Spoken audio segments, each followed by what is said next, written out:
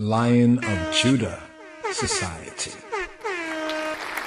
And when they were come in, they went up into an upper room. They went up into an upper room.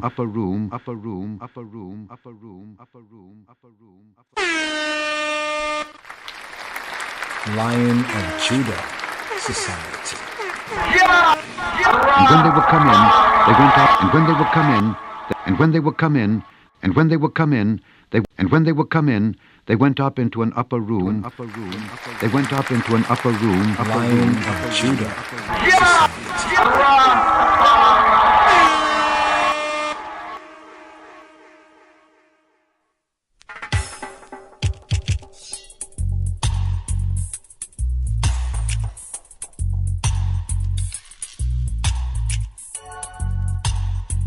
And when they were come in, they went up into an upper room.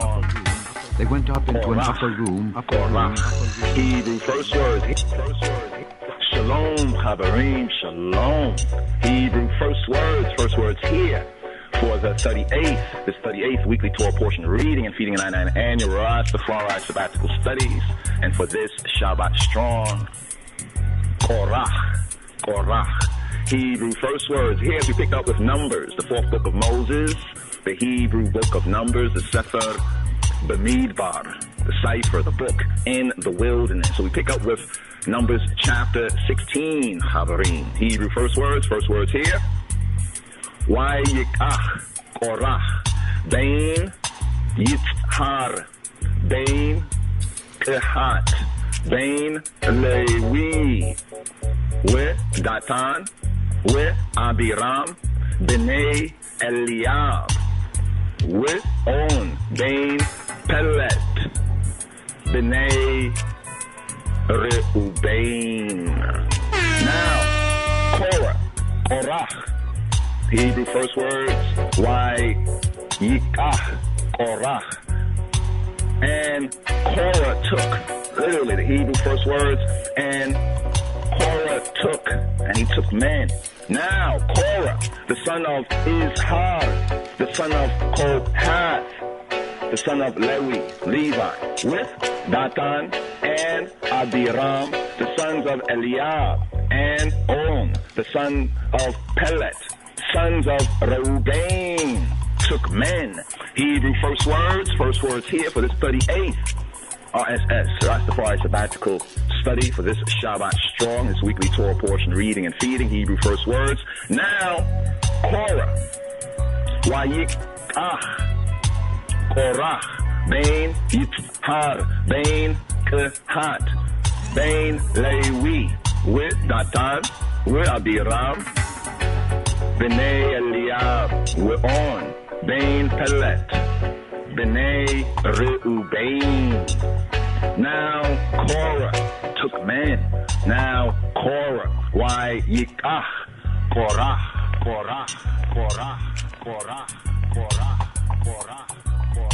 And when they were come in, they went up into an upper room. They went up into an upper room. Reuben. Now Korah took men. Now Korah. Vayikach Korah.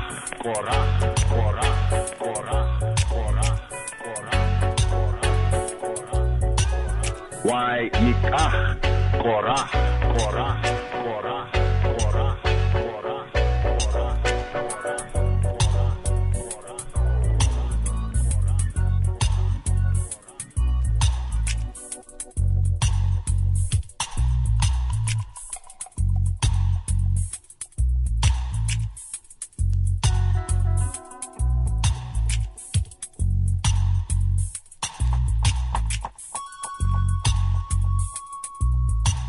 And when they were come in, they went up into an upper room. They went up into an upper room.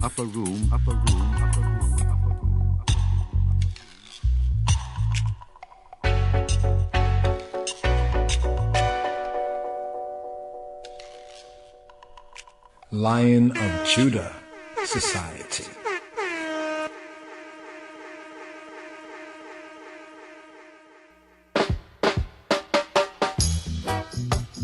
Just the present. Just the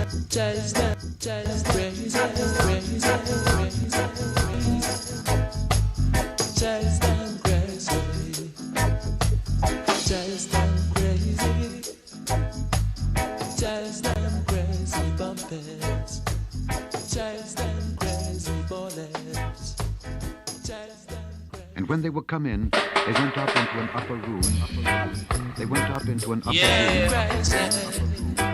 We're gon' quit, you know. Them gonna be lazy like the slaves. All the homies go to crazy. Chase those crazy bullets out of town. Not you. We gonna chase those crazy bullets out of town. When I say more, you say fire. More fire.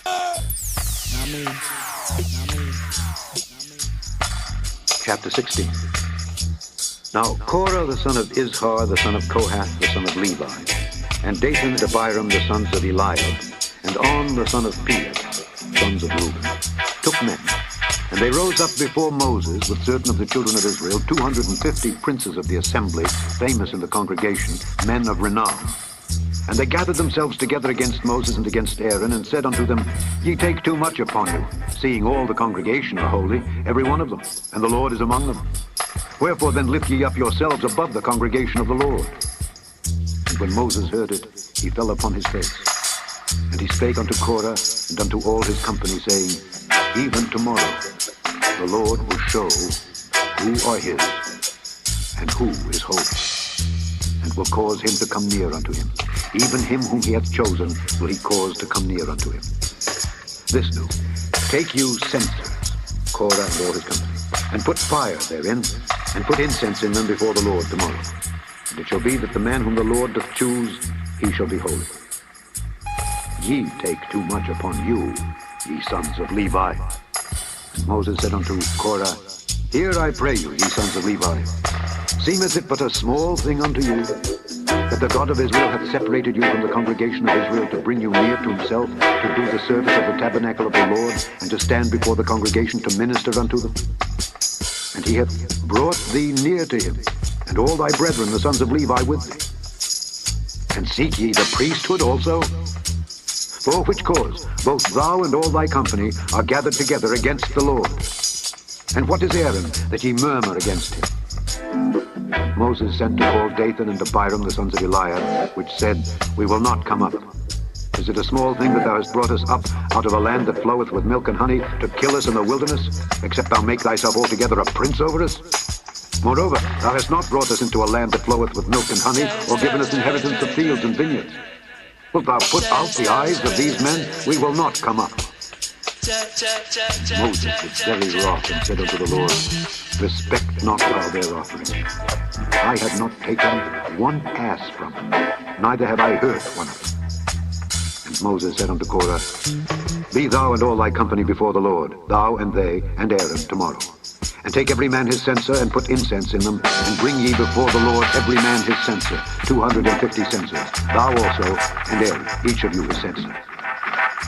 And they took every man his censer, and put fire in them, and laid incense thereon, and stood in the door of the tabernacle of the congregation with Moses and Aaron. And Korah gathered all the congregation against them unto the door of the tabernacle of the congregation. And the glory of the Lord appeared unto all the congregation. And the Lord spake unto Moses and unto Aaron, saying, Separate yourselves from among this congregation, that I may consume them in a moment. And they fell upon their faces and said, O God, the God of the spirits of all flesh, shall one man sin, and wilt thou be wroth with all the congregation? And the Lord spake unto Moses, saying, Speak unto the congregation, saying, Get you up from about the tabernacle of Korah, Dathan, and Abiram. And Moses rose up and went unto Dathan and Abiram, and the elders of Israel followed him. And he spake unto the congregation, saying, Depart, I pray you, from the tents of these wicked men, and touch nothing of theirs, lest ye be consumed in all their sins. And they got up from the tabernacle of Korah, Dathan, and Abiram on every side. And Dathan and Abiram came out and stood in the door of their tents, and their wives and their sons and their little children. And Moses said, Hereby ye shall know that the Lord hath sent me to do all these works, for I have not done them of mine own mind. If these men die the common death of all men, Or if they be visited after the visitation of all men, then the Lord hath not sent them. But if the Lord make a new thing, and the earth open her mouth and swallow them up with all that appertain unto them, and they go down quick into the pit, then ye shall understand that these men have provoked the Lord. And it came to pass, as he had made an end of speaking all these words, that the ground clave asunder that was under them, and the earth opened her mouth and swallowed them up, and their houses, and all the men that appertained unto Korah, and all their goods. They and all that appertained to them went down alive into the pit, and the earth closed upon them, and they perished from among the congregation. And all Israel that were round about them fled at the cry of them, for they said, Lest the earth swallow us up also. And there came out a fire from the Lord, and consumed the 250 men that offered incense. And the Lord spake unto Moses, saying, Speak unto Eleazar the son of Aaron the priest, that he take up the censers out of the burning, and scatter thou the fire yonder, for they are hallowed. The censers of these sinners against their own souls, let them make them broad plates for a covering of the altar, for they offered them before the Lord. Therefore they are hallowed, and they shall be a sign unto the children of Israel. And Eleazar the priest took the brazen censers wherewith they that were burnt had offered, and they were made broad plates for a covering of the altar, to be a memorial unto the children of Israel, that no stranger, which is not of the seed of Aaron, come near to offer incense before the Lord, that he be not as Korah and as his company, as the Lord said to him by the hand of Moses. But on the morrow, all the congregation of the children of Israel murmured against Moses and against Aaron, saying, Ye have killed the people of the Lord. And it came to pass, when the congregation was gathered against Moses and against Aaron, that they looked toward the tabernacle of the congregation, and behold, the cloud covered it, and the glory of the Lord appeared. And Moses and Aaron came before the tabernacle of the congregation, and the Lord spake unto Moses, saying, Get you up from among this congregation, that I may consume them as in a moment. And they fell upon their faces. And Moses said unto Aaron, Take a censer, and put fire therein from off the altar, and put on incense, and go quickly unto the congregation, and make an atonement for them. For there is wrath gone out from the Lord, the plague is begun. And Aaron took as Moses commanded, and ran into the midst of the congregation, and behold, the plague was begun among the people. And he put on incense, and made an atonement for the people. And he stood between the dead and the living, and the plague was stayed. Now they that died in the plague were 14,700, beside them that died about the matter of Korah. And Aaron returned unto Moses unto the door of the tabernacle of the congregation. And the plague was stayed, plague was stayed, plague was stayed, plague was stayed, plague was stayed, plague was stayed. And when they were come in, they went up into an upper room. And when they were come in, they went up into an upper room. Let my prayer be set forth before thee as incense, and the lifting up of my hands as the evening sacrifice, evening sacrifice, evening sacrifice, evening sacrifice, evening sacrifice, evening sacrifice, evening sacrifice. Let my prayer be set forth before thee as incense, for thee as incense, for thee as incense, for thee as incense, for thee as incense, for thee as incense, for thee as incense, for thee as incense, for thee. Let my prayer be set forth before thee as incense, before thee as incense, as incense, as incense, as incense, as incense, as incense, as incense, and the lifting up of my hands as the evening sacrifice, the evening sacrifice, evening sacrifice, before thee as incense, before thee as incense, before thee as incense, forth before thee as incense. Prayer be set forth before thee as incense. Prayer be set forth before thee as incense. Prayer be set forth before thee as incense. The as incense. Prayer be set forth before thee. Prayer be set forth before thee. Prayer be set forth before thee. Forth before thee. Forth before thee. Forth. Prayer be set forth before thee. Prayer be set forth before thee as incense, and the lifting up of my hands as the evening sacrifice, as the evening sacrifice, evening sacrifice. Let my prayer be set forth before thee as incense, and the lifting up of my hands as the evening sacrifice, as the evening sacrifice, evening sacrifice, evening sacrifice. Lion of Judah Society.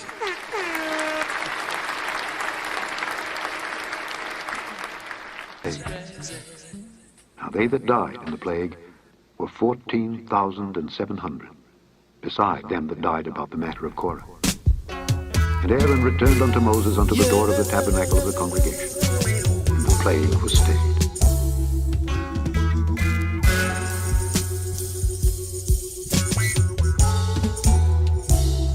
Every knee shall bow, and every tongue confess. And when they were come in, they went up into an upper room. They went up into an upper room.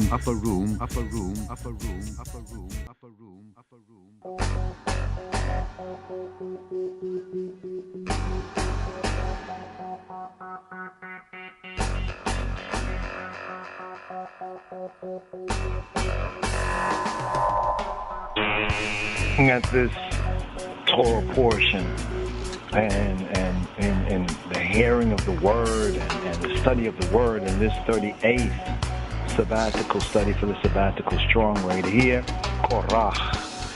There's some very key points of interest. Now, I like to share the full of this with the item, and I actually went through a portion. I was going to call it the Hebrew.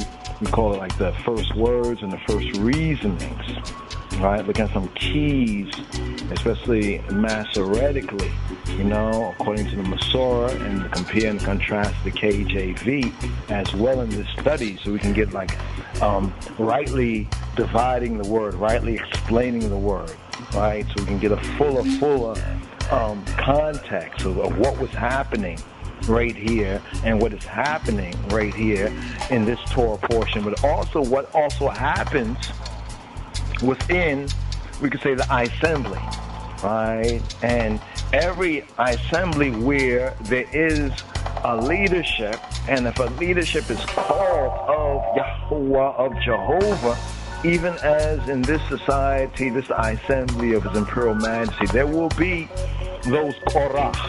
Now Korah, this says to be bald, but actually to make bald, when you get to the root of it, right? Korah, one who is bald, or one who is made bald, right? It's a very interesting Torah portion, because that key word, the focus word, the groundational word, now Korah, he took, right? The context is that he took men. Why yikah Korah. The Khazarim, the Ashkenazim, the other Yehudim, they will say Vayikah Korah. So we have the wow, or some say Vav, right? The wet, right? The wa, right? The Vayikah. Now the root there is Lakah. Lakah means to take, right? So, and he took Korah. Context there, looking at the structure we have in the Hebrew and the Shemitic, the usual structure is what we call a VSO structure, or the verb comes first, then the subject, and then the object. And so this is what we have right here.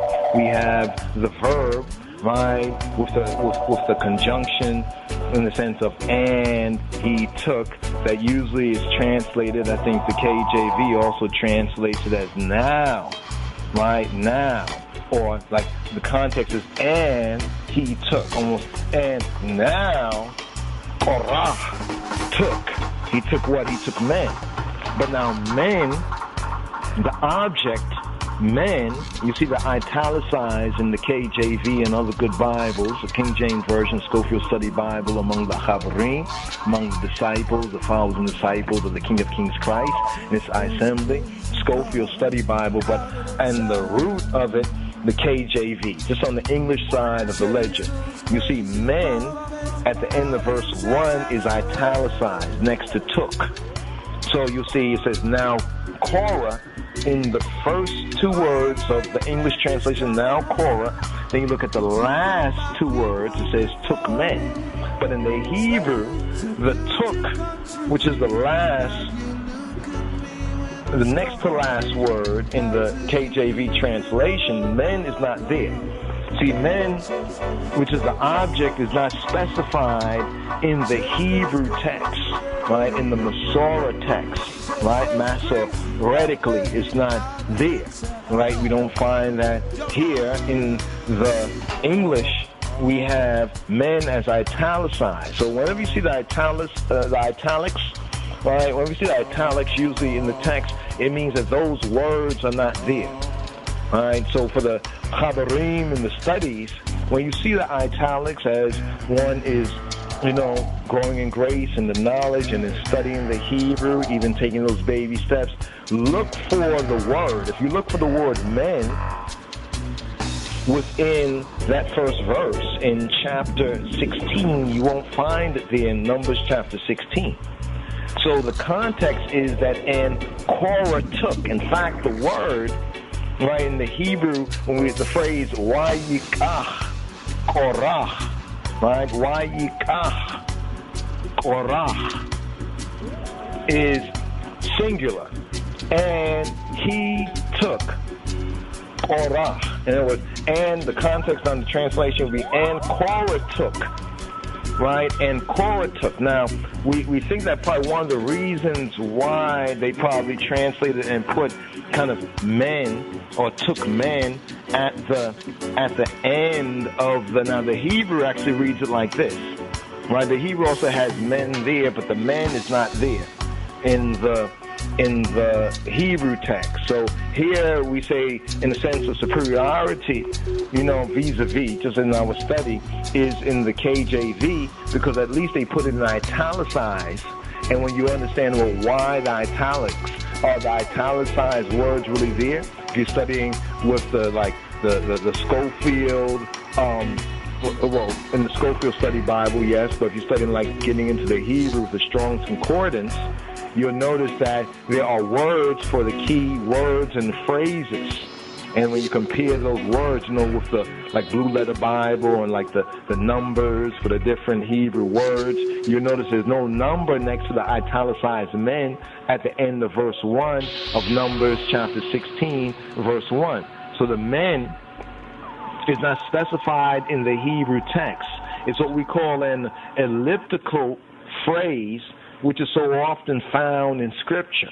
We also have that furthermore, even in this chapter right here. The next place we have this is in chapter 3. We see that where it says, ye take, right, is italicized. Then you have are, where it says are holy, seeing all the congregation are holy, or all the congregation holy.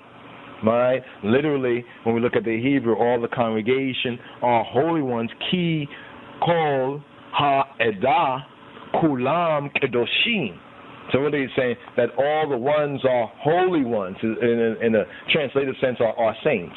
So all the ones are saints, are holy ones.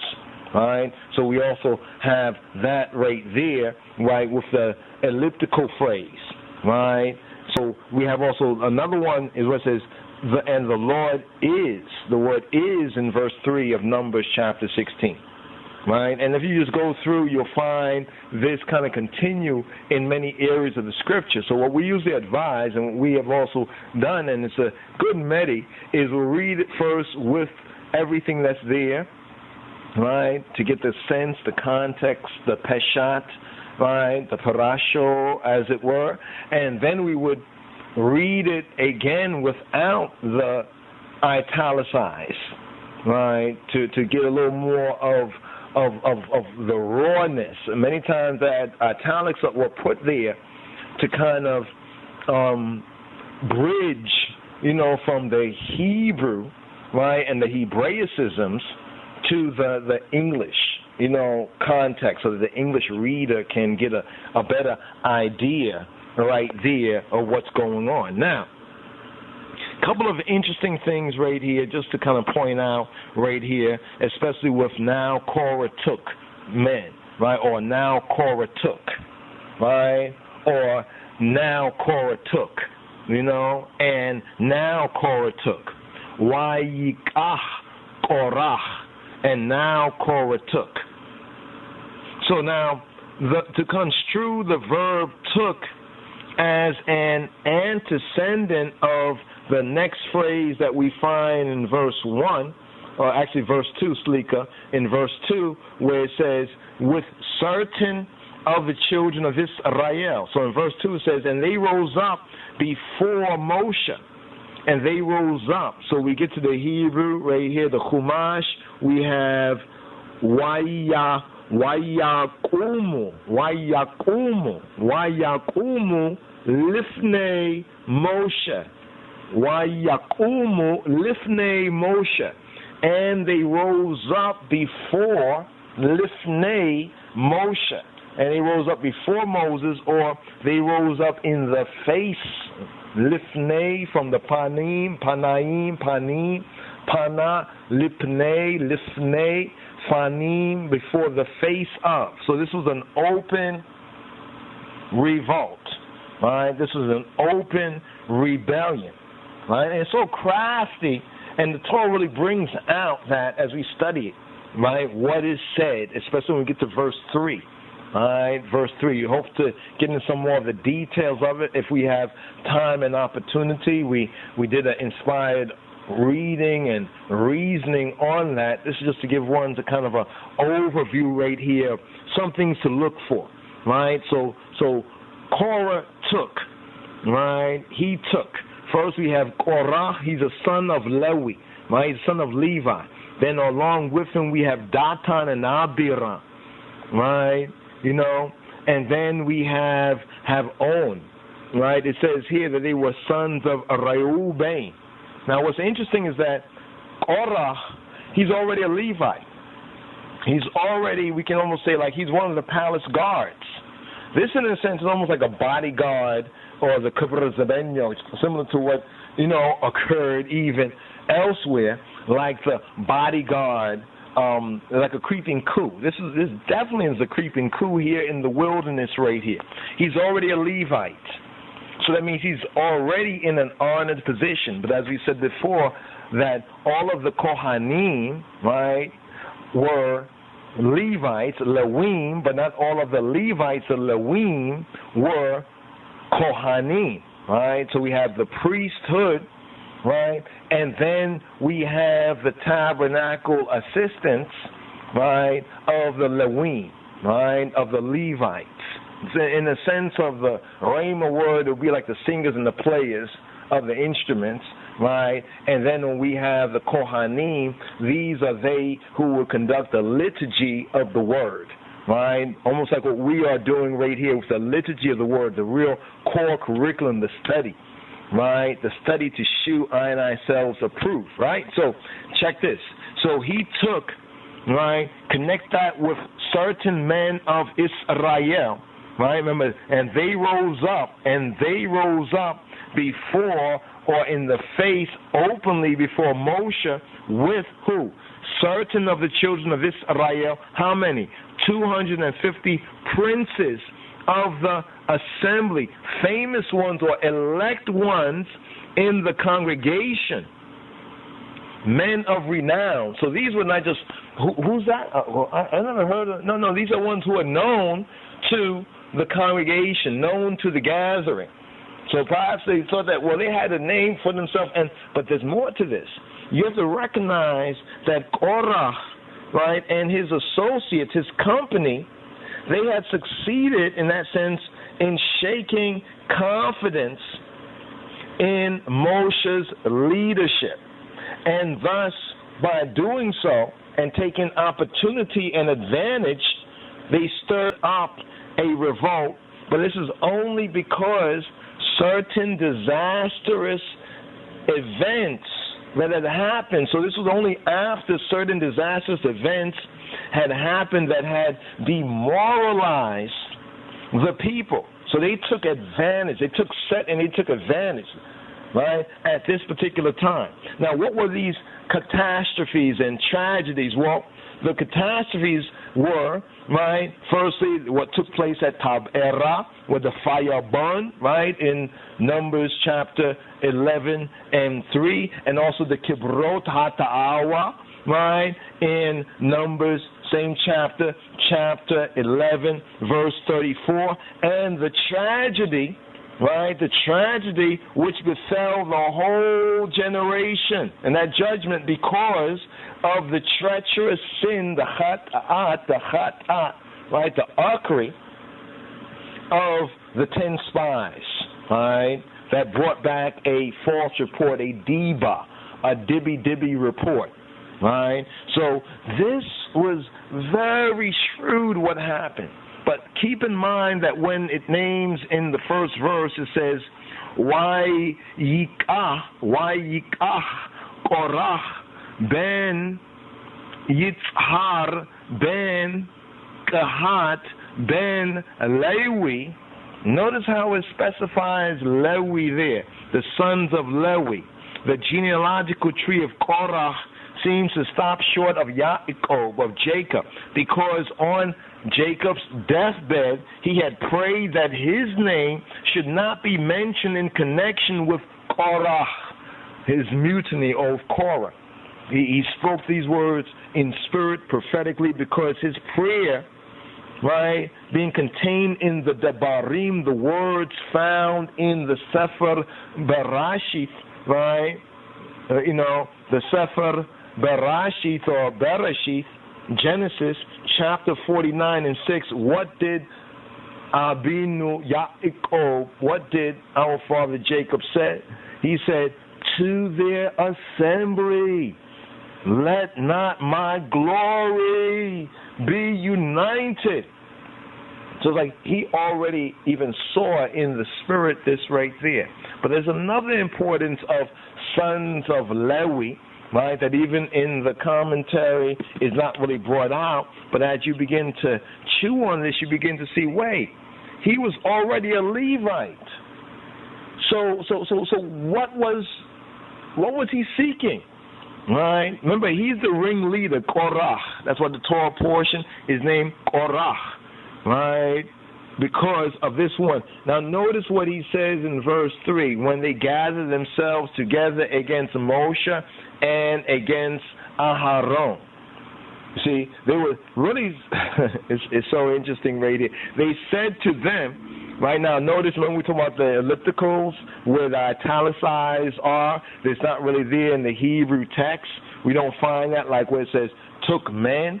The word took is there, but not men. The context that one might get out of context is thinking that, well, it was Korah, right? It was Datan, Abiram, and On that took men. No, it was Korah that had taken to himself Datan, Abiram, and On, right? And now it was him that took them, and they together rose up in the face openly, Lifnei Moshe, right? Why Yakumu, right? Why Yakumu Lifnei Moshe, with certain men of Israel numbering 250.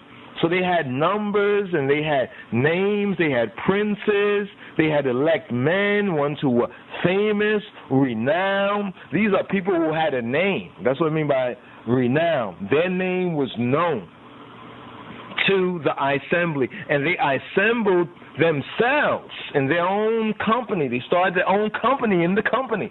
I know we all one assembly, but they just broke off and did their own thing, right? Even while being in the assembly, right? They assembled themselves together against Moshe and against Aharon and said to them, now when you look at the KJV, you'll see ye take in verse 3, ye take, and that's italicized. Right? So that's not really there. So if we read it as it is here, it would say, ye take too much upon you, seeing all the congregation are holy, every one of them, and the Lord is among them. Wherefore then lift ye or y'all up yourselves above the congregation of the Lord. It's like they're acting like they're doing the Lord, they're doing God's business, and they're implying that Moshe and Aharon are not. Right, that Moshe and Aharon are not. They accuse Moses and even Aaron of assuming the leadership, right? First they accuse Moshe of assuming the leadership and of appointing his brother, Aharon, to the high priesthood to further his own ambitions. That even comes out later on where Datan and Abiram didn't want to come up to court, right? They said they would not come up. Right? They clearly said, lo, na'ale. Lo, na'ale. Na'ale. Lo. Right? And then they give a reasonment. They give that reason. When we look at the Hebrew, taking out those italics, read it again. And they gathered themselves together against Moses and against Aaron and said to them, too much upon you. Seeing all the congregation holy, and every one of them, all of them are saints, every one of them, and Jehovah among them. Wherefore then lift y'all up, you, Moshe, and you, Aharon. Not only did they accuse them, they libeled them. They said they lifted themselves up above the congregation of Yahweh. So to the already demoralized people, right? You remember these catastrophes. So it began to make it seem to the people that, you know what, maybe we wasn't the wrong one. Maybe Moshe did this to us, right? It wasn't our fault. You see? Seeing all the congregation are holy, right? Seeing ki kol ha-edah kulam kedoshim. Seeing all the congregation, the edah. It's a very interesting word, that word for a congregation, right? The H5712, the edah, or the aida. Some say aida, right? The aida, right, is the congregation or the gathering, right? But now when we get to the very root of it, it comes from the word ed, right, or ed, which means witness. I got to testify, right? How someone's like the Korach, I want to libel I, right, and I leadership, right, and I chabarim, and right. See what's going on here? Witness, testimony, evidence of things, or witness of people. So, in the sense of a person will be a witness, right? In the sense of some evidence, that evidence will be a testimony, right? This is that idea. Now, when we look at the root of that word, the word is also a prince, a recorder, is a testifier. So he's saying that the whole of Israel is holy, are saints, right? Ki kol ha-edah kulam kedoshim. But what did they say first? What was the first words that they said, right? Well, it says, why yomru, and they said, why yomru, right? Al Moshe, the Al Aharon, against Moses and against Aaron. Why yomru, aleihem, to them, Rab, or Rav. It says Rab, enough, too much, Rab. Right? They say Rab, Rab, lakem, too much for you. Literally, too much, Rab, lakem, too much for you.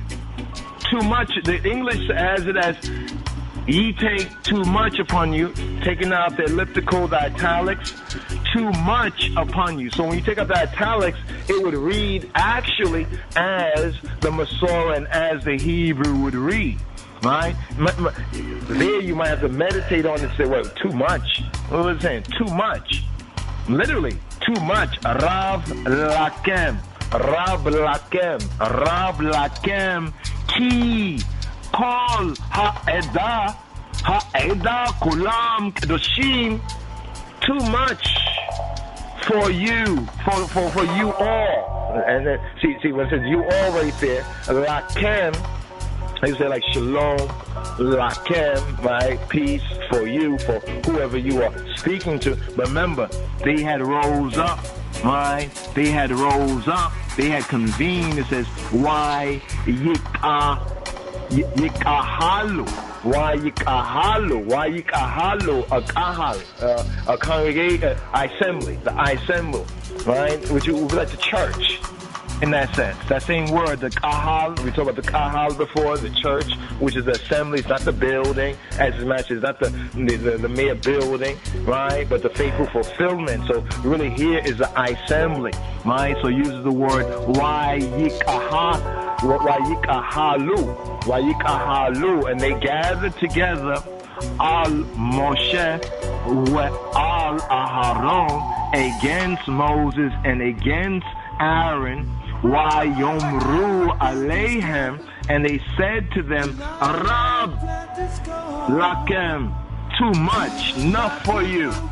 Key, because call all ha'edah, all of the congregation, the witnesses, we all the testifiers, right? Kulam, all kedoshim, all of them are holy ones. Right, now that's going to set up what comes later on, right? That there gives us a good context, because Moses said that Yahweh, he will show who are his, whether the Levites, the Lewim, or the firstborn, as claimed by Datan and Abiram, and the princes. Remember, these are princes of the congregation, right? Who has been chosen for service? The question is, who is holy? In other words, when they say who is holy, not in the general sense of Israel, but it's saying the specific sense of the divine, the divine service. Who is eligible for the priesthood? And they right now are using the tragic incidences that had already happened, that had demoralized the people. They are taking set at this time and using this as an advantage, because Korah and his associates, his company, right? His company succeeded, right, in shaking confidence. Not so much that they shook the confidence alone, but the confidence was already shaken, right, in Moshe's leadership, and stirred up a revolt. But especially now, there was an opportunity, because these disastrous events that had already happened had further demoralized the people. But now in Korah's rhetoric, he flipped it around to make it seem as though it's Moses and Aharon's fault for this. So, see, this kind of connects with even what we have in the previous Torah portion where, where some of them were saying, like, let us get a captain, right, to lead us back to Egypt. And furthermore, Datan and Abiram, they basically say so right there. You haven't brought us in the good land with milk and honey, flowing milk and honey, and we just left the good land. So you see them wah about Egypt, and wah about Mitzrayim already comes out, implying that Moses is trying to kill them by Midbar, but Moses is doing this to make himself a prince over us, and they refuse to come up and to make their case, but they kind of like sent word, why they would not come up, right? Moses, he sent to call Datan Abiram, in other words, it's proper, in a court, right, to make every effort to arbitrate in a dispute. But they said that they would not come up. They said they would not submit their case to him for his decision. They already had made up their mind. They said, Lo na'aleh, no la'aleh. No, right? We're not going to come up. Appearing before a court of law is expressed in Hebrew by the term going up, or Allah, right? Allah, right? Like the aliyah, to go up.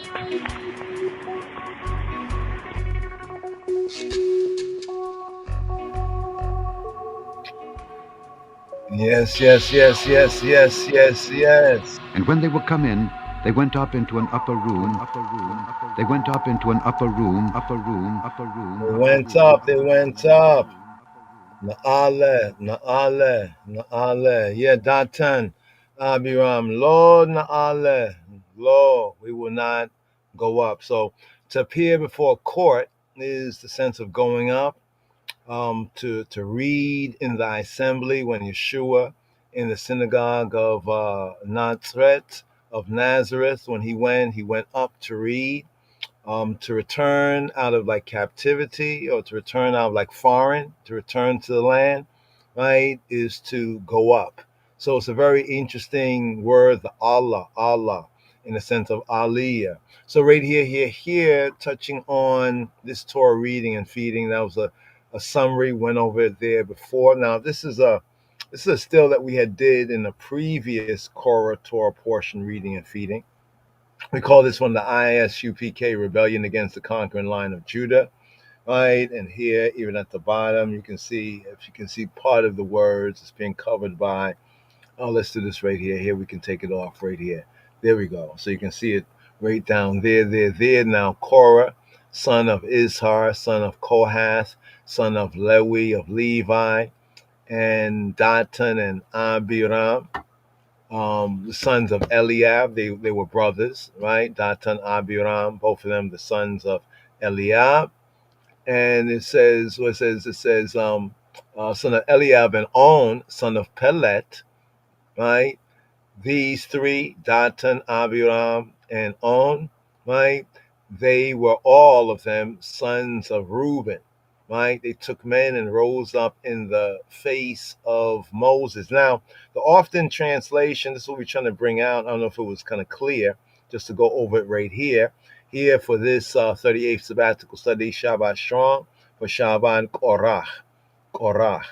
So here in looking at, this pattern, as it says that all these things were written for our admonitions, as in samples or examples. So here, taking this as an example, we looked at the time of the one that they called Abba Bivens, right? And some label him as a quote high priest, right? And also Yaakov and Masha, right? As a type, according to this type of Datan and Abiram, vis-a-vis, the commandment keepers, congregation of the living God, vis-a-vis the Ethiopian Hebrew royal order of the Ethiopian Hebrews. Now, I'm getting into some of the details there. Some might disagree, but we see enough points of correspondence with the scripture in principle, right? In principle, right? So we're not saying that they actually are the ones, but we're saying that the principle of what we have right here, even at the bottom down there where it says now Korah, the son of Izhar, the son of Kohath, the son of Levi, right? And Datan and Abiram, the sons of Eliab. So Datan, Abiram, they both were sons of one named Eliab. And On, who's the son of Pelet. So they were all Reubenites, sons of Reuben, but the difference between Datan and Abiram and On is that they had different fathers. That's why it says son of Eliab and son of Pelet. Then it says took men and rose up in the face of Moses. Now this is a little different translation from what we have. Let's go right here, and let's bring this out right here, just to kind of break down and build right here. So here, let's take it back to the first verse. This was the first verse we were seeking to unpack. Now, most usual translations that you find, most translations, they'll say now Korah, right? And then notice how it reads, now Korah. But actually in the Hebrew, you see the word Korah, and then you see the next to last word in the sentence took. In the Hebrew is Wayikah Korah.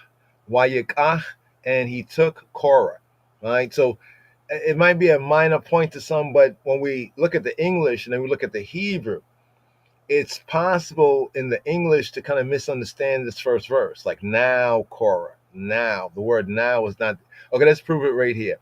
Let's put on right here, let's put on the KJV, the heavy, right? When I say the heavy, we're putting on the main blue letter words. Now, when you see the blue letter words, like in this kind of formation and other interlinear Bibles, right, here is pointing to all the words, right, or the reference points in the source text, speaking about the Masoretic and the source text that they allege to be translated from, and it's giving us all the key words. You see next to now, there's nothing next to now, right? Let's go through it right here, and then we go down to the last word. The last word is men. Right? You see men right there. There's nothing next to men. And the word men is in italics. What they should have done to be more consistent, they should have put the word now in italics too. Right? So check it out. Reading the English, it says now Korah, the son of, and then da da da da da da da da da da da da da da. right? And then you get to the sons of Reuben took. But the order of the words in the Hebrew is, and Korah took, right? And Korah took, right? Wayikah Korah. So in the Hebrew, when it says Korah, it explains who he is: son of Izhar, son of Kohath, son of Levi. So basically, it reads much of the same way, except the verb took is not at the end of the verse. Because at the end of the verse, it could seem like, as we mentioned, it was Korah, Datan, Abiram, and On that all them together took. No, the Hebrew is saying that Korah took, right? Or in the order of the Hebrew, he took Korah, right? In other words, like we mentioned before, the syntax of the sentence is the verb is usually before the subject. In English, it's usually the subject is first, right? Korah is the subject, the verb, right? The action is next, right? And then the object. But in Hebrew, it's actually, or biblical Hebrew, it's mainly, right? Not always, but in the majority of structural times, it is the verb first, wa and yikah, vayikah, wa yikah, and he took Korah. So we want to break that down there because I don't know if you see it the same way or if you come across it. If you read this sentence, let's put it on light. Put it on light right here, right? If you read the sentence, right? Now Korah, the son of Izhar, the son of Kohath, the son of Levi, and Datan and Abiram, the sons of Eliab, and On, the son of Pelet, sons of Reuben, took. It might seem like all of them together was in the taking, right? But the verb is not wayakahu, wayakahu is wayikah, not wayikahu. If it was wayikahu, it would be like they took. So it's signifying from a proper breakdown of the Hebrew how significant Korah might be. Right. So here, let's just touch on Korah a little bit more right here in this Torah reading and feeding. And also hail up to Hebrew for Christians, some great notes there. And of course, at I website as well, we have some notes over here too. Right, this is from the Hebrew for Christians. Here's what we have at the LOJS right here with the Aliot. Is that being seen on the screen? Hold on for a moment. Got a couple of windows here going on. Okay, yeah. You're seeing it right there, right? And this is also the prophets reading 1 Samuel 11:14 to 12:22. New Testament reading Romans chapter 13, verses 1 to 7, which is a very interesting. A lot of people be commenting on Romans chapter 13. Romans chapter 13. Submit yourself to the authority, your authority, right? Well, because Korah, Datan, and Abiram, these are the ringleaders. But notice something, if you will, in this reading and feeding. Where is On? What happened to On? Can somebody tell me what happened to On? People say On. Who's On? Right? No, I'm not talking about Harpo or Oprah's thing. I'm not talking about Oprah's operation. I'm talking about this guy here, this fella right here. I'm talking about On, right? The son of Pelet. What happened to On, son of Pelet? What does that mean by that? Well, in this opening verse here in Numbers chapter 16, it names Korah, it names Datan and Abiram, these brothers, right? Then it names On, right, who's the son of Pelet. But all of these three, Datan, Abiram, and On, all of them are Reubenites, as Korah is a Levite. But then as we read through, what happened to On? We don't hear about On again. You know what I mean? You know what I'm saying? It seems like he was there at the beginning of this. Was he a silent partner? Right? Even when the judgment comes down, Korah gets it, right? Those who were with him got it, right? Datan, Abiram, them and their families got it. You know what I mean? The 250 men, right? The 250 men, they all get it. They got their burn notice. But what happens with On? Can somebody tell me, looking for On? On, the son of Pelet. He is mentioned. It's almost like this here is like an indictment, like where they have like an indictment, like in court, right? And somebody is suing somebody or one party against the next party, and will name like everybody in the first party. right, against everybody in the second party. So here it's like the charges are being brought by Korah, along with Korah is Datan Abiram. On is on that, you could say that accusation charge here. But then as we go through the case, when we go through the case, to go through the chapter, what happens to On? Can someone tell me what happened to On? Right? I want to point one's attention to that it mentions someone here that was involved, but then as we go through the narrative, right, we see Korah talking, Datan Abiram talking, we see Korah get his judgment, Datan Abiram, the 250 men burning the incense, they get their judgment, but then, if we go back to the beginning of the case, right here, Numbers chapter 16, verse 1, what happened to On? Right now, there's how can I say, a scholarly, some might say rabbinical, some will say according to the sages, some say that it was On's wife. The whole thing about the virtuous woman in Proverbs, right? To show that even here among the Hebrews and the Israelites, they were virtuous women, right? If you read the virtuous woman in Proverbs chapter 31, you can begin off with verse 10 or begin from the beginning, but it picks up from verse 10 all the way through. That she discouraged him, right? It's almost like the way it reads within, this is what, like when we study scripture and we ask, well, what happened to On? And we sit down, we reason on it, right? So some mine, some elders reason on it. They brought out that, well, it's obvious that he wasn't judged. We don't hear nothing more about him, which can only mean that either he just died, but then it might mention that he died. You know what I'm saying? Since he's a part of this, right? But it's obvious that he was there, no doubt, at the beginning of this conspiracy, right? But somewhere along the line, right, he basically dropped out. Remember when Moshe said, get away from the tents of these men, right? So the regular people who were not a part of the original conspiracy, many of them, enough of them, they got away, right? And no doubt On, either there he heard that word of Moshe, right, that warning, right, and he got away, right? Or it may be, as some of the sages and the scholars had reasoned on, that On, right, it says he that findeth a wife findeth a good thing, and therefore she was a good woman, and she discouraged him from that conspiracy. It's almost like in the New Covenant, it's like Pontius Pilate, right? It was said that his wife was a believer, although a foreign or Roman, but she was a believer in Messiah, right? And basically that testimony caused Pontius Pilate to do his best to wash his hands of it. So for the basic point right here on On, we don't know, but if you know what happened to On, right? If you can tell us from the scripture or from study what happened to On, please share that right there. But I think it's safe to say, even without that On was a part of it at the start of it, right? But somewhere along the line, he got out of it. You know what I mean? He got away. You know what I'm saying? So this is interesting, because also not just On got away, but the sons of the children of Korah got away, right? Which is interesting. The children, the sons, Korah had sons too.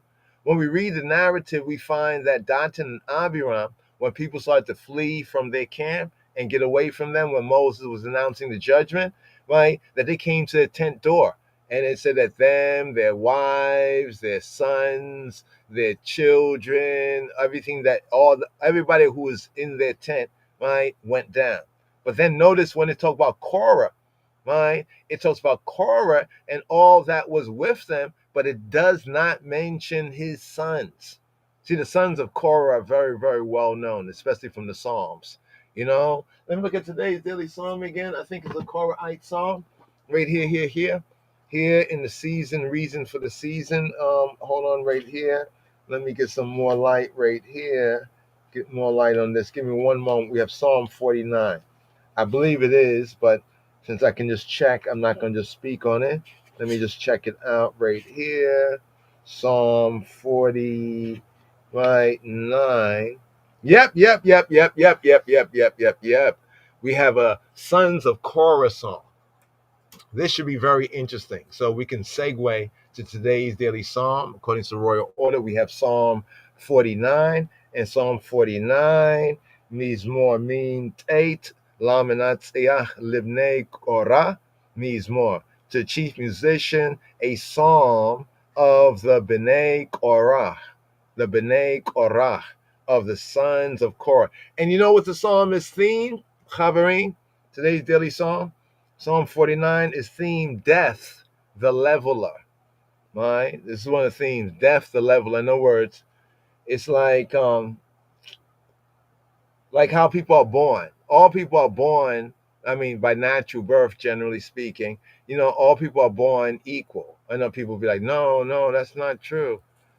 What I mean by equal, or in the equality of all being born, bringing nothing into the world but their nakedness. We all are born naked. I mean, if you got clothes and shoes and stuff like that when you was born, then please prove it and tell us more about it if you can prove it. But if you can't prove it, you keep that to yourself, because we know that all babies are born basically naked, right? They have nothing, and they also are born for dependency, right, on others before they can grow up and, you know, we can start to do for ourselves. In that sense of equality, right, or equally. Now, of course, some are born into rich families or good families or other family, you know, other situations that we are born into is not necessarily equal.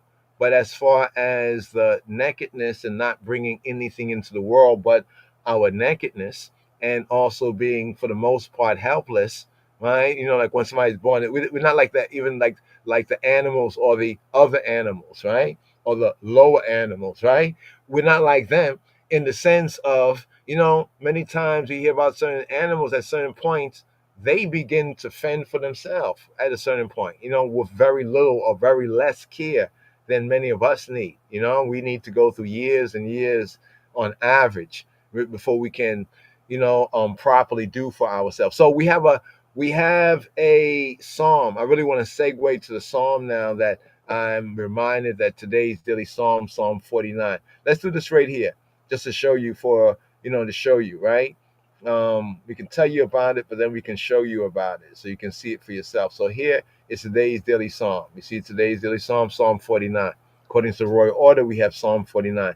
To the chief musician, Lamanat Seach, right, a psalm for the sons of Korah, Li B'nai Korah Mizmor, right? Or in the Hebrew, to the chief musician, for the sons of Korah, of the sons of Korah. Li B'nai, the Lamed can be for, of, the context matters. Li B'nai Korah Mizmor. So, for the sons or of the sons of Korah, Mizmor, a song. So here you see it right here. Let's make sure it's the same Korah right here. Let's put it on the heavy. Let's bring out Korah. But wait. I thought that everything that appertaineth to the people that were the ringleaders, like Korah, Dathan, and Abiram, clearly the scripture tells us in Numbers chapter 16, right, that everything of Dathan and Abiram, and it specifies their children, their wives, and all that they had, plus all those who were with them. That's why Moses said, get away from the tents of these evil men. But then when we notice what it says for Korah, it seems to say for Korah, right? Okay, let me show you about it. So we see right here, today's daily psalm is the sons of Korah. The sons of Korah, you know, they died not, right? Let's do this right here. Let's go right here. It's this word that comes up. It's not even in the text. Appertain, right? I'll just go that part right there, right? Okay, appertain. Okay, see right here. Okay, let's do this right here. Let's put it on light so you can see it easily. Let's go again. Okay, here we go. Not Leviticus. Okay, here, this is a chapter, right? Numbers chapter 16, verse 30. Now the word appertain, you see it's italicized, it's not there, right? In the actual script, right? The Hebrew is put there to kind of help the reader kind of understand in English, right? But we chose that word because we remember that this is found in both cases, so we can use this at one time. So right here we have 1630. This is what Moses requests. That's what his prayer is, right? Let's go through it. But if Yahweh make a new thing, actually in the Hebrew is beri'ah. Beri'ah is like like from bara means like to create. He created. Borei is creator. So a beri'ah is like a creature. So bara, he created. It's like in the beginning, Bereshith, right? Bara Elohim, in the beginning, Elohim created. So a bara is he created. Borei is creator. And beri'ah, right? Beri'ah is a creature. So what Moshe is really saying right here, he asks Yahweh, he says like to make a new creature, a new creation, right? And like to create something new, right? And the earth open her mouth and swallow them up. Now people might say, well, earthquake, that ain't nothing new. There've been earthquakes from before that time. You're correct. But what you're not correct about is that earthquakes usually are the ground will just break wherever. The earthquake doesn't happen specifically, right? Just under one man's house, right? So like an earthquake under one man's house or certain people, right? You know what I mean? You know, that's something new. The earthquake sometimes just hits a whole area, you know, many people are affected. You know, it's like Psalm 49, death the leveler, right? High or low, rich or poor is affected. You know what I mean? But it's like you have three enemies and they live three separate places or in two separate places, right? And there's a lot of other people around who live around them. And then this new creature, this new creation was that the earth just opens under their houses. That is something new. That's what he's saying here, right? Open her mouth and swallow them up with all that appertain to them, and they go down quick, right? Into the pit. Now, the word quick into the pit, just to show this for example, the word quick into the pit, right? The word quick into the pit, the word quick is not like they're going to go down fast. Hold on for a moment. They're going to go down like fast. The word quick here, let's go this right here. The word quick means chai, chayim. Chai is alive. See, because I think as we went over this chapter, the word quick appears else. Oh, when Aaron is to run through into the midst of the congregation with the incense, with the aishins, he said he did it quickly. It's not the same quick. The other quick is as far as speed. This quick is Old English. Old English, you know, the quick and the dead. I don't know if you ever heard that expression, the quick and the dead, right? A quickening. A quickening is like a reviving, almost like kind of a resurrection or a revivification. You come back to life. So here it's saying that these would go down quick, to go down alive. They will go down alive, right, into the pit, right? Then shall y'all understand that these men have provoked Yahweh. So Moshe is now speaking to the crowd. He's speaking to the others in the congregation who are being swayed in this matter, right? He's praying to Yahweh to do this in order to justify, right, him as the servant that was sent and appointed, right, as his brother Aaron was anointed, and they have not just chosen this upon themselves as the accusation, right? The accusation set, right? Let's put it back here to light again, right? Go from light to heavy. Now we see the next verse, right? Right? We can see in the next verse, it says, and the earth opened up her mouth, verse 32, 1632, and swallow them up and their houses. You see what it says? And all the men. You notice it says all the men that appertaineth to Korah, or all the men who were for Korah or of Korah, and all goods and all the goods, all like their property, everything that they had. Notice that, right? You see that right there? It says all the men. Let's go on. In verse 33, it says they and all that appertaineth to them went down alive. See, they could have translated as quick. Like in the other verse that we just went to about quick, they could have translated as alive. I'm just trying to have you see that the word quick is not talking about the speed, right? It's talking about that they were alive. It's Old English, right? Into the pit. Here they give us the plain meaning. They went down alive into the pit, right?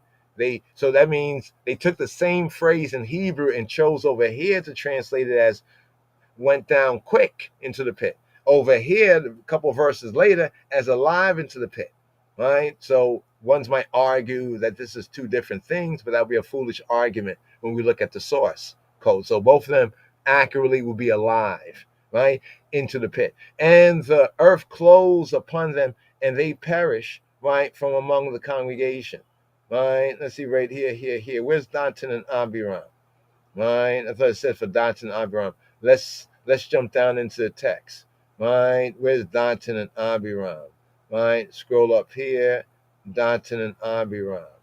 Okay, Datan and Abiram. I don't see it over here. Give me one moment. One moment right here. Datan and Abiram. Right? Okay. Datan and Abiram. Where is that? Hold on for a moment. Datan. Let's do this right here. Datan. Is it Dathan? Dathan. Right? And let's say sons. Right? Sons. Right here. Let's see. Verse 16. Okay. Right here. Do the strobe against.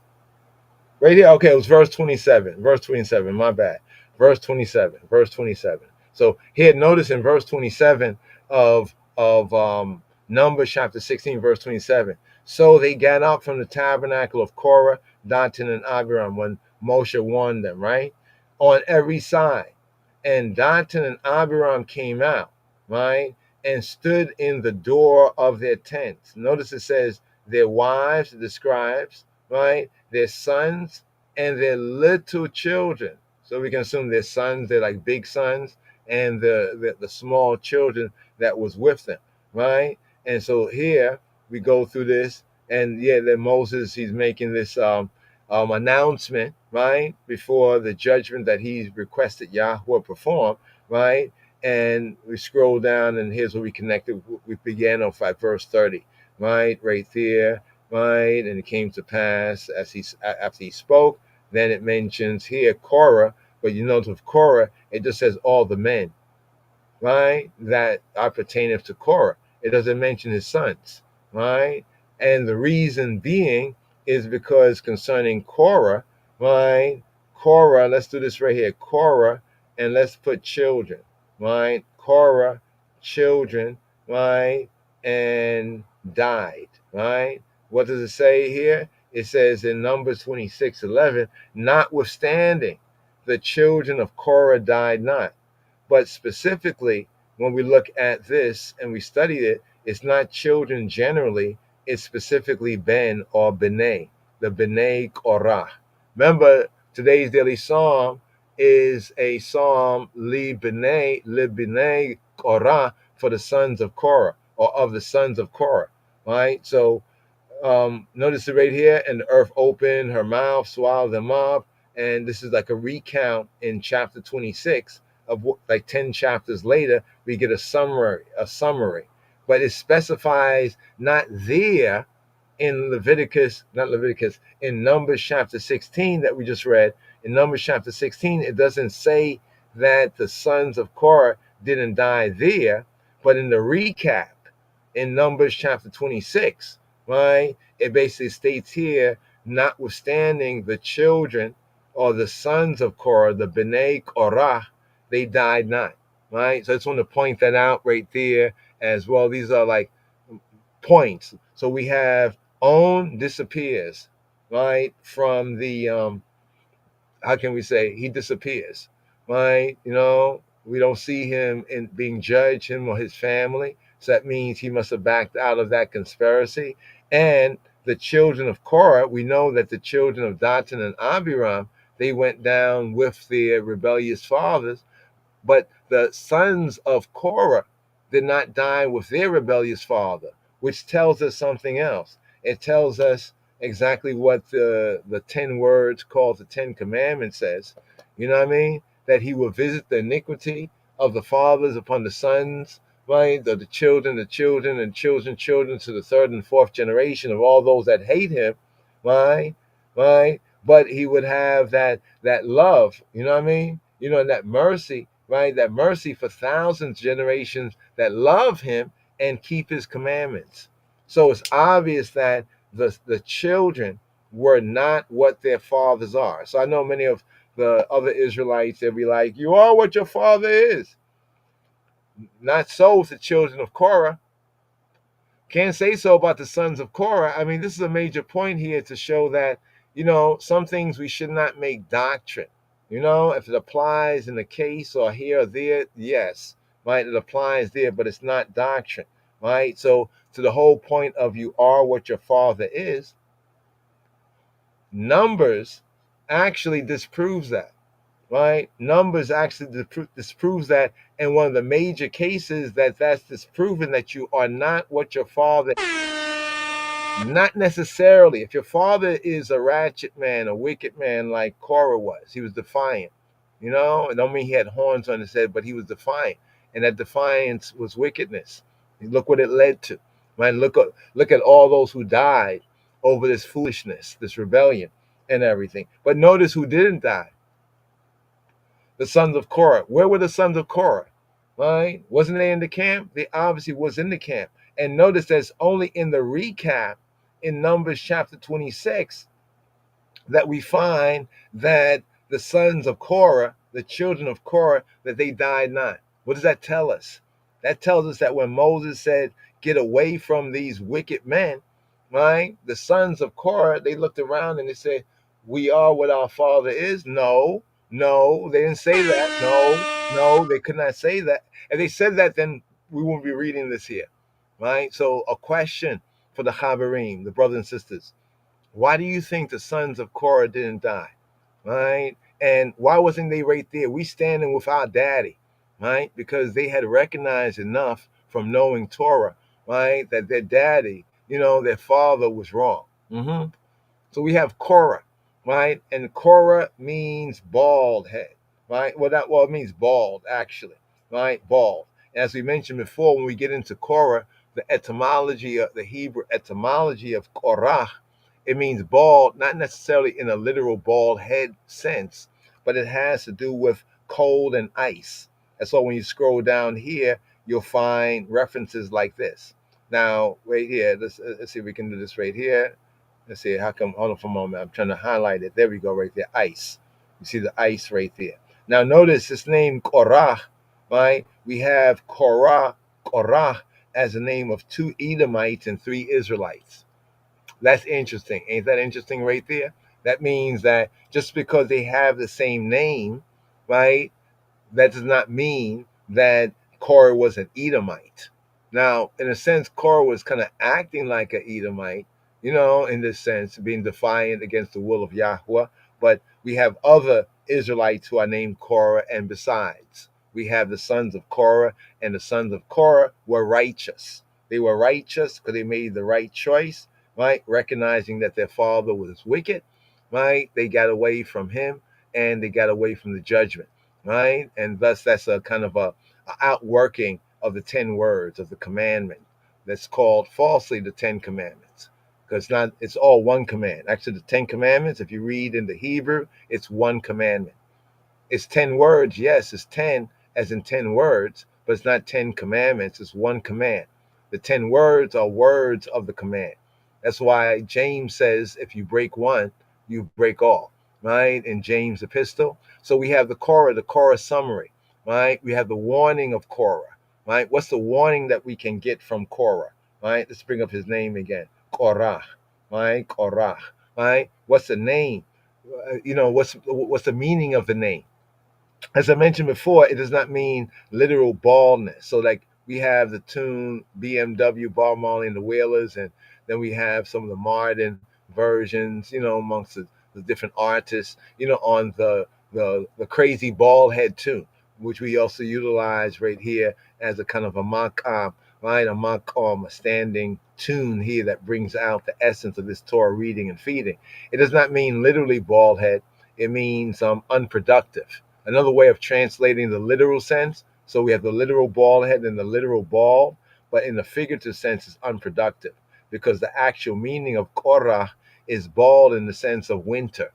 Winter. You know how winter, when summer comes, when the heat comes and summer comes and the sun comes, right? Everything grows, right? The field have, like the trees have hair, so to speak. You know what I mean? The fields have hair. It has like leaves. It have growth. It have buds. All of that. But when winter comes, winter, causes it to be bald. In fact, when you look at trees in the summertime, the trees have leaves. They got a lot of hair, so to speak, right? But in the wintertime, when winter comes, what happens? The leaves fall, the trees become barren.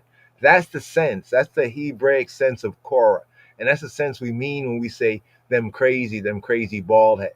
Not that they have locks and they don't have locks, not per se, right? Because actually the first Rastafari, both in Ethiopia and in the Americas and Caribbean, they were not locksmen.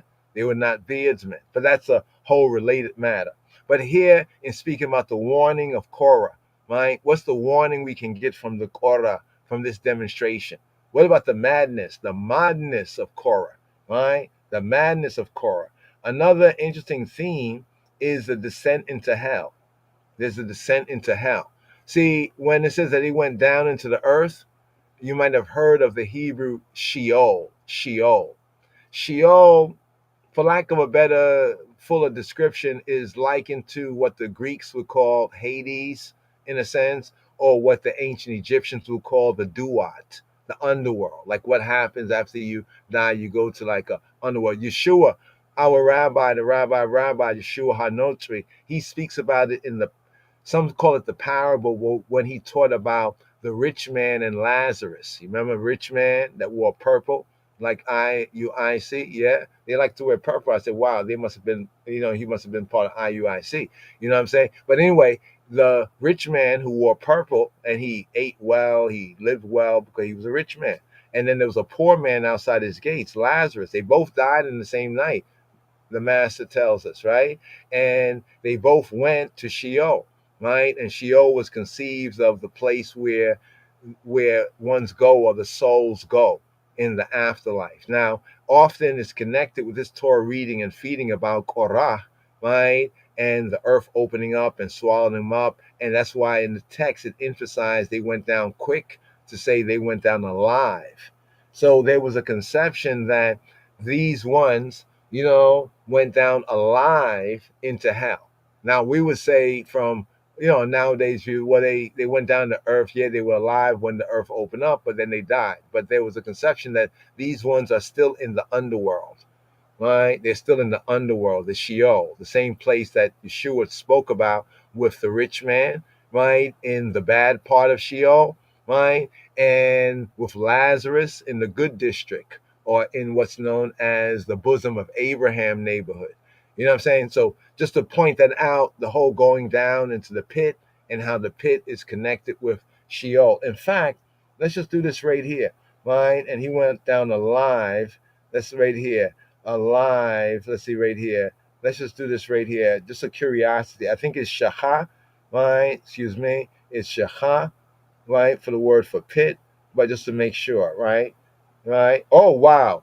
Excuse me. My bad, right? Right here. But I'm happy that it's this, because this now proves the point that we were seeking to make. We were just wanting to be sure. Sometimes the word pit is a literal pit, right? Sometimes the word pit is the literal pit. This is 1633, right? Let's come out of that. Let's scroll over here, right? Let's scroll up here. Let's see down here, alive into the pit. They went down. Oh, it's what Moses was saying. Here we go.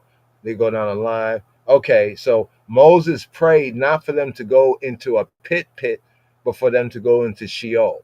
Now remember, they came out of Egypt. Moses was learning all the wisdom of the Egypts, and he was mighty in word and in deed. We learned that in the Brit Chadasha, right? Now remember, they came out of Egypt. This place you see here on the screen, Sheol, Sheol, Sheol. It's an interesting word, but Sheol, right, means, or is said to refer to the underworld, right, or the place after death, right? Now, often in mistranslation, it's translated in some place as grave. There's a distinct word in Hebrew for grave, the kever. The kever is a word.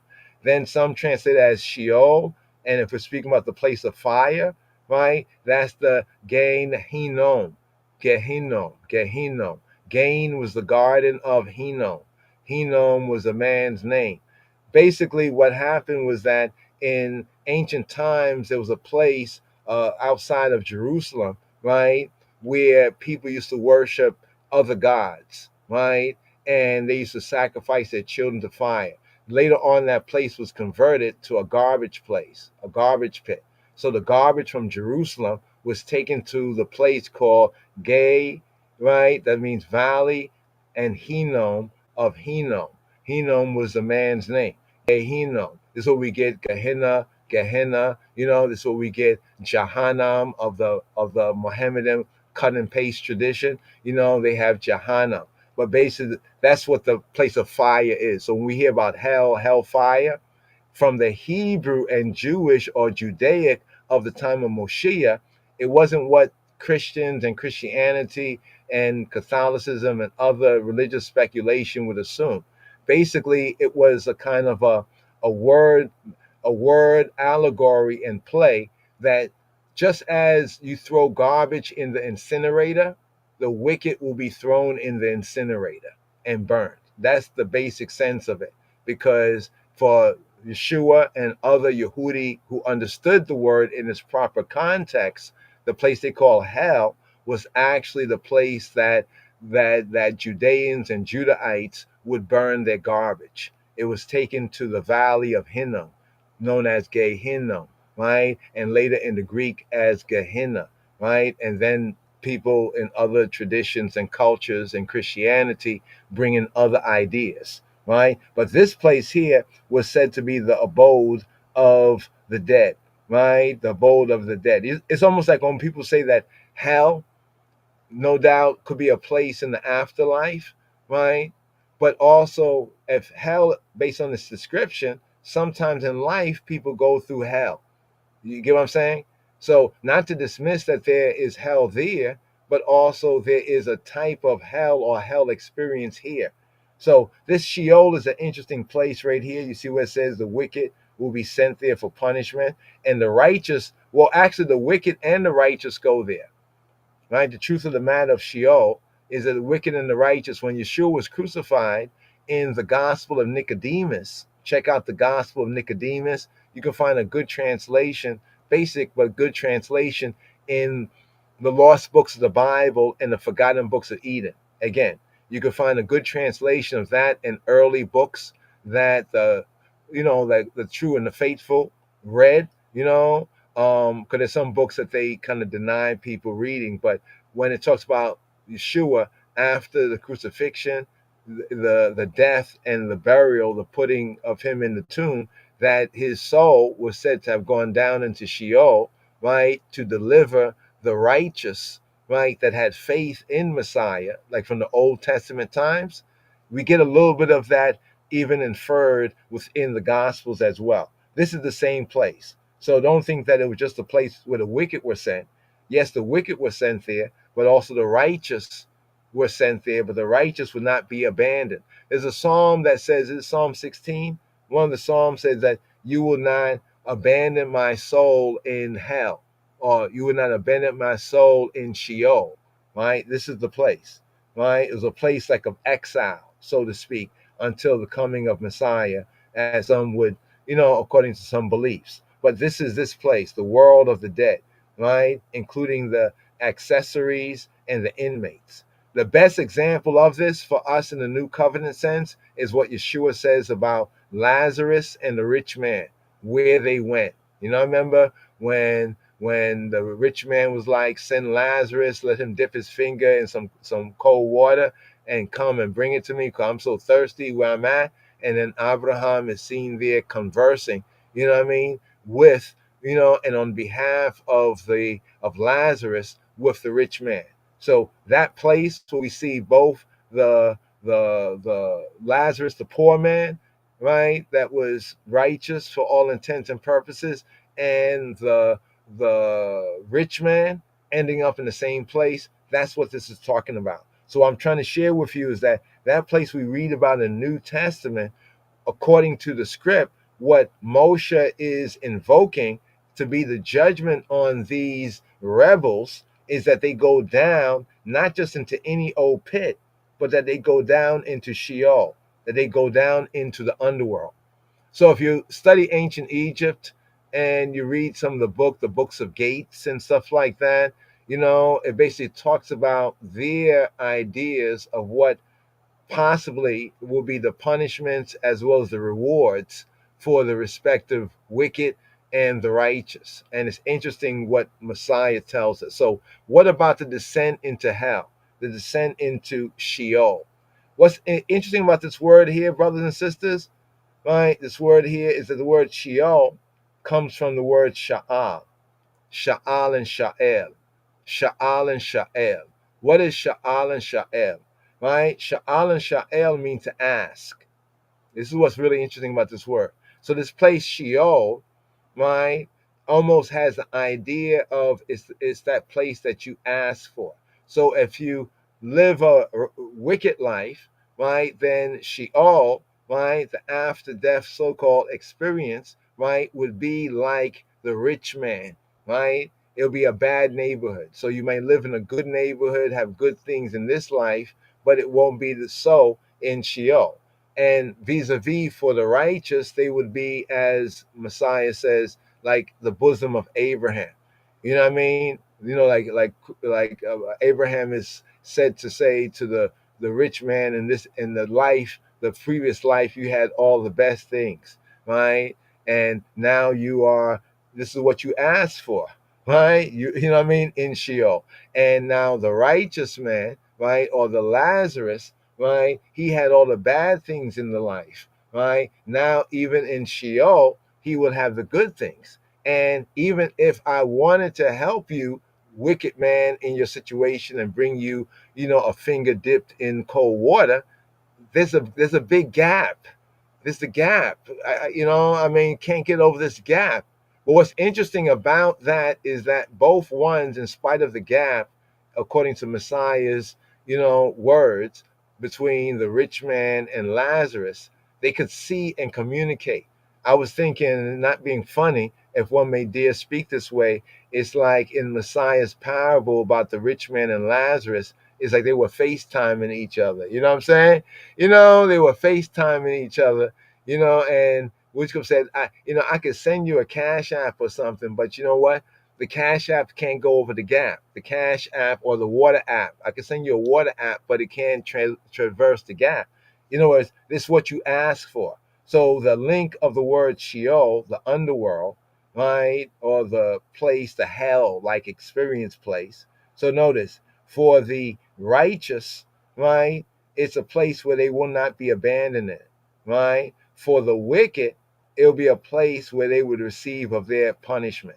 Now, not to go further into that, but among the Greeks, it was called Hades. Among the Egyptians, it was called the Duat, right? But here's the funny thing about it. They call it the underworld because some people imagine, because they put the body in the ground, that the person was going underworld. But in the ancient Egyptian, the Duat was actually not so much underground, but it actually was an invisible place in the sky. You know what I'm saying? So some say that the Roman Catholics and others derive from this Hebrew idea of a kind of a purgatory. But anyway, I'm going to pause on that right there because I just want to bring out some of the main kind of talking points in this Torah reading and feeding. So we have the descent into Sheol, right, or the descent into hell. But what about the projection of Korah? The projection of Korah, right? Like psychologically, where you're doing something, but you make the other person believe, you try to put them in the perception, matrix of it's actually them doing it. That's what Korah is doing, right? He is doing something, but what he is accusing of the other of doing, he is actually doing when we read over. Then we also have the message of Jude, right? There's the message of Jude, right? The gospel, the epistle of Jude, that one letter message there of Judah, right? Courage and humility, right? The courage and humility. Notice the courage that Moshe has here in this Torah reading and feeding, as well as Aaron, and also the humility. What we learn also in this Torah portion, right? This testing in the wilderness, the wilderness. So here the wilderness for the Israelites become a wilderness, the wilderness. We see the marks of false teachers, right? Of false teachers. Even in much that they were saying to bolster their case, he said that all the people are holy, every one of them. You know, it was like a kind of a feel good. And, you know, it's about feel good, you know, Christianity. It's a kind of a feel good kind of a thing. You know, the marks of false teachers, right? The principles here in this Torah reading and feeding about faith and trust, right? These principles, right? It's interesting in Hebrew, the word faith and trust in a certain sense and truth is like one and the same. It's like almost like two sides of a coin, right? Like one you would have faith in a proper sense, is one who you would trust. And one who you would trust, right, is about the truth. You know what I'm saying? You see that connection there. We also have the theme of Aaron's rod, right? How we get a settlement of this whole situation, right, with Adam, with Aaron's rod. You know what I mean? It's like after everything is said and done, we move on to the next chapter, and then Yahuwah says, all right, here's what we do. So that this kind of complaining, this vying for power, right? You know, notice in the previous Torah portion, the rebellion was among the military. It was among the men of war.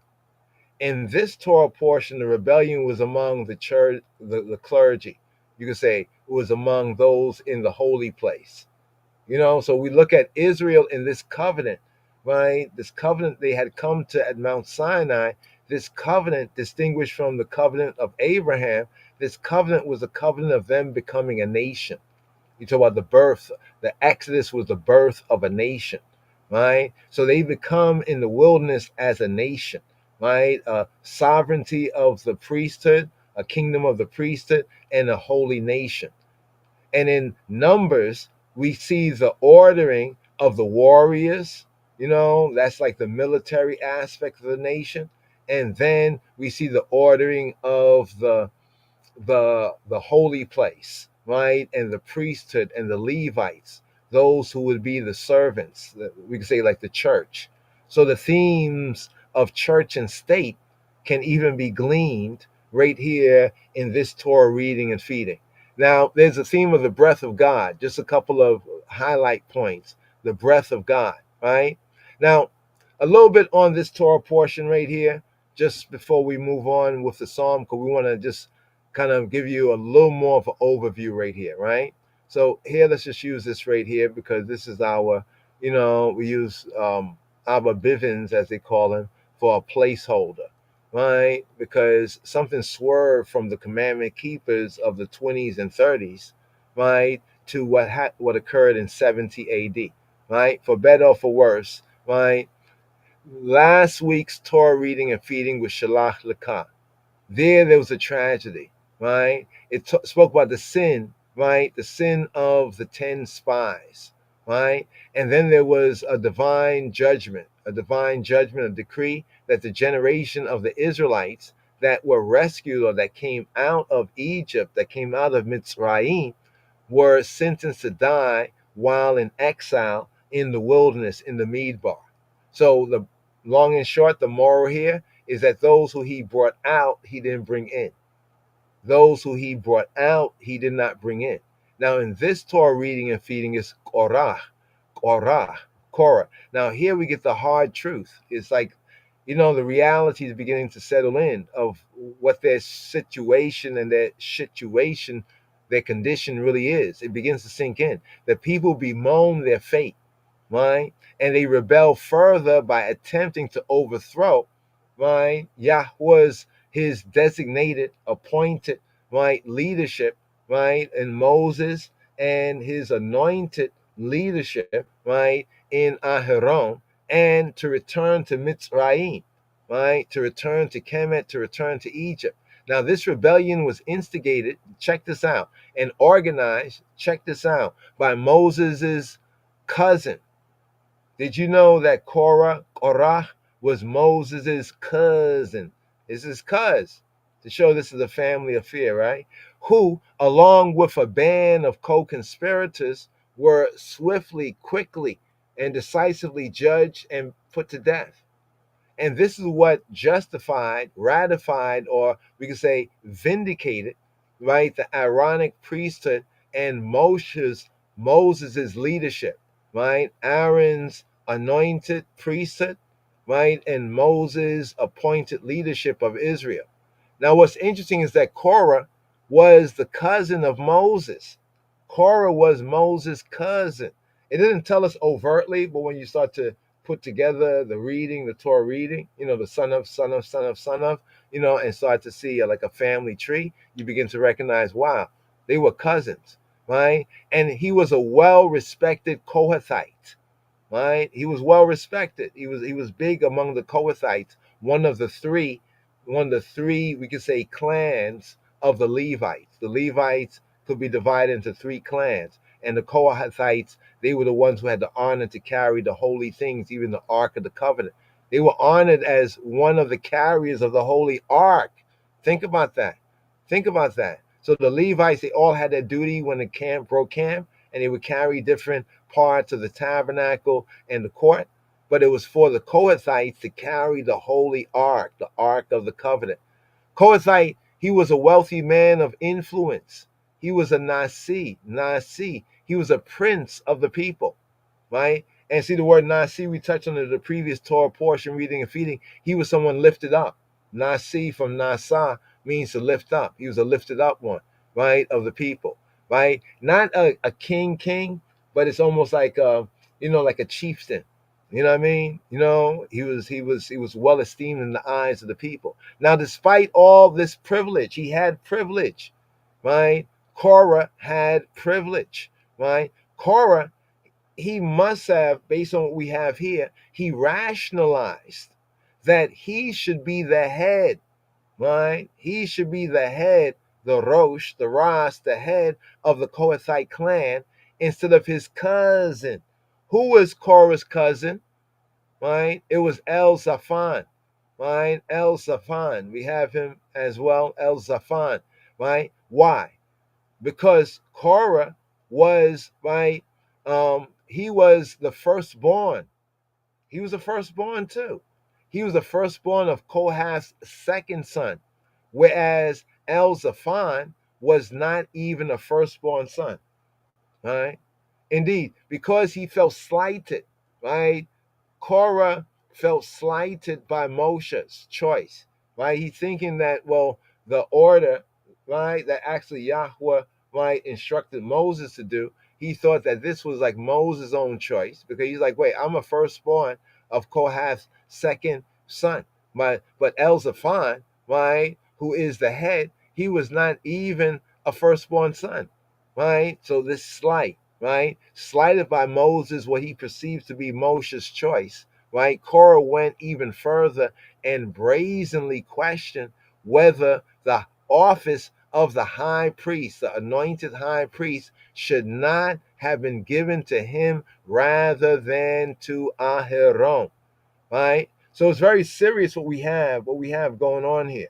Now, all the information I just gave you right there, all that information, right, is basically in the text. When we start to chew, we start to chew the text, all that information is there, right? Just to give you a little example right here of what we're saying. Let's bring this up. Give thanks for Hebrew for Christians. Let's clear this screen right here. There we go right there. You see right here, Abraham, Isaac, Jacob, right? We go to Levi, right? Then from Levi, right, or Levi, we go to Kohath, right? Kohath, right there. You see how the family breaks down, right? There were three sons, Kohath, Gershon, Merari, right? So we have these among the Levites. There are three clans, right? So among the Levites, there are three clans. See, when you start to understand this information, and then you go back over it, so you see the relationship, it becomes clear, like, oh, okay, yeah.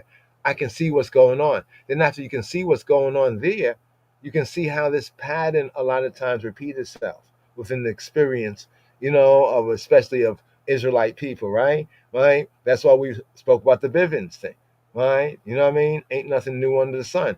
So then we see the further breakdown, right? The further breakdown right here, right? So notice that who was the clan leader? You see at the bottom right here, right? So we have Aaron, the priesthood, right? Remember that Yahweh says he sent to bring Israel out. He sent a trinity. He sent the three of them, Moses, Aaron, and Miriam, right? Then we go over here, we see Korah, right? Korah, this is where Korah was, right? Right? And then we see over here, El Safan, right? El Safan, right? He becomes the leader over there, so they're vying. There's this whole vying for leadership, and they question, well, why is it the way it is? Well, one of the reasons it is the way it is, of course, it points back to Moses. You know what I'm saying? So Korah's, my co-conspirators, they were two brothers. You know that, Datan and Abiram, right? They were from the tribe of Reuben. Now, Reuben was Israel's firstborn son. So we're seeing a pattern here, right?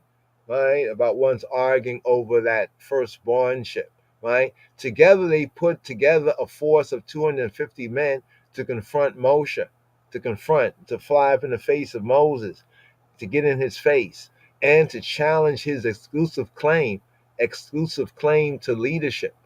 Saying like, you're going too far, you take too much on you, for all the congregation are holy, every one of them, and Yahweh, he's amongst them. So why do y'all exalt yourselves above the assembly of Yahweh?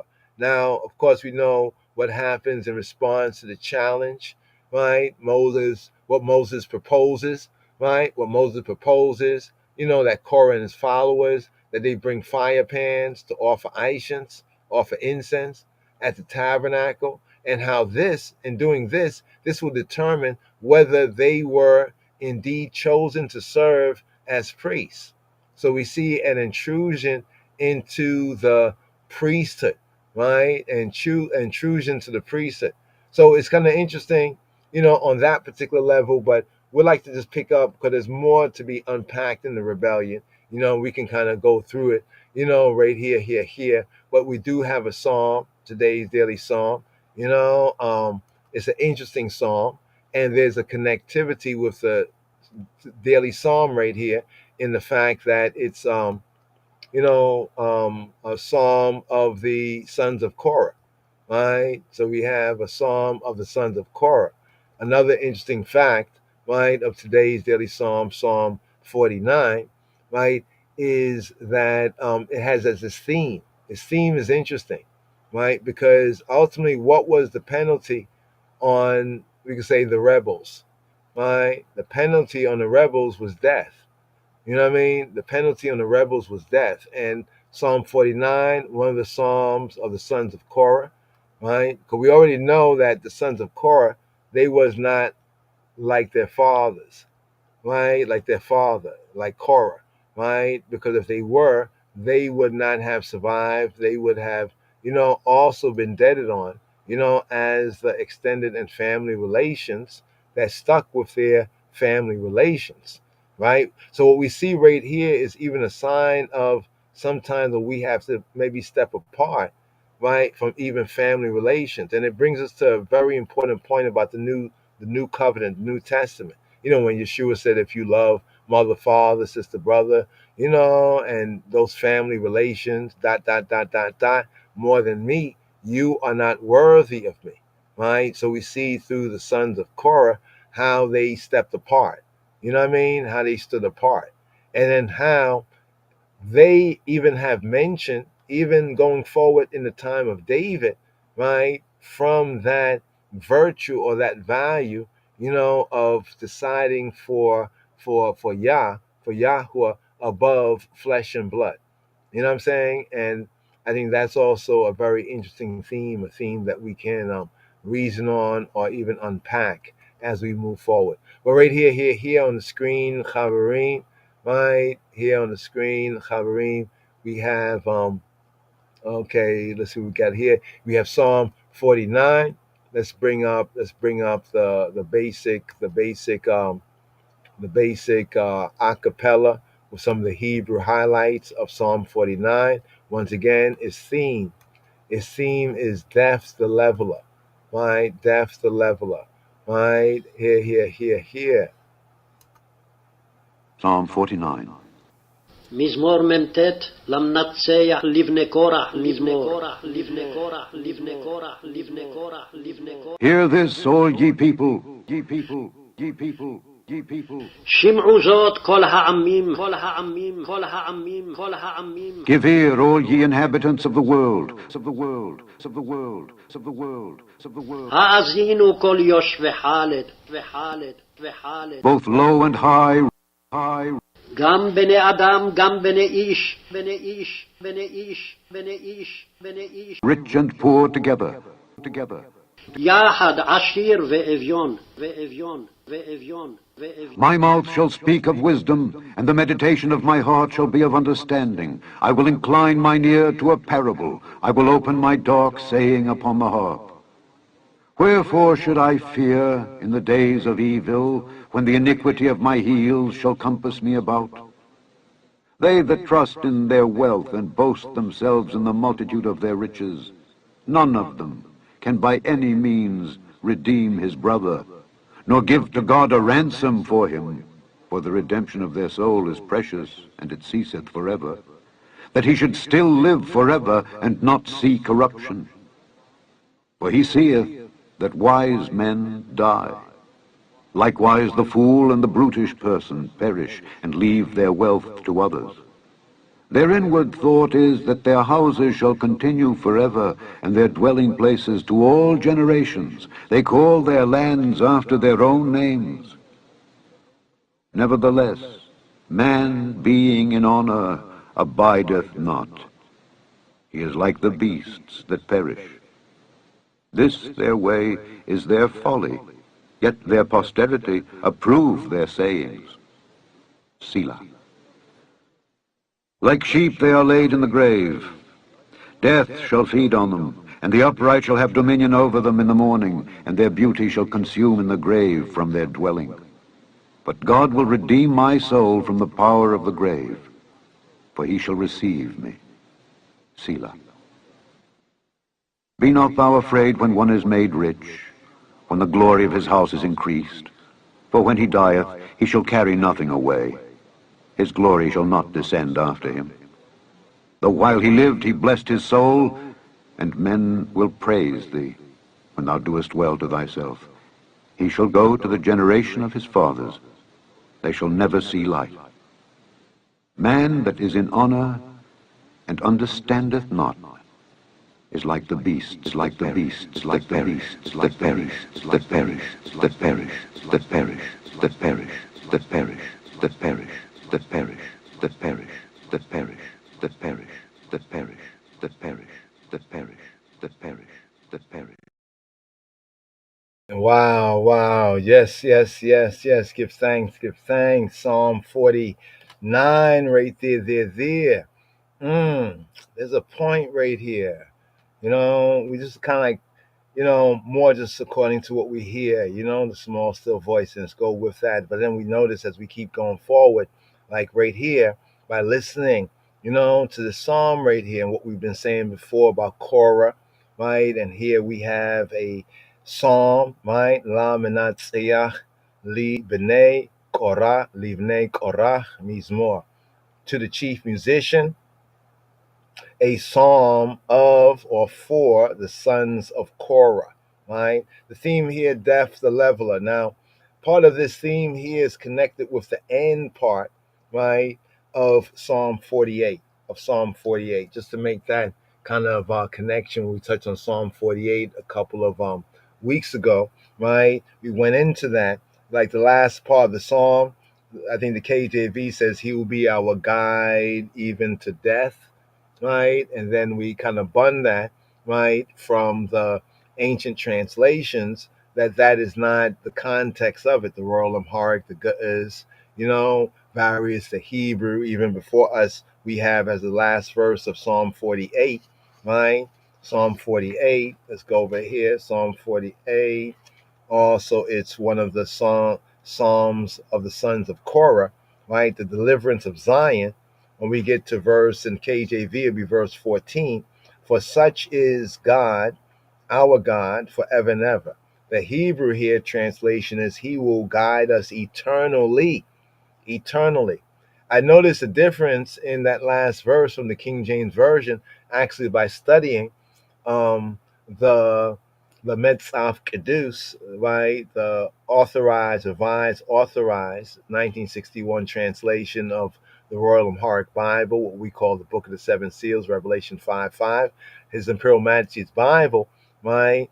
That verse there also reads likewise with the Hebrew that He will be our guide like forever, right? He'll be our guide forever. So the part about death that you have in the King James Version, right there in Psalm 48 and 14, KJV wise, is called into question. Now, we already went into the reasoning. We'd love to go over it again, but it's in the previous. So look for our previous, on some of the podcasts. So now we have the Psalm. It's Psalm 48 when we address Psalm 48. Also, Psalm 48 is the evening psalm, but it was when we had, I think, Psalm 48 as a daily psalm when it's the fuller full there. And we showed how that there's a connection for that at the end. If we read it as al-mut, upon death, then that would really connect with this psalm here, Psalm 49, the next psalm, right? So sometimes the titles, it said, are at the end of the psalm. Often we have it at the beginning. Like here, the beginning title of today's daily psalm is to the chief musician, La Menatzeah, right? Livnei Korah, of the sons, for the sons of Korah, Mizmor.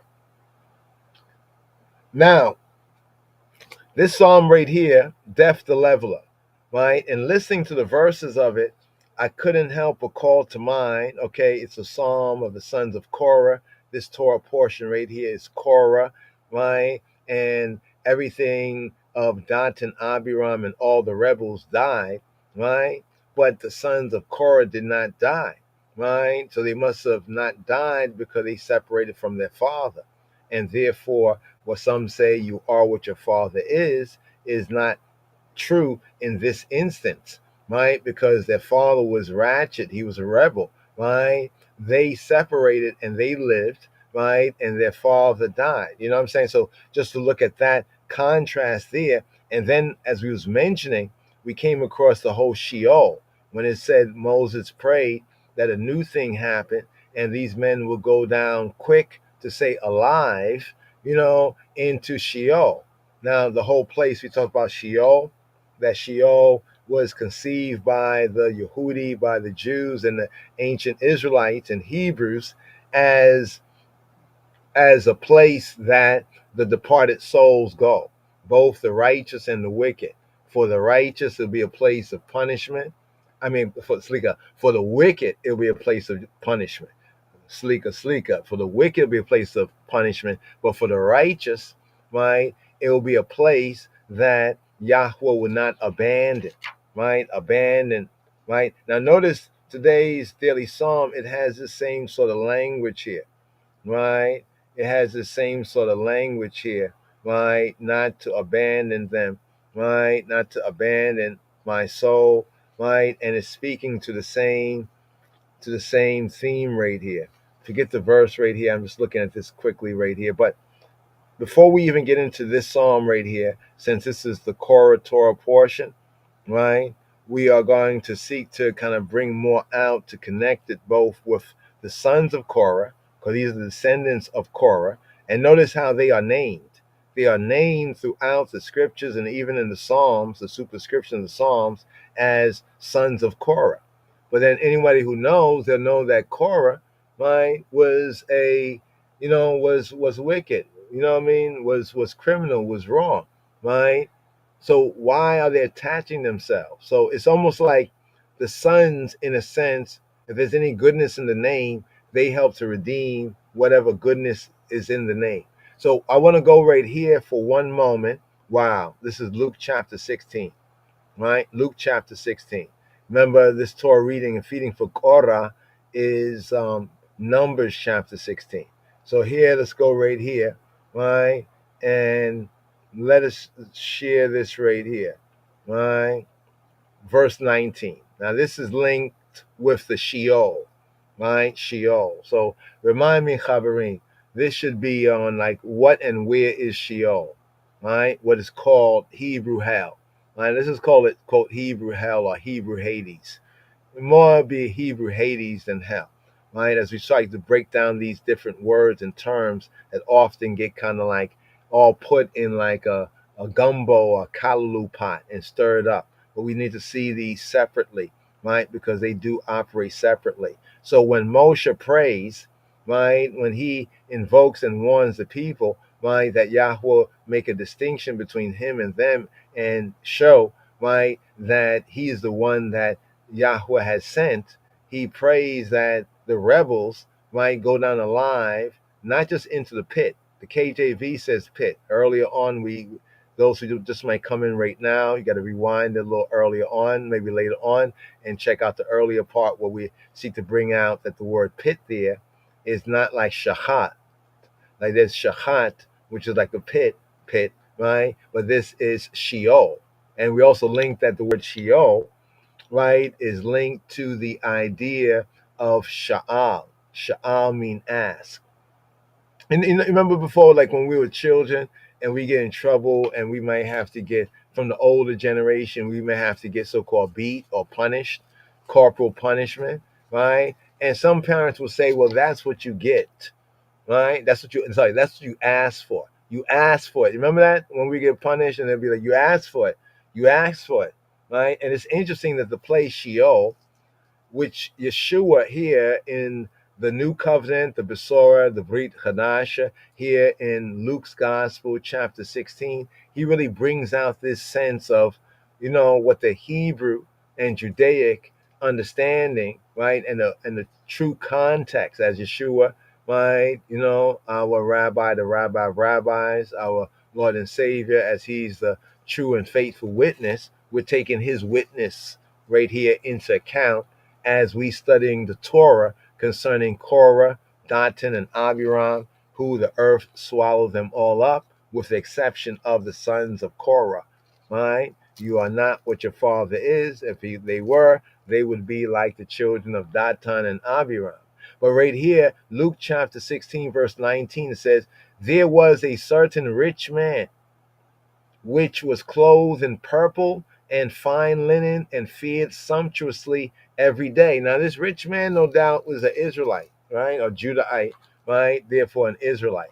So when I say, like, isn't it interesting? IUIC, the purple lights, that purple, and this guy here. I wonder what they say about this guy here. Not saying that they are this guy, but I just find it ironic. Ironic. Okay. There was a certain rich man, right, who was clothed in purple and fine linen, and he fared sumptuously. That means he ate well, right? He ate well every day. You know what I'm saying? He ate well every day, And there was a certain beggar, right, named Lazarus, right? Named Lazarus. Now, Lazarus is the Greek form of Eliezer. We have in the Hebrew, we have Eliezer, Lazar, Eliezer, right? Like God is my help. So we have the Greek version of the Hebrew, Lazarus, who was laid at his gate, full of sores, right? Verse 21. And he was seeking, he was hoping, he was desiring to be fed with the crumbs, right? He wasn't asking to sit at the rich man's table. I mean, look at him, you know what I mean? But he was, what he desired? He desired the least, to be fed with the crumbs that fell from the rich man's table. Moreover, in addition to that, the dogs, they came and licked his sores.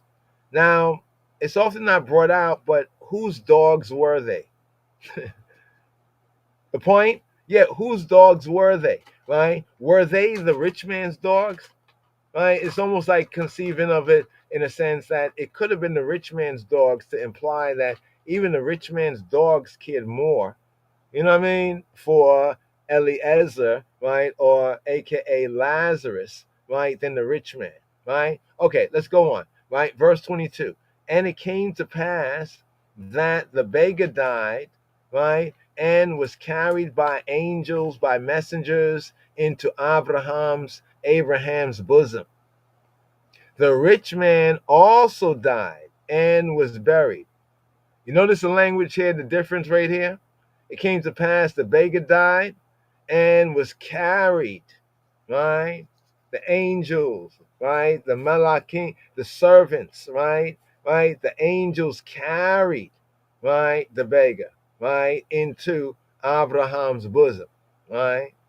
Now, the rich man, right? Also died and was buried. It's almost like the dun dun. You know what I mean? So the beggar, after that hard life, right, he was carried by the angels, right, into Abraham's bosom. The rich man, you know, who lived well, had all the best and everything, he also died and is the dun dun, right? He was buried, right? And right in hell, he lifted up his eyes. You see, I love how Yeshua tells his mashal, the proverbs and the parables. See how he segued? He first spoke about the beggar, right? Then he segues to the rich man also dying, was buried, and then in the next verse, and in hell. Okay, let's do this right here. Yes, we're going to touch on this psalm here, but this psalm connects with this Torah portion, reading and feeding. And so here we have Hades, right? Now, remember we talked about Sheol. In the Hebrew, this would be Sheol, right? So Sheol corresponds with the so-called Greek Hades, right? And the ancient Egyptian Duat, what they call the Duat, or some will say Tuat, D-U-A-T, right? Or T-U-A-T for the ancient Egyptian form of it. And the Greek form here, Hades or Hades, right?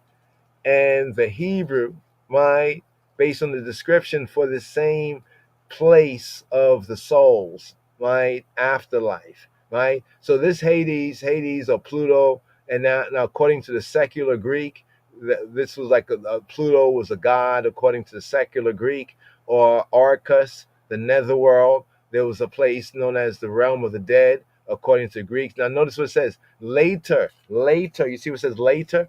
Later alligator. And in the ancient Egyptian, they had the alligator and everything. You know, like if you didn't pass the test, you get eaten up, right? Later use of this word, right? The grave, death, hell. So because other Gentiles did not have any firm conception, as ancient peoples did, of what happens in the afterlife, they kind of take the word use. They don't have anything to fill in the use, so they often would translate it as grave, death, and hell, right? That's why some believe that all of these are the same thing. Well, according to the Hebrew, Judaic, they're not the same thing. According to reality, they're not the same thing. They may be related or similar, right? But here, the proper meaning of this from the Greek, Hades, is the unseen.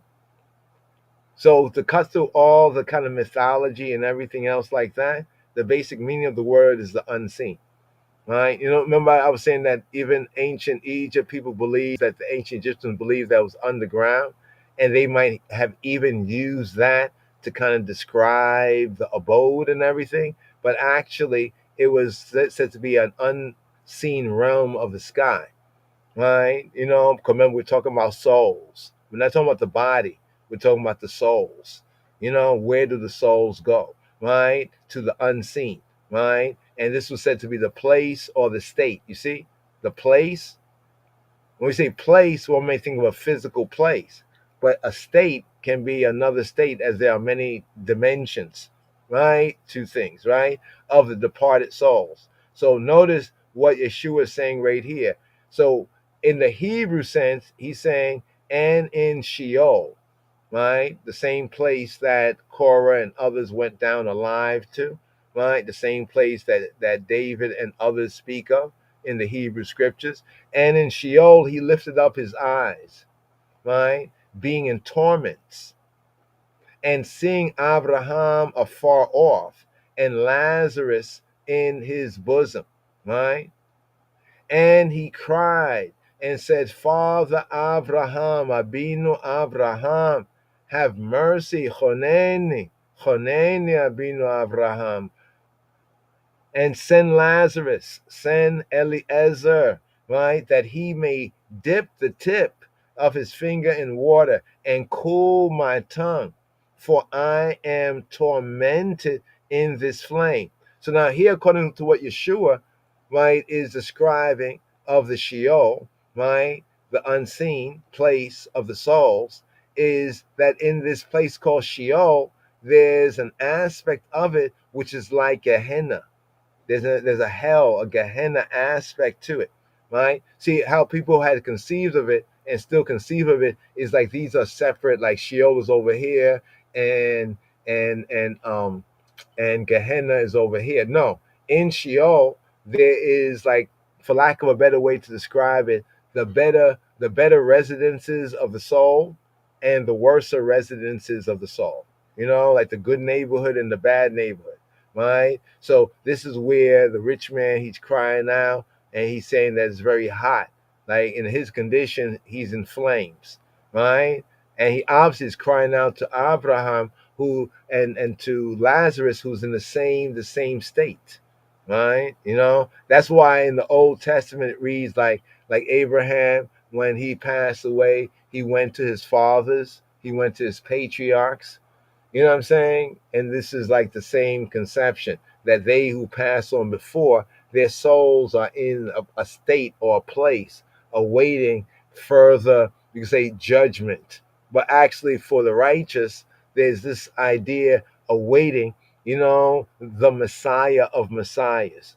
In other words, awaiting, you know, we say Yeshua, you know what I mean? Awaiting the Savior. But be that as it may, but Abraham said, son, remember. Now notice, Abraham, even though he was a wicked Israelite, he still regards him, you know, as a son. Son, remember that thou in thy lifetime receiveth your good things, and likewise Lazarus, Eliezer, evil things, right? But now he is comforted, right? And thou art tormented. Right, look at that rhyme there. He is comforted and thou art tormented, right? And beside, right, all this, between us and you, there is a great gulf fixed. I mentioned as a gap earlier, excuse me. But here the KJV is a great gulf fixed, right? There's a great gulf. So they are on two different sides of this great gulf, but notice this, they are communicating. Right now, I don't know if they got any kind of like FaceTime or anything else like that, but there's this great gulf. This word gulf, look at the word gulf. It's chasma. You know what the word chasma is? It's a chasm, like, you know, a chasm, you know, like, yeah, like think about like, what do they call it again? What's that place in America? The Grand Canyon or something like that. It's a big chasm, right? A gaping opening, a chasm, a gulf, like a gap, right? A big gap between the two. Kao, a vacancy, an interval, right, between the two. It's something that's impassable and it's fixed, right? So that they who would pass from thence, right, to you cannot, neither can they pass to us, right? You know, that would come from thence. So it's like we can talk from here to there. Obviously, they are communicating here to there, but they can't go from here to there. You know what I mean? It's like the wicked are over there, you know what I mean? And the righteous are over here. Then he said, right, the rich man. Notice something about the rich man. The rich man doesn't even have a name. You notice that? The rich man don't even have a name. Lazarus, the poor man, has a name. Why is that important in the telling of what Robenu is telling us here? The rich man, his whole identity was his richness. He didn't really have he didn't develop as a person. You know what I mean? Otherwise you call somebody by their name. You know what I mean? He's just a rich man. You see what I'm saying? Right? So he says, then he said, I praise thee therefore, Father, that thou wouldest send him to my father's house. Get that? Father, will you send him to my father's house? For I have 5 brethren, right? That he may testify to them, lest they also come into this place of torment. So Abraham said to him, they have Moshe and the prophets. Let them hear them. Mm. And he said, nah, nuh-uh, nuh-uh, nay, Father Abraham. But if one went to them from the dead, right? So he know where he's at. You know, he's cognizant, conscious, right? They will repent. Isn't that an interesting thought? Right? If one went to them from the dead, they will repent. Wow. Mm. And he said to him, right? Right? What did Abraham say? If they hear not Moshe and the prophets, they will neither will they be persuaded, though one rose from the dead. This is interesting that the Messiah is speaking this. Right? You know what I'm saying? It's like being more amazed by the resurrection of Messiah than by the living teachings of Messiah. In fact, the sayings of Messiah, to me, is what, makes me seek to follow him. The works, like the resurrection, that's like the icing, so to speak, on the proverbial cake. But it's interesting that Messiah is saying this right here, right? He's saying it's about hearing Moses and the prophets. And then furthermore, Messiah tells us about the Psalms. So in that vein right there, just wanted to go over that in Luke 16, right? How it connects with the pit or the Sheol when they went down alive into Sheol, right? So basically, based on Numbers chapter 16, it would be that around this time of Yeshua speaking, ones like Korah, right, and Datan and Abiram and their family, right, is in the same Sheol condition, right, as Lazarus is, right, and the rich man, the unnamed rich man, right? The no name rich man. The rich man don't got a name. What it says, the horse without a name. You remember there was that old movie, Horse Without a Name? Okay, hold on for a moment. Okay, here we go. Here we go. Just had to back it up to today's daily psalm. So here. The link between this psalm and the group of three. So we have Psalm 49, Mizmor Mim Tate, right? Mim Tate. As we said, is theme death, the leveler, right? Theme death, the leveler. Also has a supporting theme here based on the content of the vanity of earthly prosperity. So see, even in that parable, that's what Yeshua in that word, that teaching, is to teach, right, to the same theme that we have in this Korahite psalm, right? Sons of Korah, right? Psalm of the vanity of earthly prosperity and good, right? It's a didactic poem. Didactic means that it's teachable, like you can learn something. This poem, this psalm here can learn you something. Like an autodidact, like ones like Malcolm X and others were called autodidact. Some of y'all may be autodidact. It's like self-taught. You know what I'm saying? So it's a didactic. It's like a teaching psalm, a teaching poem right here, composition. So here is theme death, the leveler, right? The link between this psalm, Psalm 49, Mizmor Mim Tate, and the group of three that precedes it is that they are alike addressed to all ye peoples. So we have today's daily Psalm 49, and then we have a group, a trinity, a group of three that precedes it. So 49, 48, 47, and 46, right? 49, right? Today's Psalm plus 48, 47, and 46. So 46, 47, 48, they form a trinity of three. And this one as well would square it off because they all are alike to all your peoples, right? Like it's like a universal kind of non-partial message. The latter, right, call upon all humanity to acknowledge, right, God, Elohim, Yahweh's kingship, right? This Psalm 49, it deals with a problem. There's a problem here. Psalm 49 is a kind of a problem solver. It's dealing with a problem that exercises the mind, the mentality of all thinking and conscious and sentient persons. And therefore, it should be read in connection, right? In connection, right? This psalm here, it should be read in connection with Psalm 73. So just take that as a note, Talmudim, fellow Chabarim, right? Psalm 73 with this psalm here, right? And so what is this problem? Well, wealth. Wealth is unequally distributed. Have you noticed that? Have you noticed that wealth is unequally distributed? All right. Now, to those who probably got a lot of wealth, they'd be like, nah, I'm good. You know what I mean?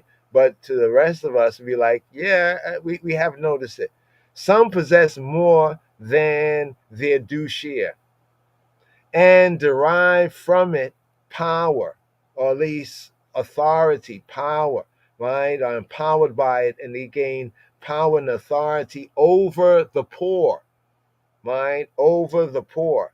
Now, this seemingly unfair arrangement, right, from a kind of a Hebrew faith-based perspective, right, this seemingly unfair arrangement, it must be due to divine ordering, right? If one of the faith, right, then therefore this must be due to some sort of a divine arrangement or ordering. But here's the question: how is it to be explained? How is it to be explained? Right? So rich and poor, poor and rich. Well, the solution that the psalmist here in Psalm 49 puts forth is that the might of wealth is limited. So in Psalm 49, today's daily psalm, the solution that's put forth is that the might, the power, the ability, you know what I mean, of wealth is limited. In other words, wealth can do a whole lot, buy a whole lot, yeah, but there's a limitation, right? Wealth is not unlimited. The might of wealth is not unlimited, right? For example, let's give an example, right? It cannot ward off. Wealth cannot ward off, right, the oncoming of death. No matter how much money somebody got, right? Like death coming along, and you're like, hey, death, I'm gonna bribe you, bribe death, right? Right. So that's one limitation of the might and the power and ability of wealth, is that it cannot ward off the oncoming of death. I know. They got AI, they got all these kind of sci-fi kind of things that's going on. I get it, but still, all the same, they cannot ward off. They haven't warded off the oncoming of death. And at its advent, so when death does come, for example, that the rich, right, are reduced to the same level as the poor, right? They both dead, no power, done, right? They both are on the same level. That's why the theme of Psalm 49 means more mean tate, death the leveler, right? Death is the leveler, right? If this truth, if we accept this as a truth and a truism, right, were to be kept in mind, right, were to be borne in mind, and one's kept this as an axiomatic truth, guess what would happen, right? If this seed was kind of planted and nourished and grown in the mind, right, then wealth would not breed insolent pride, right? The wealth would not breed insolent pride, right? Can't serve God and mammon, right? Therefore, why not just serve God with all that we have, and our brother, right, as ourselves? You see if this seed, right, of the word of the truth, this truism was born in mind, right, planted in good ground, then wealth would not breed insolent pride. And in that thought, in that thinking, the poor, in their seemingly, let's say, financial disability, right, they would hope, not just hope, but they would expect for the ultimate triumph of right. And in that sort of environment, right, those who have will give to those who do not have. See, that's what we have in the Torah. When you really read in the Torah, I love the part where it says, and if you would not want to, like, if you have your brother and your brother is in a need of help and you don't want to help them, Yahweh says, well, and if you would not like to help your brother, right? We might, how we as people, family get sometimes, but you will help your brother. So what Yahweh was saying in the Torah is that, all right, I know you, right? you may not want to help your brother. So if you would not want to help your brother because of whatever, but he's in a need, you shall help your brother. It's almost like sometimes people say like uck your feelings, you know what I mean? You know, like, okay, yeah, man, you did such and such, but you're my brother, and yeah, I say I will help your brother, but it'll be from the heart and in the heart. So that means that even in a situation where there would be seeming people who might be quote poor and those who might be so-called rich, right? If they had that seed, that if the seed was planted and growing and bearing fruit in good ground, their wealth would be well distributed. So yeah, there'll still be some who might have more because maybe they not just work more, but maybe they are prospered like that by based on their deed. But then there will be a distribution of that to one another, right? You know what I mean? Where one would not have to beg, one would not have to ask. It'll be just from the heart, right? So with that being that, right? Death is still the leveler. This is the theme of the song. And the vanity, right, of earthly prosperity and good. It's not saying that prosperity is bad, right? But in the wrong state of mind, heart and mind. You know what I'm saying? So this psalm right here, Psalm 49, another theme about it is it's appointed for recital. This is one of the ancient psalms, right, during the time of the tribe of Judah, right, and even later on among those who are Torah observant and Judaically Torah observant, right. The psalm has been appointed for recital in the Judahite, right, house of mourning. So Judaically speaking, this psalm here, right, is a psalm that is recited, right, during times of mourning, right. Psalm 49.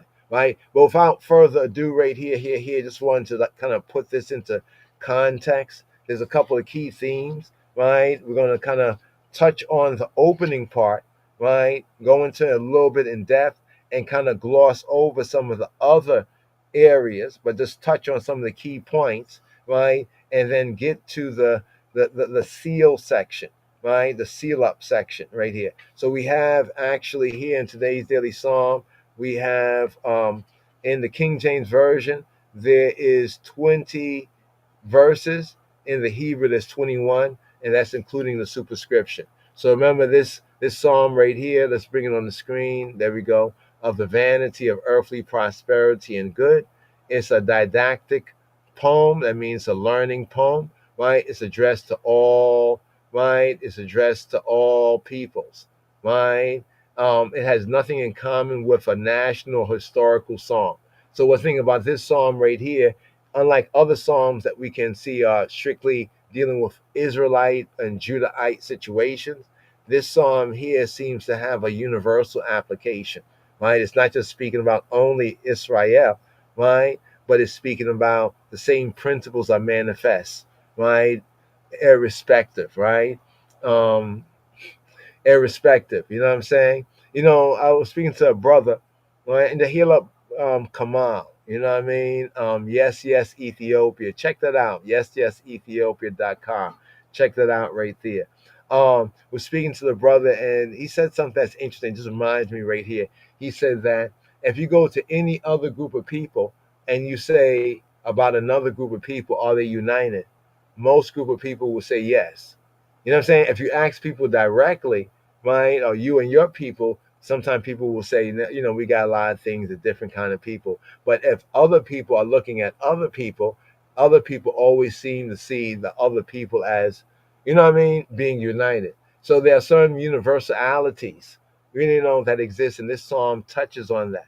You know what I mean? So the poet here steps forward as a preacher in the midst of men.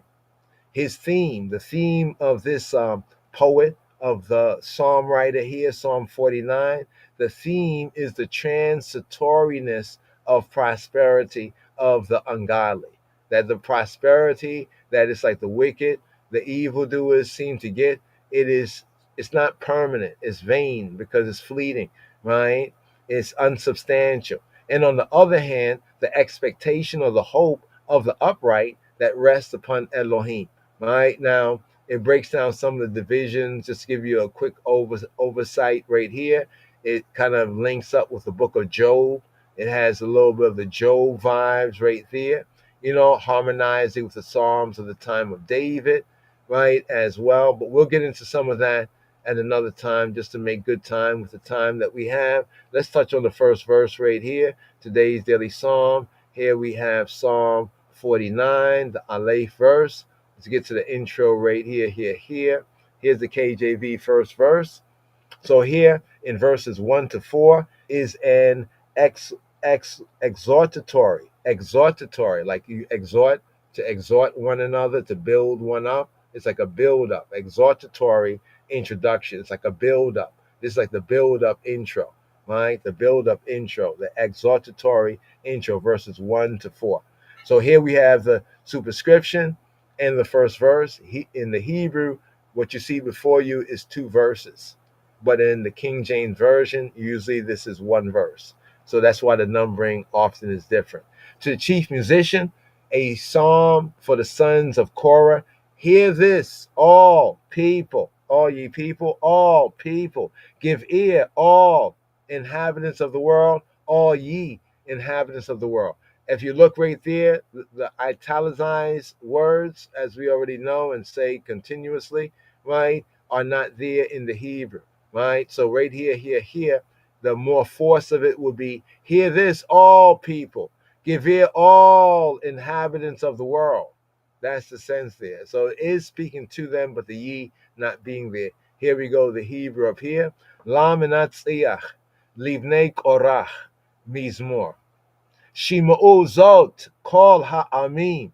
Ha'azinu, kol yoshbei chaled.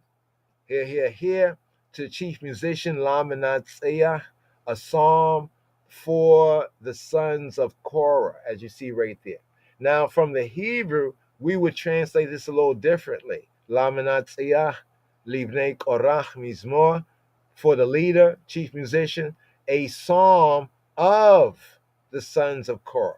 Now, there's some interesting reasonings, depends on how we would read this from the Hebrew. Is it for or is it of? Thus the note right here, for or of.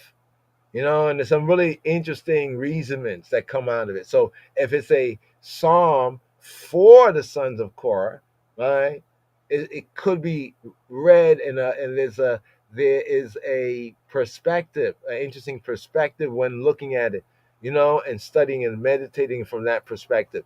In the Hebrew, it can also be read as of the sons of Korah. The more correct view of it is of the sons of Korah, right? In that sense, right? When we read it for the sons of Korah, is a whole different kind of medi you can medi on.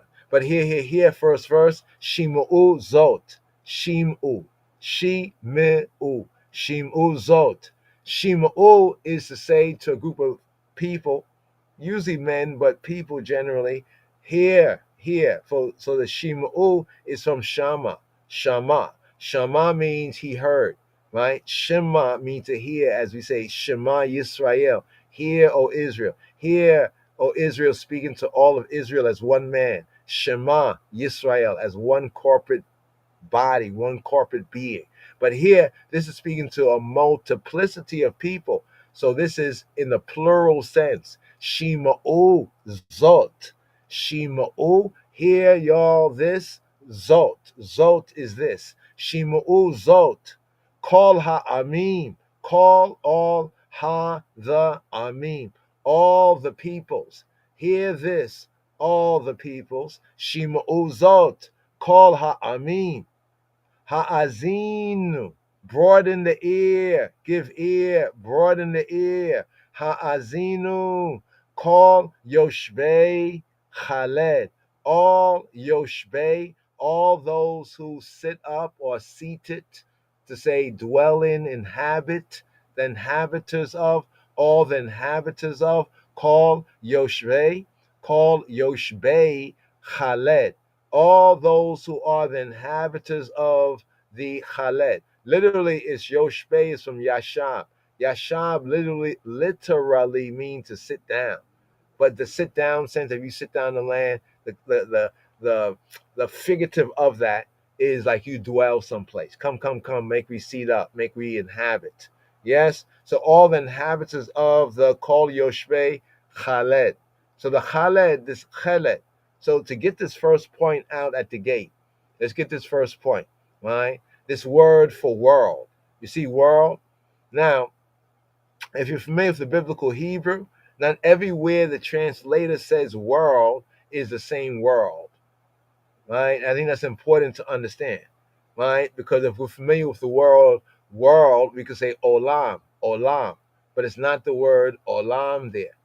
In some cases, the world, like Psalm 24, right, it says world, and there the word for world, right, is not chaled, right, or chaled. It is not olam, it's tevel, tevel, right? It's the tevel. So what I'm trying to say is that sometimes you see the word world there, but there's at least 3 to 4 different Hebrew words, right, that are all translated as world in the translation.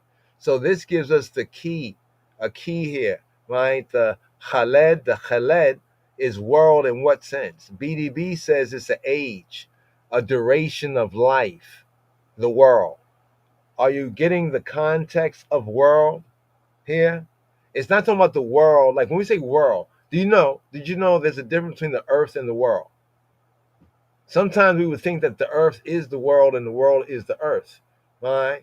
But then what kind of world are we talking about? Here, this word is talking about a duration.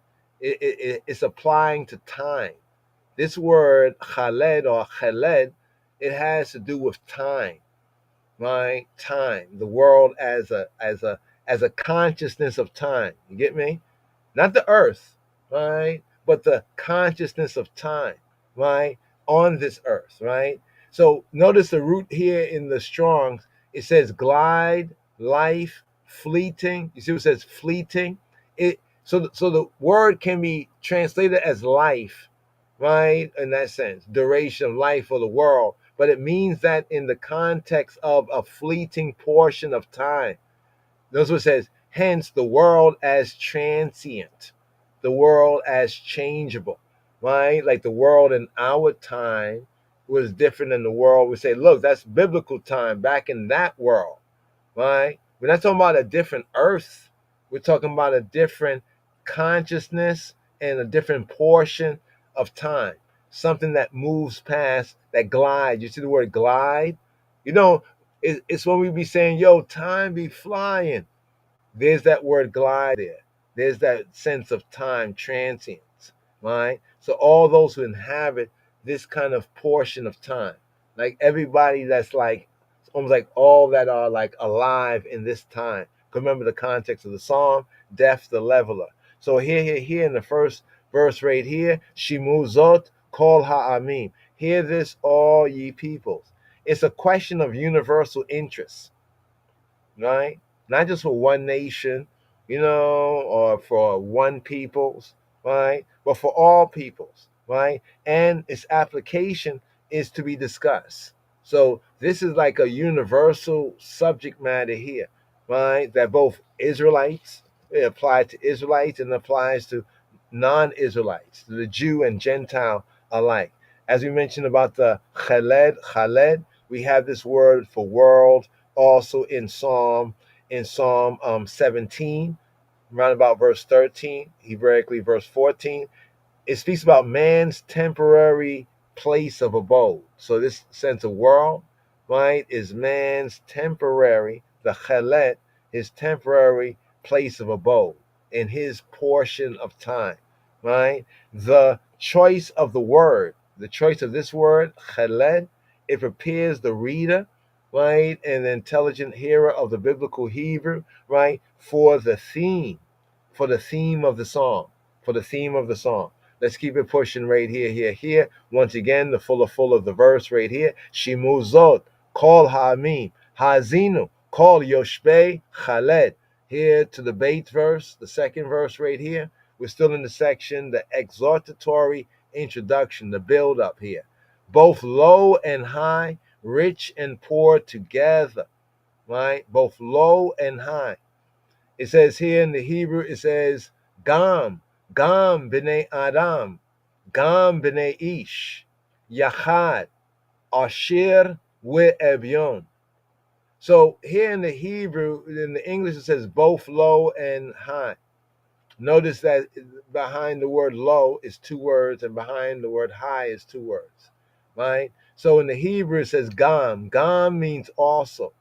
Gam means also. Let's bring this out so you can see this for yourself. Gam. Gam means also, even. Indeed, moreover. So when it says Gam, right? Gam b'nei Adam. Also the sons of Adam. Gam b'nei Ish. And the sons of Ish. Right? So let's get into, I want to show you Gam right there. There's the Gam right there also. It can be used in a sense of both. But then in the Hebrew here, it says also, literally also the sons of Adam. Right? Now notice the sons of Adam is the low man. The low man is the son of Adam. I might say the low man, the average human being.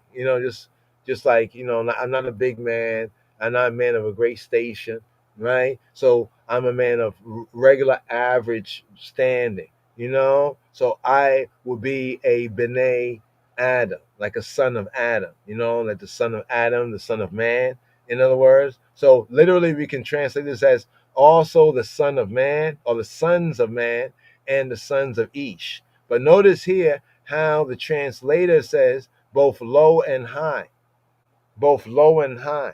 right? But in the Hebrew, it's saying also the sons of Adam, also the sons of Ish.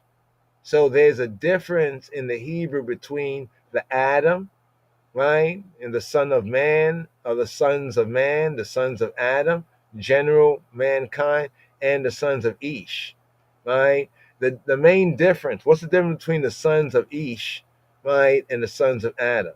The sons of Ish and the sons of Adam. Well, both y'all sons of Adam, that's men in the general sense. So often in the Hebrew, when the term for man, there's about 4 main words for man in Hebrew, right? And one of them is Adam. So Adam generally is man in the most general, man in general, right? And then the B'nai Ish is the sons of Ish, right? The B'nai Ish, right? The sons of Ish. In Psalm 90, it says that Tefillah Moshe Ish Ha-Elohim, that this is the prayer of Moshe, Tefillah Moshe. And who is he? Ish Ha-Elohim. He's a man, right? He's the man of the God. He's the God man. He's the man of, like the man of the God, the true God. He's a man. So Ish is generally used of man, men of higher station, right? Men of higher standing, right? Now, in the translation, they often translate it using men and man, and sometimes you can't really discern it in the translation, maybe in the context of the text. But this is an important nuance right here, right? Both low and high is really the sons of Adam, that's men generally, and the sons of Ish, right? That's men of a higher station. More on that can be found in Psalm 4, right? Psalm 4, roundabout verse 2, verse 3, right? The message, therefore, of this here in this second verse here, KJV wise, is for all people, whether you are just a regular average man, right? Or whether you are a man of means, or a man of standing, or a man of station. You know what I'm saying? And also it's for all sections. It's all for all sections of human society. It's not just, to this one section, but but it's especially, there's an especial message as we pick up for the so-called well-to-do, right? It says, for whom more is given, more is required. Is that what it says? For whom more is given, more is required. So it says, Gam b'nei Adam, Gam b'nei Ish, Yachad, together, Asher ve'Evyon. So the Asher, the Osher ve'Evyon. The Osher is the Osher. Here, pointed as Asher, is the wealthy, the Asher. It's an Ein, so it's a harder, slightly Asher. Has a different, not Asher. It's not Asher. That'd be a different Hebrew letter, right? That'd be Aleph. This is Ein. Ain, Asher, right? The Asher, Asher, right? The Asher is like the wealthy, the rich, Asher, right? The Asher, the noble, but basically meaning the rich, right? The Asher, with and the Evion, Evion. Who are the Evion? There's an early group of believers and followers of Messiah known as the Evionites. I don't know if you ever heard of them, Evion. Evion actually means in Hebrew those who are in want or in need, right? So the sense here is those who are poor, or more correctly, the Evion would be those who are po. Back in the days, they said you are po, we po, we po. I mean, so po, that can't even afford the OR to even say poor. You know what I'm saying? I mean, that's really like there's poor and there's po, right? So these are like the poor in the sense of the Hebrew, the Evion. Those are generally like the lowest. He says the general reference to the lowest class, not just poor. The poor got the or there, but these are po, right? Can't afford that or, right? That's how po, right? So both the rich, the Asher, the ones who are wealthy, Asher with Evion, The rich, the Asher, right? Let's go over here. The rich, the Asher, right? There we go. The Asher, the rich were to derive a sobering message. It was a sober up, right? And the poor, the Evion, right? A comforting lesson from what they are about to hear. Hear. So here, Gam B'nai Adam, Gam B'nai Ish, Yachad, Asher with Evion. Here to the Gimel verse, the third verse, right? Here the speaker speaks, my mouth shall speak of wisdom, the meditation of my heart of understanding, right? Understanding, overstanding. Yedaber hakmota, we hagut libi tibunot. Here, my mouth shall speak of wisdom. Yedaber, the word for mouth, the peh. Here we have the peh, right? And p, my mouth, right? Yedaber will speak, my mouth, he will speak. Chokmah, of wisdoms. So the word here for wisdom in the Hebrew is chokmah, right? Here we have the plural sense, chokmot, right? Chokmot is the plural sense of chokmah. Chokmah, wisdom, chokmot. So we have the plural forms right here, right? Wisdom, right? Coming from chokmah. So you see chokmah is a singular sense. Wisdom, chokmah, right? And then here we have, in the text, we have chokmot, or chakmot, some enunciated chokmot, right? So here it says, pi yedaber chokmot, with hagut, and the hagut, meditation, hagut, utterance, the musing, the medi, right? The musing, the hagut. And it says, with hagut libi, and the meditation of hagut of libi, of my heart, tibunot, shall be understanding. So here the singular is tabuna, that's singular. In the verse is tabunot. So like the word for wisdom here, from the Hebrew, the word for wisdom is plural, right? Chokmot, right? And the word for understanding is plural too, tibunot. So it's not saying wisdom, but it's wisdoms, right? Now, Hebraically, right, the Hebrew for wisdom and understanding, both words are in the plural. They're in the plural, chokmot, tibunot, right? And this denotes in the Hebraics a profound wisdom, like wisdom or wisdoms. Like we say, for real, right? For show, right? The wisdom of wisdoms. And also tibunot, understandings, is deep insight. Wisdom, chokmah, right, in singularity, in the Bible, the Hebrew scriptures, it corresponds to genuine morality and true moral philosophy, wisdom, right? Understanding, right? Tabuna is enlightenment upon a perplexity of human experience. You know, like when somebody breaks something down, and in really good terms, right? That it was perplexed, but they kind of have a good understanding, right? And that they have that enlightenment upon a perplexity of human experience, and therefore can give a good standing. So you can get a good standing. Now, this word tabuna from the Hebrew is a little bit different. From the Hebrew, you see the word being. Being means to discern, right? To understand being. But in Hebrew, we have the word being, as you see before you, and we have the word bain. Bain, not son ben, but bain. Now, bain means between, the sense of between. So the idea of understanding in Hebrew is discernment, and discernment is a sense of understanding the difference or similarity between this and that, almost like two things that are similar. One can recognize a similarity, but a good understanding will show how they're not the same while still being similar.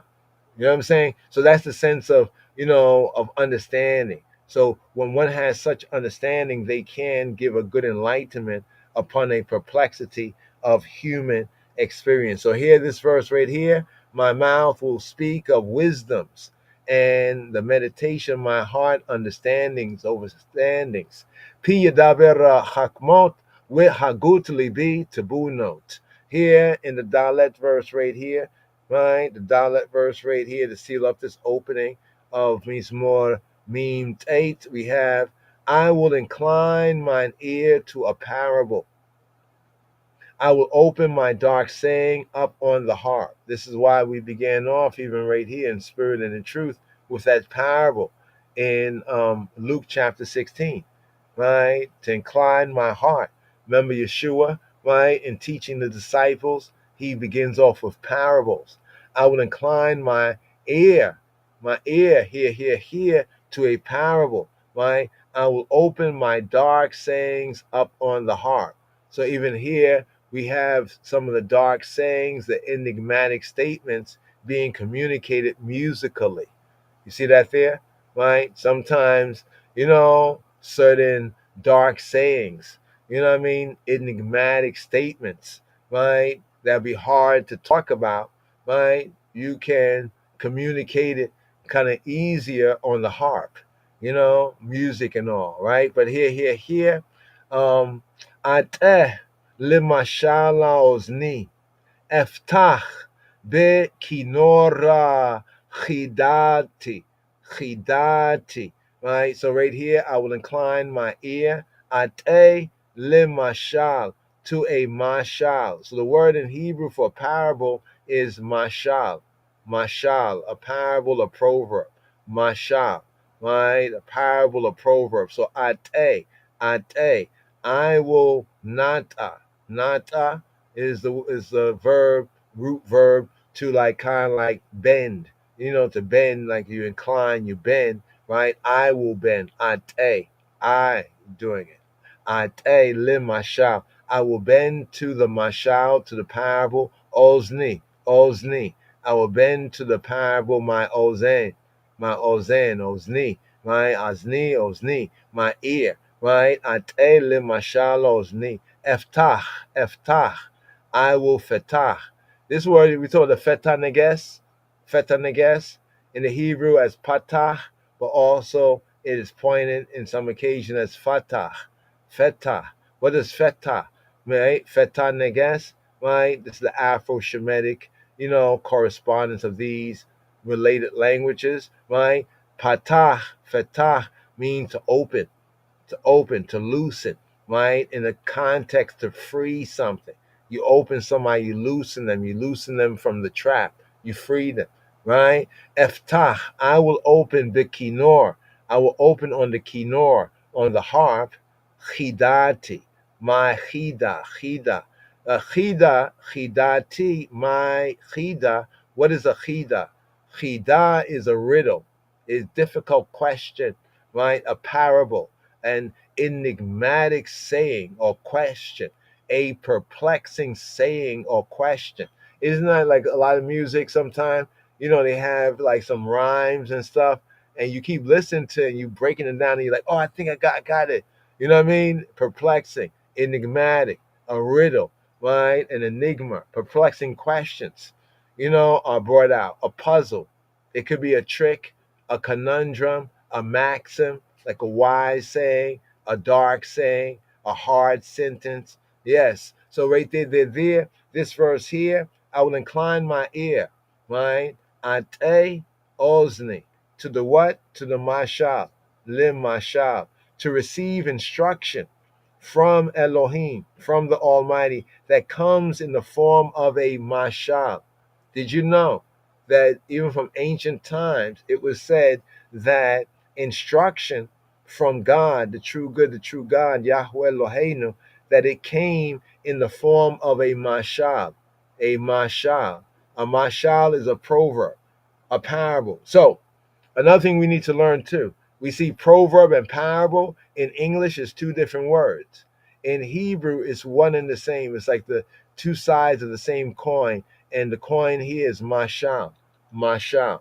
So we see the proverbs of Solomon, the parables of Yeshua. We could call the proverbs of Yeshua and the parables of Solomon. It's the same word, the mashal. Also take note that Yeshua taught as other teachers of Torah, other rabbis did. This is something that was printable, but they would teach through parables, right? They would teach. So when we're reading even in the Gospel of Besorah, we see where Yeshua said, what shall I liken this to? And then he goes into, oh, it's like a man that such and such and such and such and such. And this is how we receive instruction, right, from Yahweh Eloheinu that comes in the form of a mashal, a form of a proverb, a parable, an oracular word sound utterance in a poetical style, in a rhyme, right? An utterance, right? An oracular word sound utterance in a poetical, right, style, or in ancient Hebrew, a kind of a rhyming, like a rhyme style, right?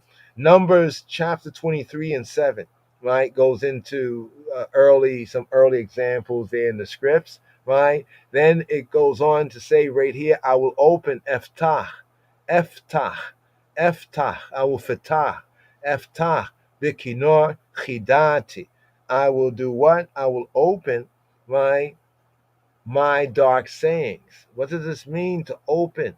Right? Patach, fetach, eftach, eftach. I will open what?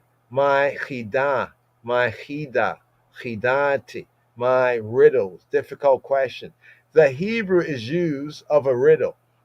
Remember the Queen of Sheba is said to have come to Shlomo Hamelech, Solomon the king, right? When the Queen of the South, right, the Queen of Sheba came, she had all these riddles. It said that she came and, she wanted to prove that really Shlomo, that Solomon ben Dawid, son of David, was a wise man. So she came for a bunch of riddles and stuff. And then she was very impressed with how he was able to decipher her riddles. It seemed as though in ancient times, this was one way that people communicated, right? Also, in a sense, entertain themselves and test their, mental, prowess. But a riddle.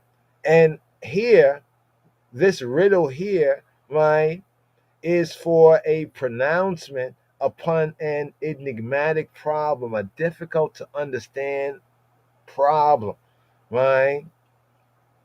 But how is this communicated? By talk? No, it's to use the harp. Notice, to soften the difficulty of the question, right? It was performed on the kinnor, like on the lyre, the harp. It was performed on the instrument that made the twang, right? Like a harp, a guitar, or some musical instrument, right? It was performed. Think about that. It was accompanied by string music, right? That sometimes things are difficult, but music helps, right? Right? But this dark saying upon the harp, right? So he says he will incline his ear to a parable, right? And he will open, right? He will open, right, his dark sayings, my dark sayings upon the harp.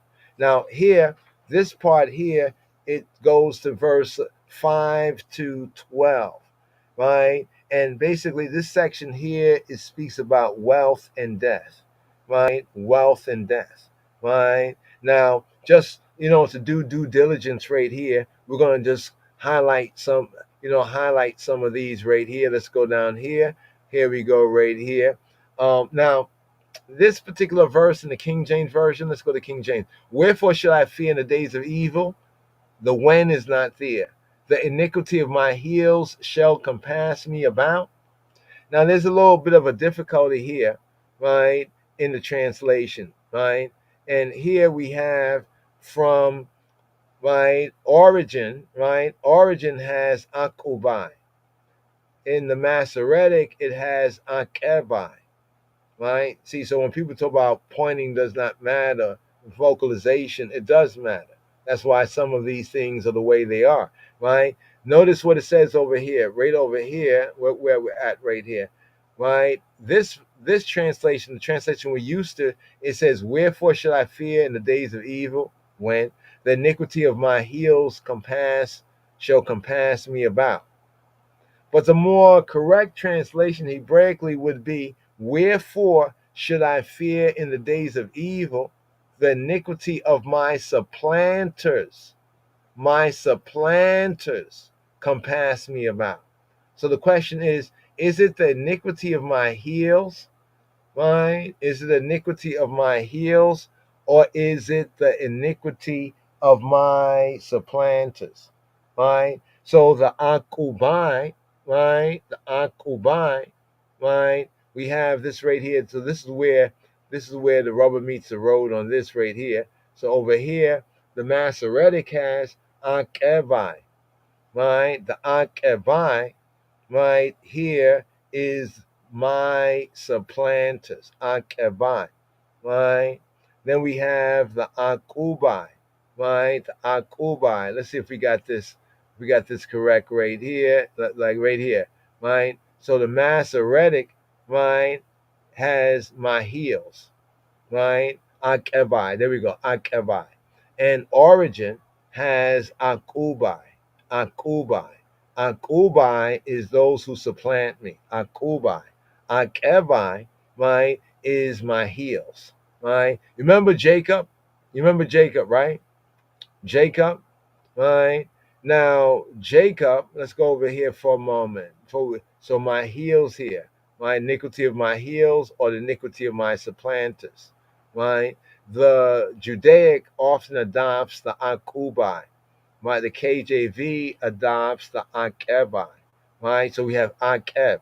Notice akeb sounds similar. Jacob, Yaakov, Yaakov. The white thing he was called Yaakov because he akabed. He akabed his brother's akab. He akabed his brother's akab.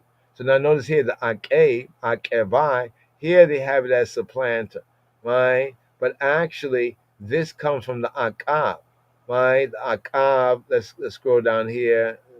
I went through that kind of fast right here by mistake for akab. Now you see akab, ikeba means the heel, right? The heel, the foot, the hinder part of the foot, right? You see it, akab, and the feminine form akeba, akeba, right? Now over here, right? Over here we have akab. Right? Akab, which this here is meaning overreach or supplanter. So in other words, the word akab, both in one form refers to the heel, but in one form it refers to supplanting. So there is a literal meaning of the word, which is heel, but in the figure of speech is to supplant. So remember when Esau was born, he came out and Jacob was holding on his heel. Right?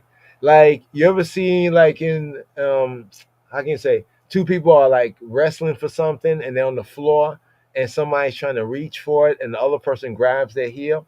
You remember when we were young? I don't know if some of y'all did that, but we were trying to grab it so you don't get it. I pull your heel and then I try to run up and get it and you pull my heel. That's the sense of how the word is seen. It kind of twirls, on that kind of a meaning right there. So right here, in the sense of supplanting, remember when we talk about Jacob and deceiving, Well, this word here on the other spin of it, right, can mean to deceive, right? To deceive, to heel grab, right?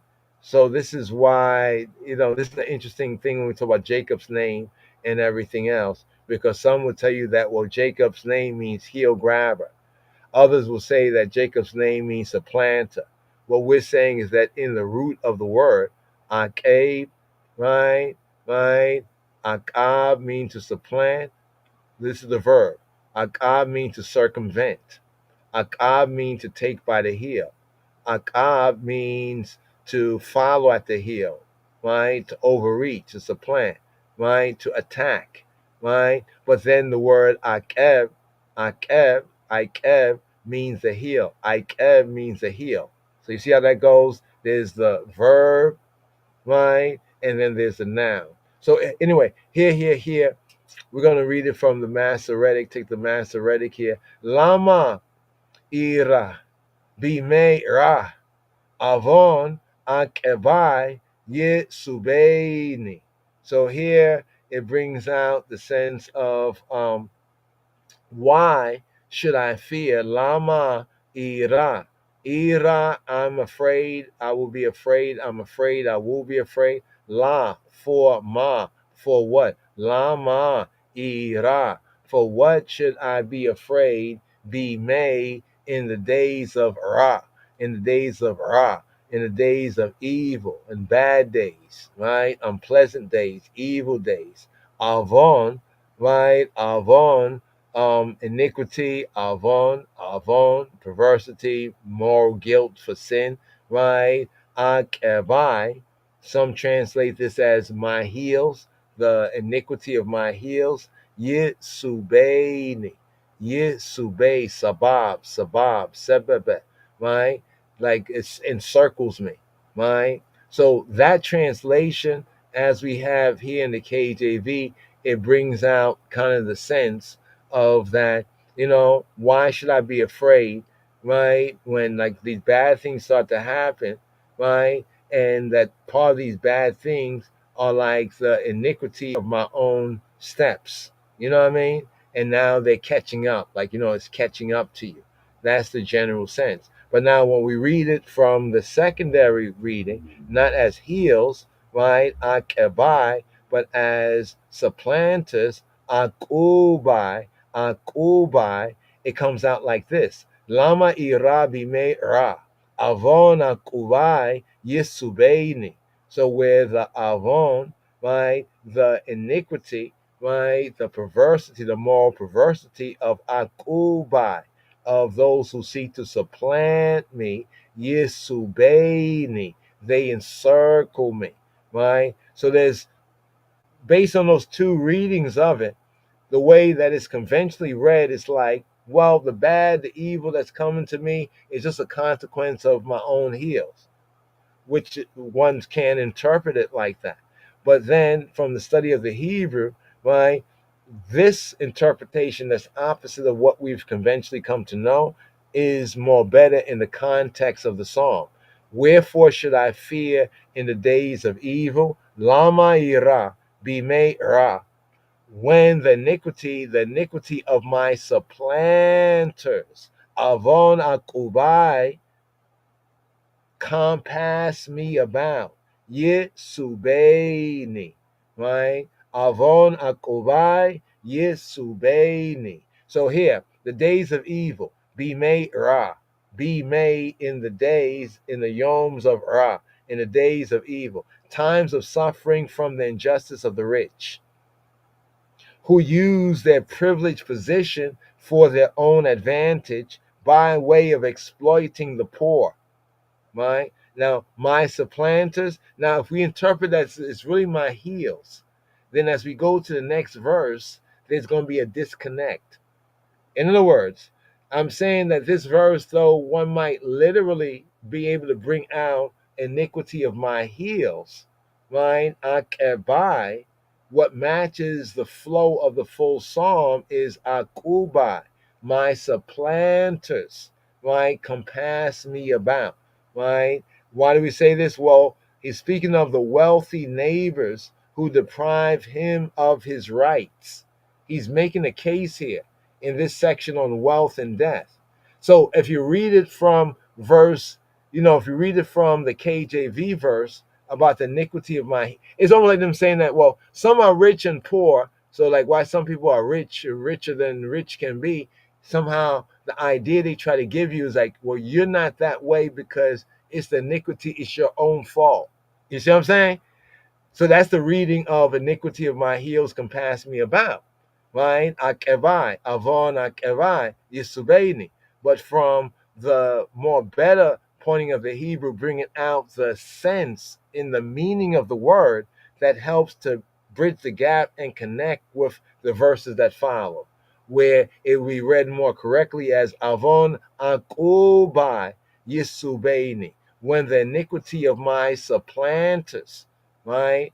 Akubai, in the sense of my supplanters, compass me about. The wealthy neighbors who deprive him of his rights. Now, how do we know this? Let's go to the next verse, right? The next verse will prove the correct interpretation. They that trust in their wealth. There you go, right? They that do what? They that trust in their wealth, right? And boast themselves in the multitude of riches. So the days of evil, right? Why should I be afraid in the days of evil?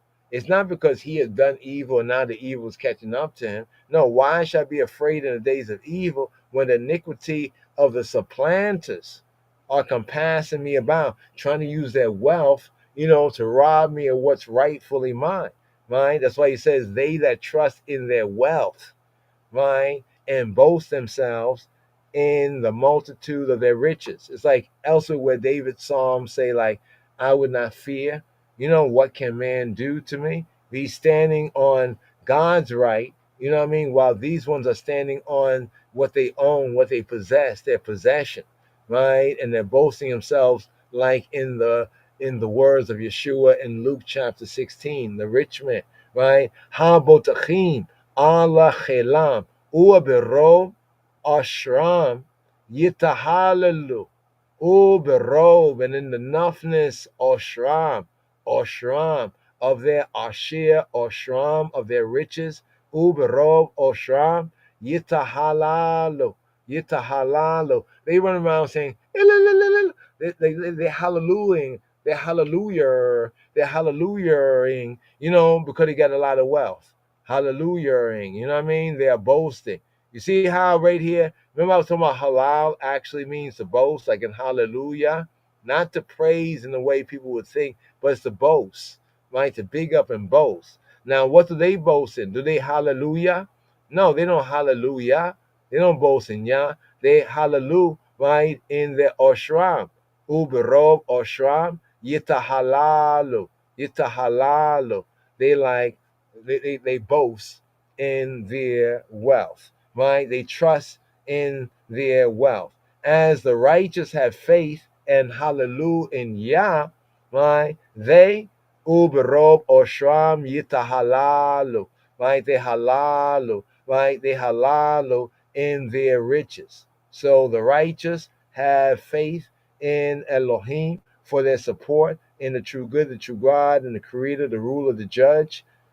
So the rich, on the other hand, put their trust, right, in the abundance, not just in their wealth. Notice that the sentence doesn't say just in their wealth, right, but in the multitude, right, the multitude. So, people always say, why the rich always trying to get richer, right? People say, this guy, he already has so much money. Why are we trying to get even, he already has $1 zillion and he's trying to get $2 zillion. He's like, what? You know what I mean? But notice what the sentence says right here. And boast themselves in the multitude, right, of their riches. They need more and more and more. It's like a disease, right? Ha-botachim ala chilam uberov oshram yitahalalu. So see that contrast there, right? And this is a good verse when we're breaking down the hallelujah, right? What it really means. That even the rich, they hallelujah, right? Or these ones, they boast, but they don't boast in Yah, right? The hallelujah in the multitude, right, of their riches, right? So they hallelujah, not hallelujah. You know what I mean? Hallelujah. You know what I mean? But not a hallelujah. But here, let's keep it pushing right here. The Zane verse, the 7th verse here. It goes on, right?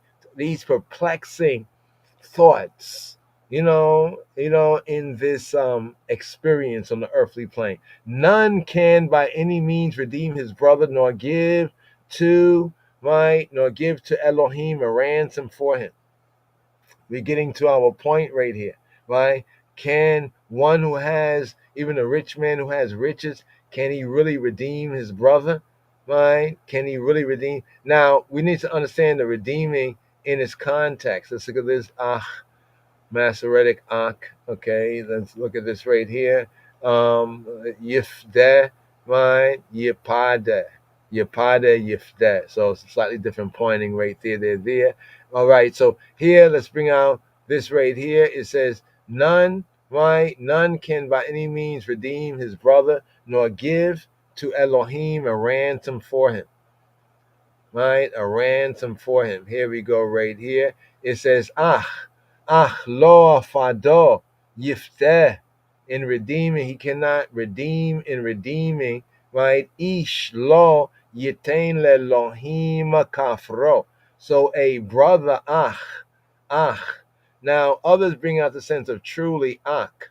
Now, the reason for some of those notes I just went into right there is that the word in the Masoretic is ach. Ach is brother, right? The word ach is brother. Now, there is the word in Hebrew, ak. Ak means truly or an indeed. It means like, it has a sense of like indeed, truly, for show, like ak. So there's ak. So in Hebrew, when we say it's not aki for brother, it's achi, or ach.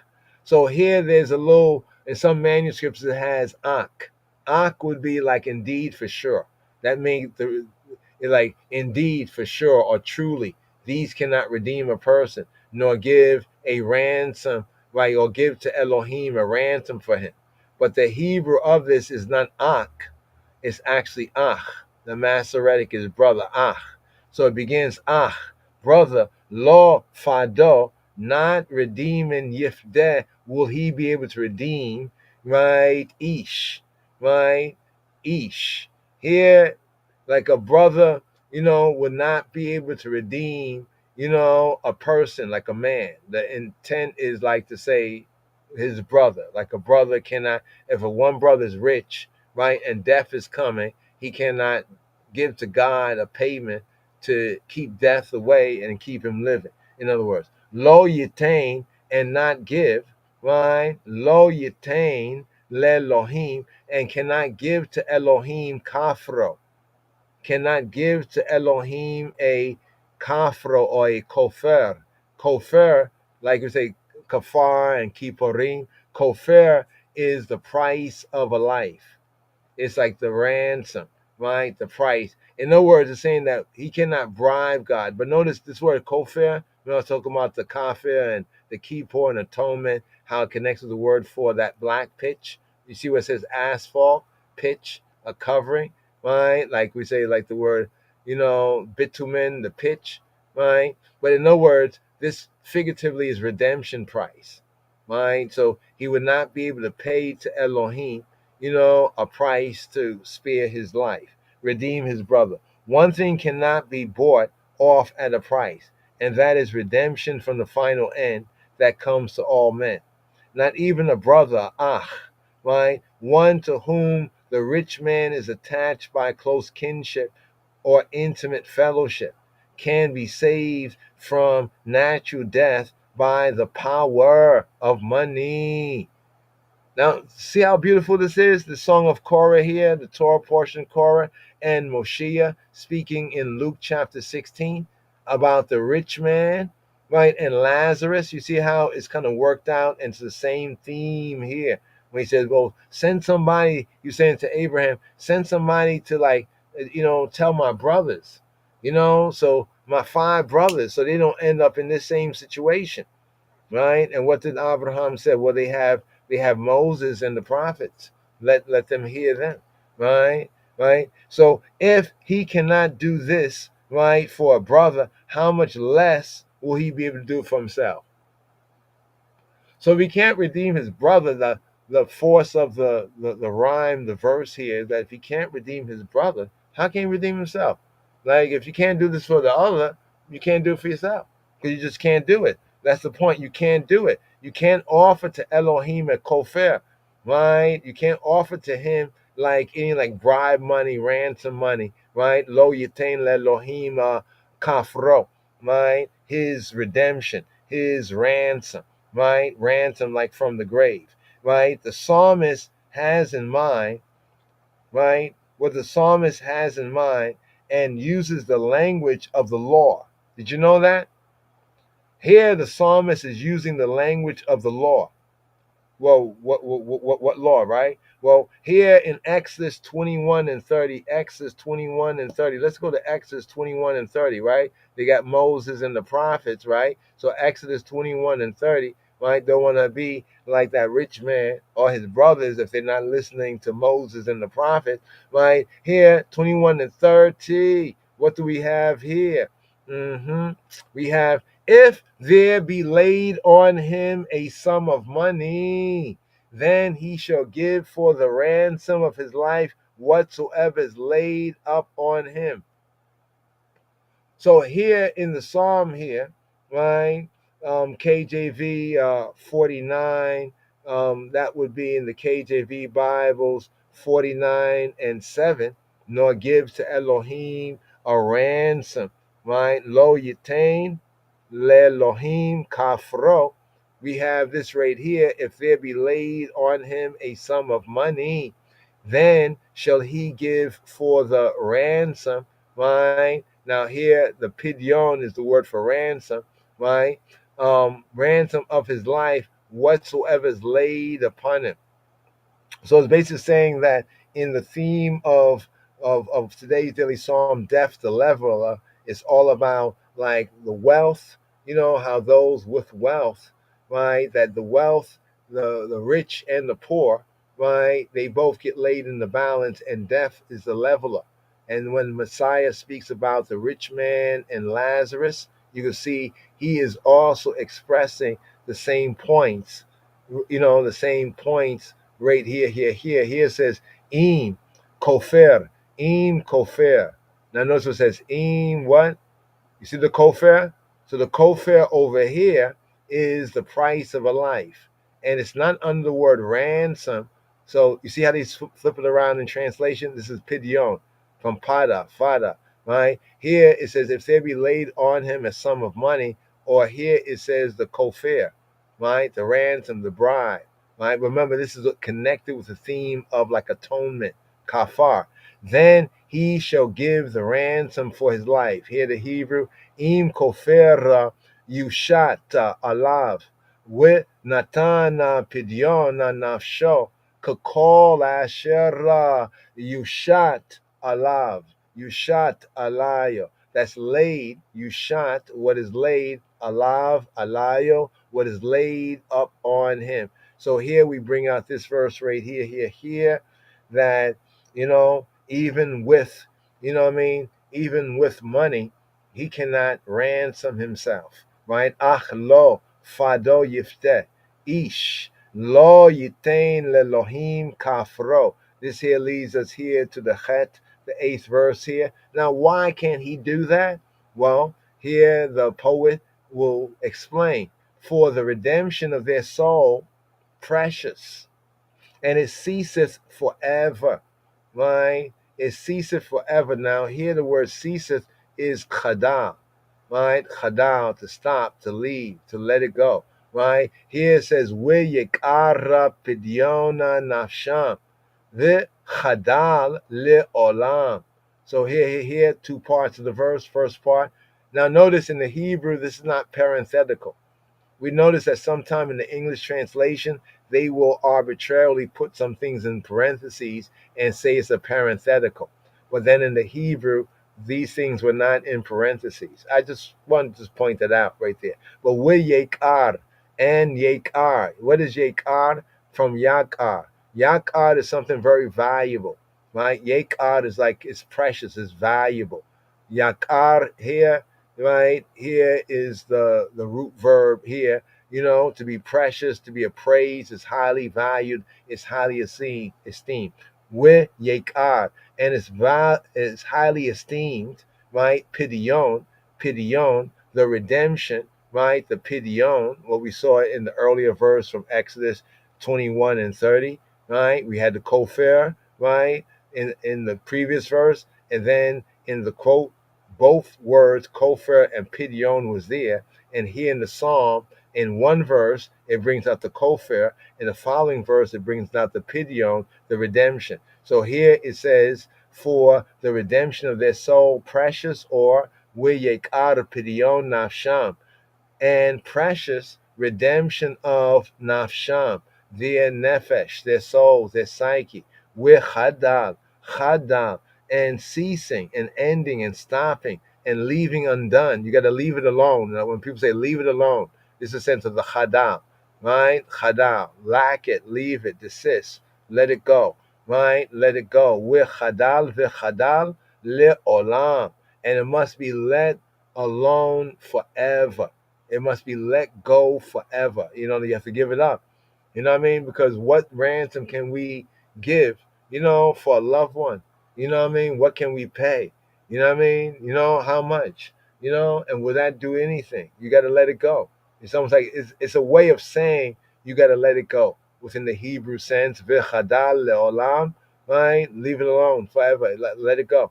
V'chadal le'olam. So what do we have here? First of all, yekad. It is costly. It is too costly. This word yekar from yakar is not just highly prized. It can be brought out as it's too expensive. You can even the richest of the rich men can't afford that. He don't got enough money. If it could be bought, he wouldn't have enough, right? It is beyond the means of a wealthy man to offer a ransom, right? A kofar, get pidyon, right? Redemption, to save his friend's life, right? When Yahweh Eloheinu has decreed, right, his death, or has allowed the decree of death. You know what I mean? Allowed. So it's not really Elohim. Remember, he put that in Satan, in Satan's power. Yeah, that's what the Bible says. Because sometimes we say that, God came and he took this one and that one. I know it sounds nice because at the time we're suffering so much, with the loss of a loved one. But strictly Bible speaking, right, that is false, right? Because we know those who he took, even biblically speaking, he took Enoch, you know what I'm saying? But then it says that, and he who has to destroy, he will have the power over death, that is the devil. Doesn't it say that? That he came to destroy, he who has the power over death, that is Satan, that is the devil.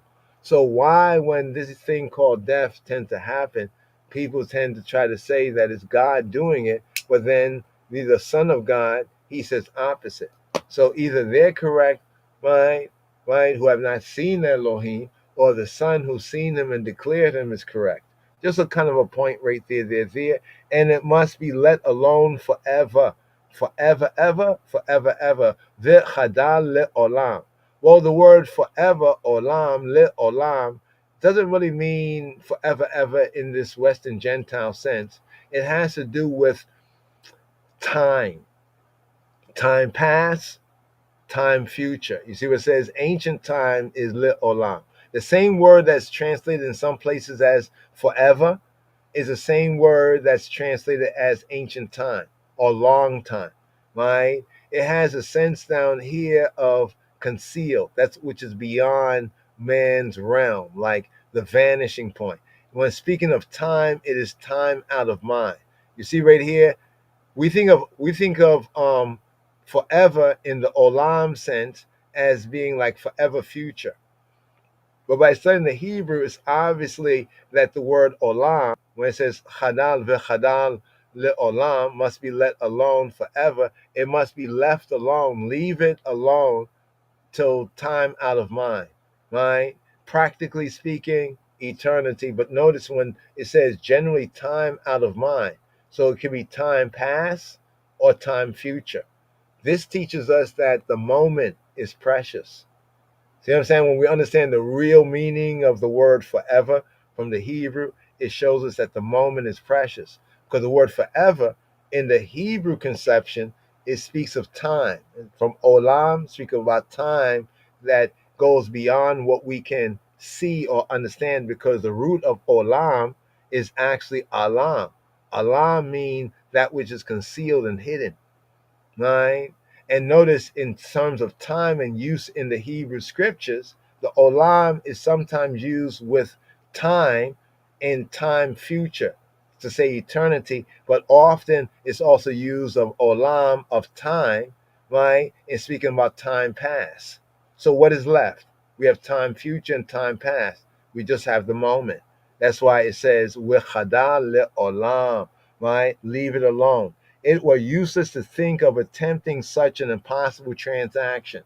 Imagine making a transaction, right? You know, against death. Against death. You know what I mean? Like to stop death or to prevent death. I mean, you're gonna spend money. You're gonna give wealth. You're gonna buy it. How much do you have? It? You don't even have enough. Even if it were to be bought, it's an impossible transaction. It's almost like saying, if I rule the world, it's a possible transaction. You know what I'm saying? This verse is parenthetical, many say, right? And verses 9, right, versus the next verse right here, it continues actually the thought of verse 7. So why they put this verse in parenthesis? The only redeeming into something redeeming factor of putting it in parenthesis is because the next verse is going to continue from the previous verse. So verse 7 we just had is going to be continued in thought. So this is like a kind of like in a song when somebody's singing and then there's like another voice singing another chorus, another line across it, and then it continues with the forward verse.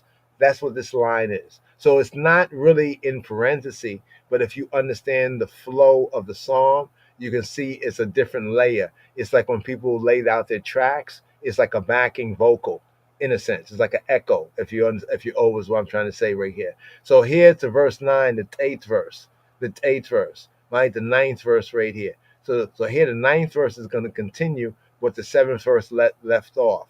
So we have these verses: no man can by any means redeem his brother, nor give to Elohim a ransom for him. It's too costly is the redemption of their soul. It must be left alone forever, right? That he should still live always, right? That he should still live forever and not see corruption.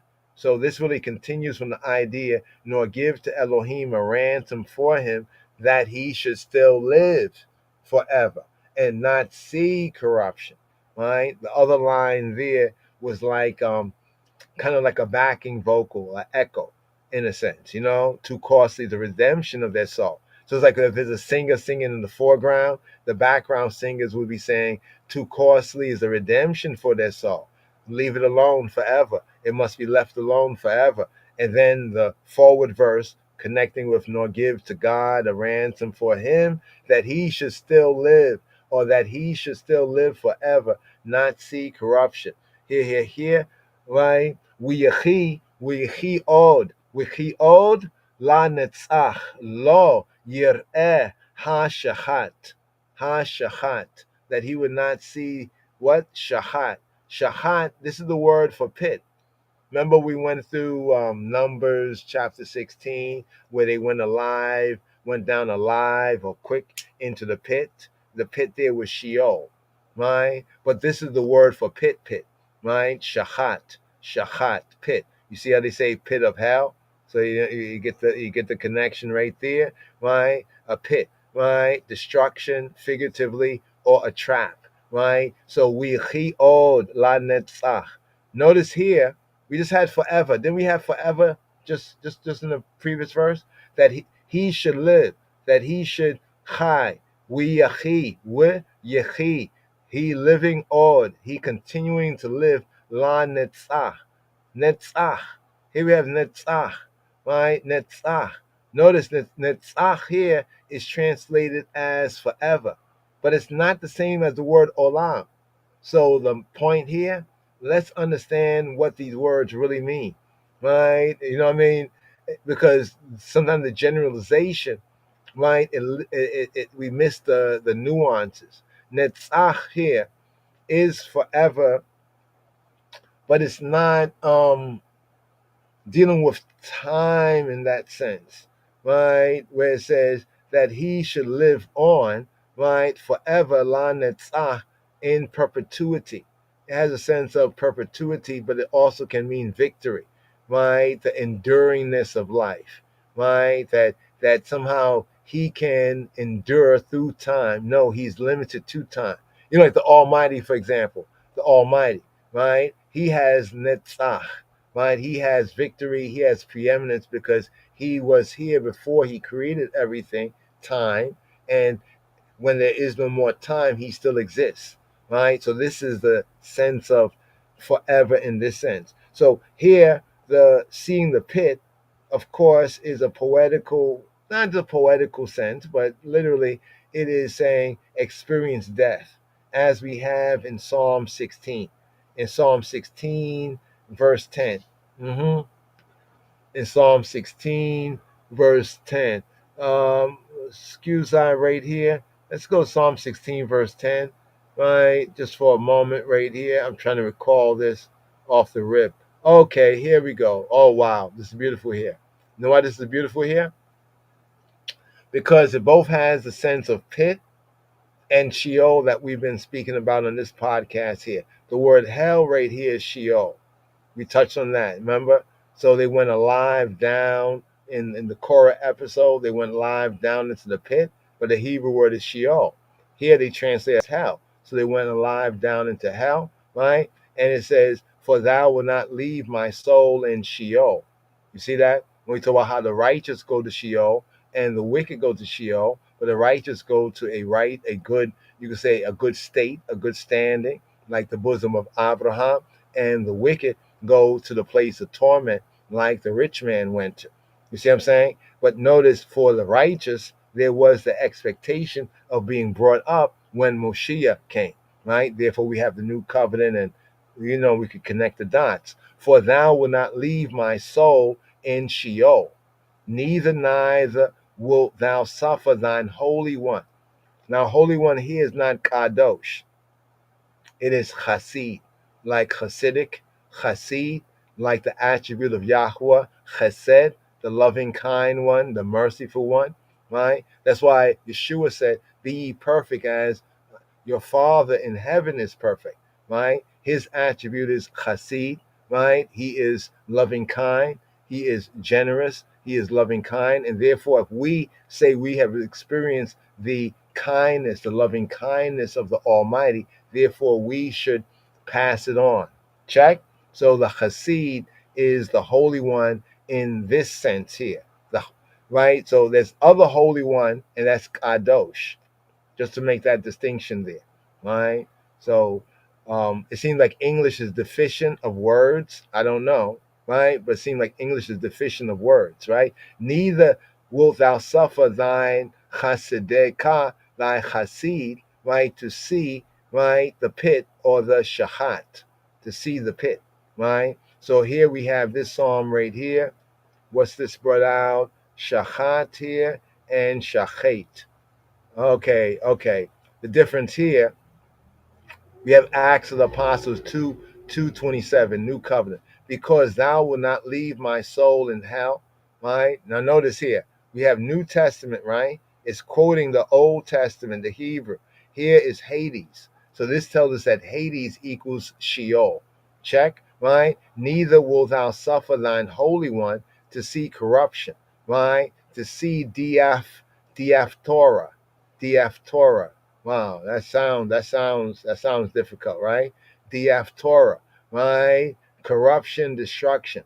So here, right, when it shows the LXX, shachet is like to say destruction, and shachat is the pit.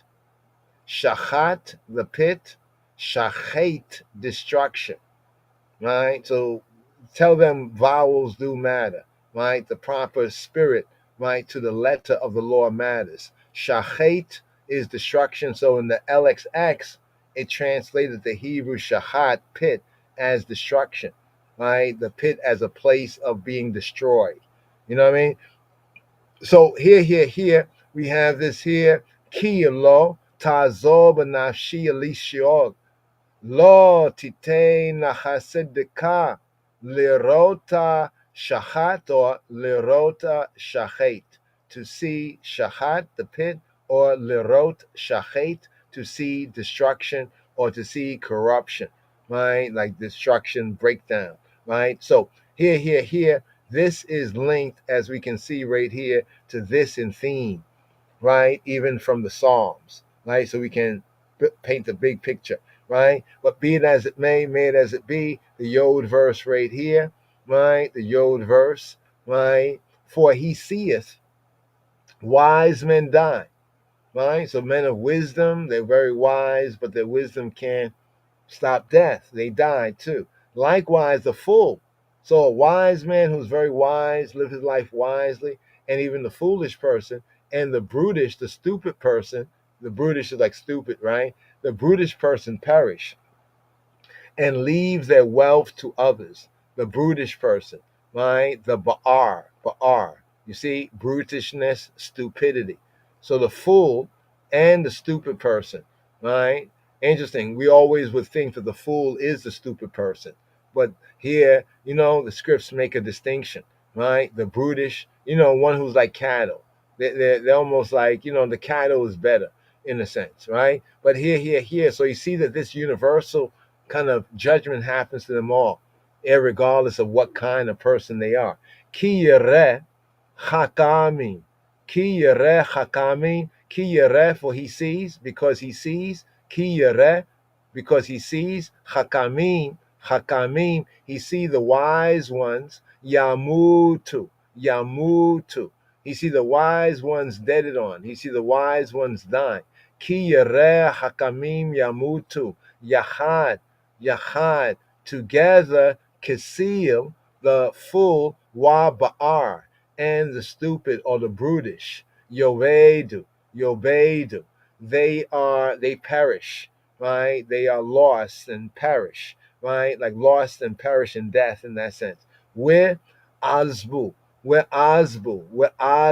right? And they leave, they azab, we're azbu, and they leave, la acherim, and they leave to others, acherim, they leave to other, like other people, chelam, they leave to other people their wealth or their power, their chayil. So here we have the word for wealth, right, as chayil, right? Same as we have in the Ethiopic when we say power and might, like Haile Selassie, and that's in power and might of the Trinity, the power, chayil. So in Hebrew, this word often means like might and power, but might and power in one of three ways, like force. It can mean the force or the power, the force of men. You got a lot of men, you got chayil. You have the force of means, some sort of means, whether it's wealth or other resources, you have chayil, right? So this is the sense of chayil here in chaylam. They leave their power or their wealth, right? La acherim. They leave it to acherim. They leave it to other people, right? So here it begins off, it says, ki yireh, for he sees. Ki yireh, for he sees. Like we see in life, right? Hakamim, right? There's a wise one, the hakam ones. A wise man is hakam. Hakamim is the wise ones, right? He sees that the wise ones. It must be obvious to the wealthy that death comes to all men, right? In spite of them having all this wealth, it must be obvious to them that death comes to all, right? Whatever their character or status. So it must be obvious to them that ultimately their wealth cannot save them. Although a solemn try, right? Wise men die. Wisdom, chokmah, as mentioned earlier, right? That is far superior to riches. wisdom, true wisdom from above, chokmah, is far superior to riches. This in itself, it does not bring exemption, because one is very wise. So the hakamim yamutu, they die. And what about the kasil? Kasil. The kasil is the stupid, the fool, the dullard. Now, kasil is like the fat head, the fat head, kasal, right? Foolish, right? The foolish, right? It literally means to be fat. You know what I mean? Like, you remember on All in the Family, what's his name? Archie was called his son-in-law Meathead to imply that he was stupid. But it tend to have a little bit of a sense of that. The kasil, right? The kasil and the ba'ar, the brutish or the stupid person, right? So we have these two categories of people, but what happened? Yovedu, they are abad, they perish, they vanish away, right? They are exterminated, they perish, they go lost and astray, right? From the way of life, they perish, right? The verb, it suggests that all trace of them is lost, right? All trace of them is lost. On the other hand, wise men die. You notice the difference there? It said that wise men, they die. Yamutu, right? But the fool and the brutish, the kasil and the ba'ar, right? Yobedu, right? They perish, but at the root of the word perish, it means like to get lost, right? So on the other hand, wise men die. Their life comes to an end, the wise men who die. But the effect of their activity survives. So even here, there's a distinction, right, between what it says concerning the wise men. Though the wise men die, notice that the fool and the brutish person perish. This means that the wise men, although they die, the end, so to speak, comes. The effect of their activity, of their wisdom, continues, right? But the fool and the brutish, they perish. All trace of them, so to speak, is lost, right? And then it says this, and leave their wealth to others, right? They leave their wealth to others. At death, class distinction based upon material possessions that they possessed in life, at once it ceases. In the hour of a man's departure from the world, neither silver nor gold nor jewels can really accompany him. Yeah, you can bury people with those things, but it's not really gone with them. They already are gone. You know what I'm saying? It's symbolic. You know what I mean? It doesn't really accompany them. But only Torah, Yahweh's direction, instructions, and good deeds and good works, right? Only the Torah, right, and good works, you know what I mean, is what really accompany ones, right? Seeing that this is what he who be, judged man on, right? He judged man based on the proximity or the remoteness of his way, truth, and life, right? And then the fruit. You judge every tree by the fruit, and the good works, the good deeds. That there is from the Pirkei Avot, the advice or ethics of the patriarchs. Once again, this verse here, Ki yereh hakamim yamutu, yachad, kasil wa ba'ar yovedu, we azbu la acherim chelam. Here to the 11th verse right here, right? Here we have their inward, still continuing on wealth and death. And notice that mainly it's not focusing on the poor people so much, right? It's focusing on what's wrong with those who wealth, right, deceives them and fools them. You know what I mean? And makes a fool of them. What is wrong with them, right? You'll notice that the point here is on wealth and death. Because when the wealthy die, right, they come down. They can't take none of that wealth in the next life and say, hey, I'm a rich man. I mean, look at that rich man and Lazarus. He can afford bottled water. He didn't even have a bottle of water, right, where he was, right? But it must be obvious that Lazarus in Abraham's bosom, he had what he needed. Otherwise, why would he say send him, dip his finger in, some water and come this way? Their inward thought right? What was their inward thought? Yeshua also gives a couple of other parables too about the similar condition, as we have here in the psalm. Their inward thought, their house is forever, right? The italics is not there.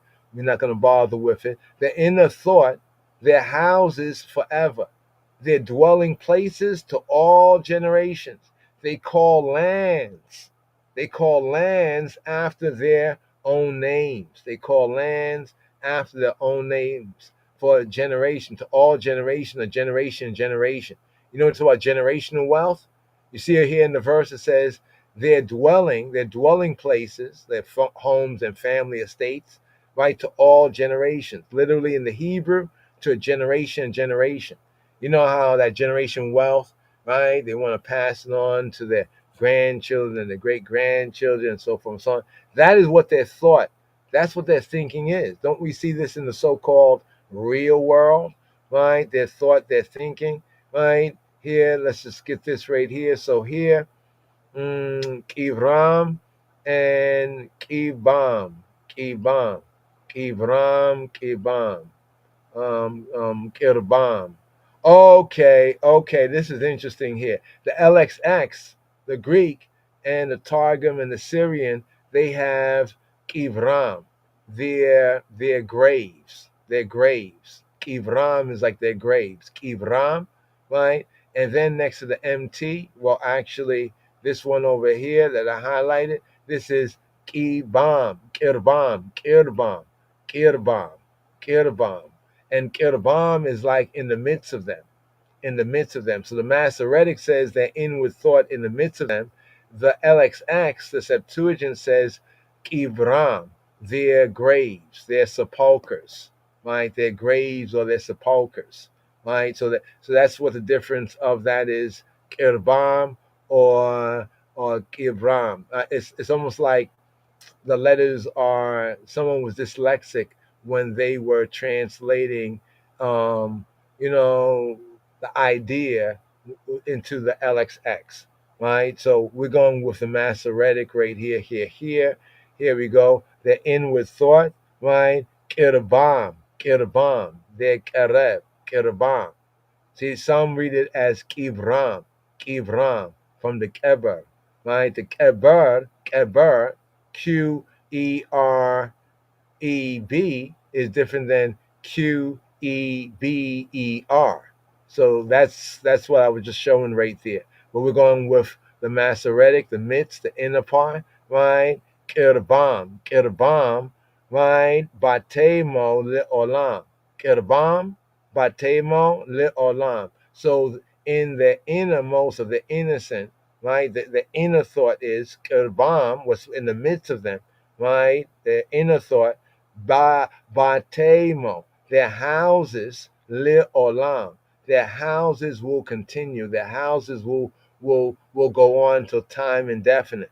You know, will be like in perpetuity. You know, like they keep passing on their estates, you know, from their, you know, to their children's children, right? Misha kanotama ledor wador, and their mishkanot, right? Their dwelling places, mishkan, the dwelling place, like the tabernacle, mishkanotam, their mishkanot, right? Mishkanotam ledor wador, right? The door, a generation, wa and dor vador, the door wador. Will go from one generation, you know, like the generation the father passed it to the son, right? That's the generation, and the son passes the grandson, and the grandson passes the great grand. You get that idea right there. So that's the second part right there, and it says, karu, bia shemotam. They call be shemotam by their names,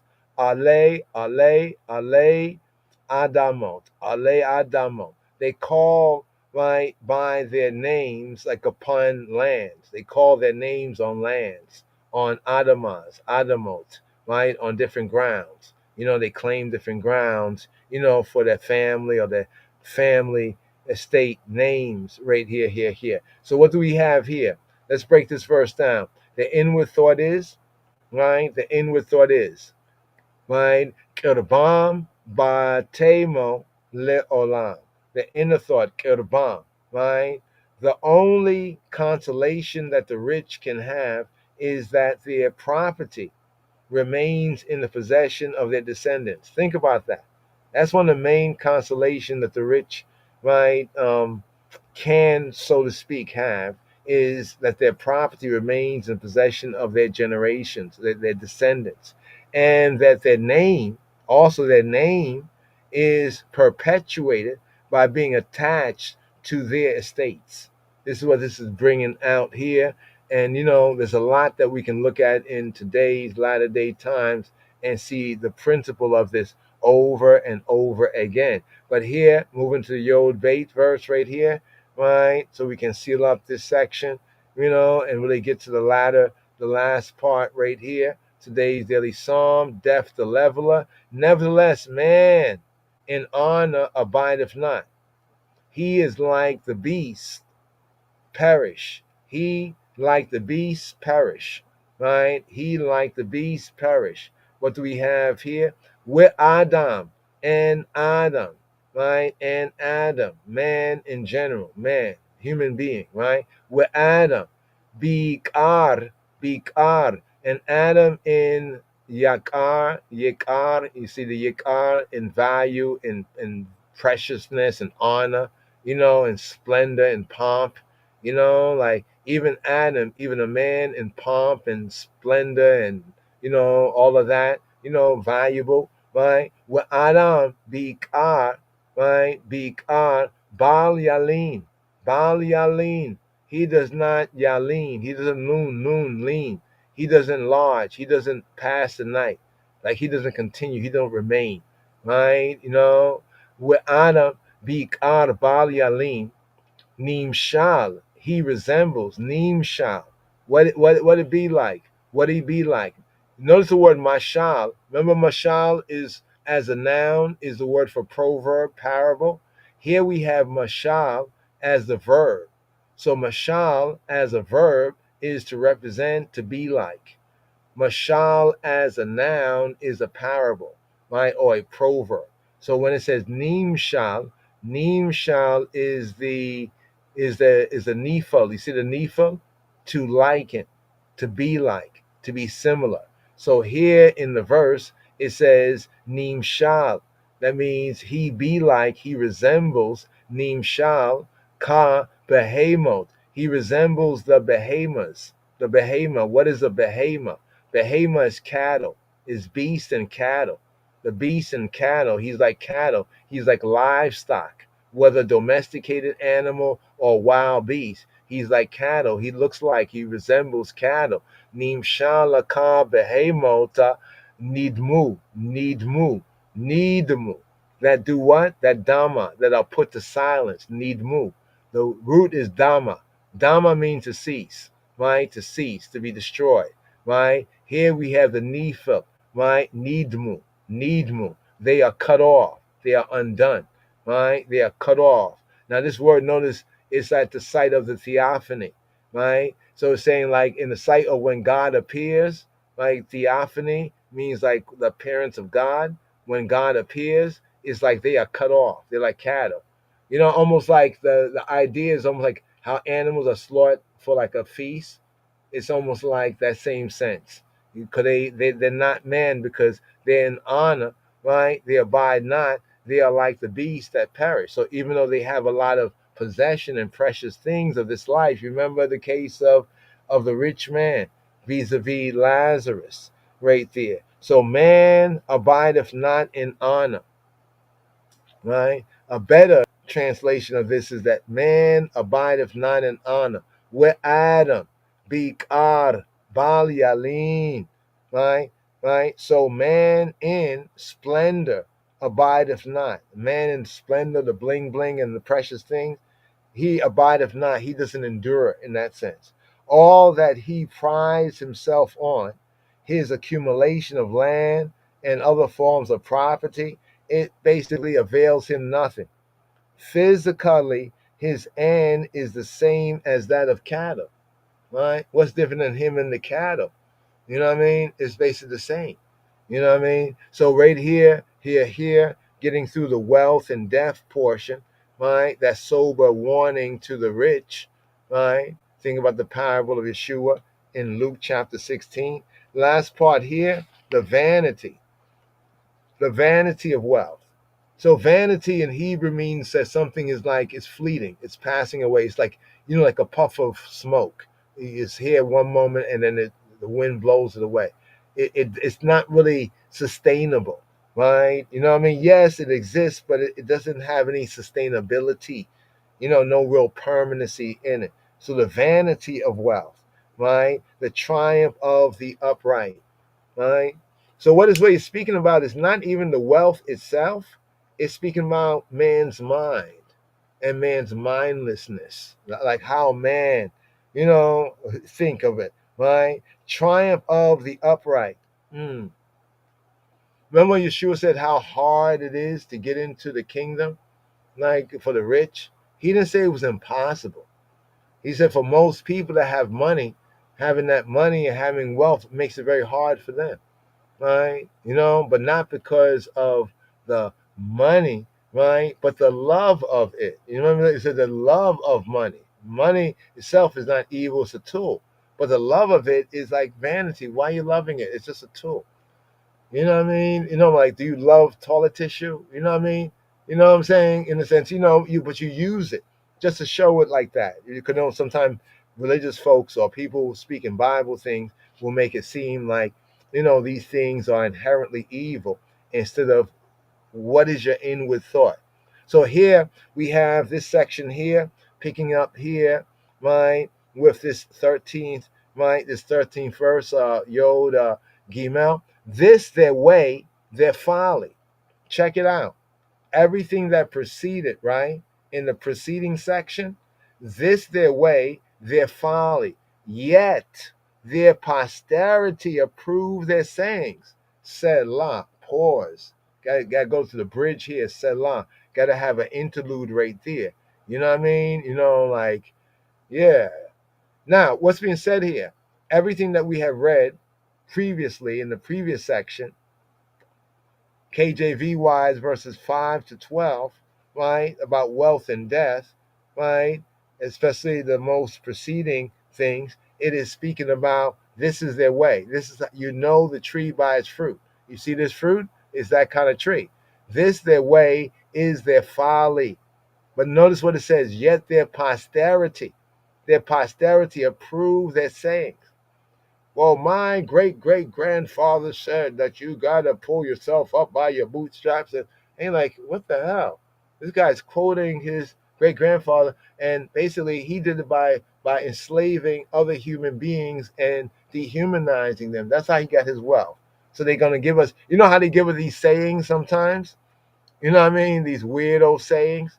It's often the sayings of their former progenitors. This their way. Here it says Ze Darkam Kesel Lamo. This their way is the foolishness for them. Ze Darkam Kesel Lamo. With Achareihem, and those who come after them, Acharei, after him, them, they who come after them, with Achareihem, Be Fihem, in their mouth. Be in fi mouth hem, in the mouth of them, yirtzu. They take delight in the mouth of them. So like those, like their descendants after them, after, the previous generation of this generational wealth that was built on even fraud and corruption, they will continue to quote what their great-great-grandpappies, who first, enslaved, the once lost now found, all these sayings. Well, he worked hard for it and da da da da da da da da da da. So it's kind of interesting. I think ISV says this is the fate of those who are foolish and of those who correct their words after they speak.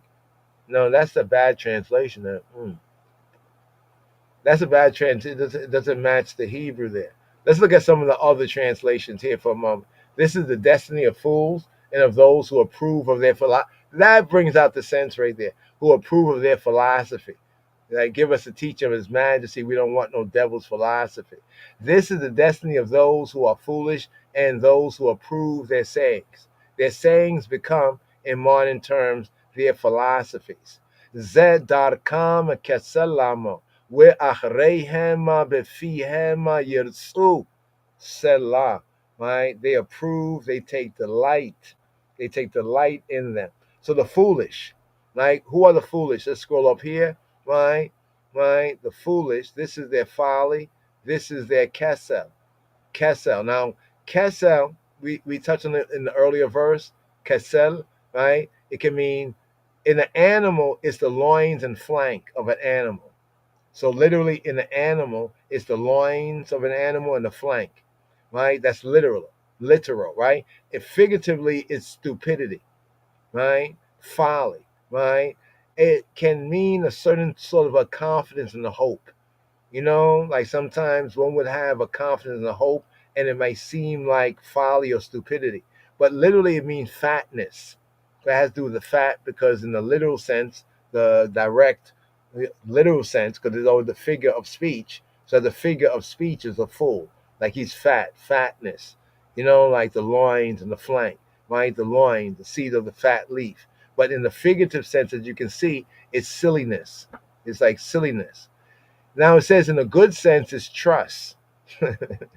Good sense is trust. Now, you know, we have the letter of the law, but the figure, right, or the spirit of the law is different. In the spirit of the sense right here, it is as the foolish, right? Those who are foolishly self-confident, right? Those who are foolishly like kind of self-trusting or trusting in their wealth, like even the rich man or the man who had the barn and we're going to tear down the barns and you're going to have all these wonderful days and everything, and then know that that was it, right?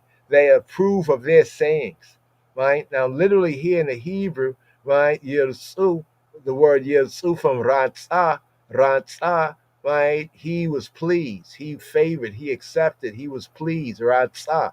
Yirtzu, they were pleased, they are pleased, they accept, right? They approve, they find pleasure, literally in the Hebrew, befihem yirtzu, it's literally in the Hebrew saying they find pleasure in their mouth, like the mouth of their predecessors, right? They adopt the same attitude, right, as their predecessors. And they too will meet with the like and the same fate as their ancestors, as their predecessors. So sometimes, there we go. Give thanks for that right there. Hebrew, delight in their mouth. Befihem yirtzu.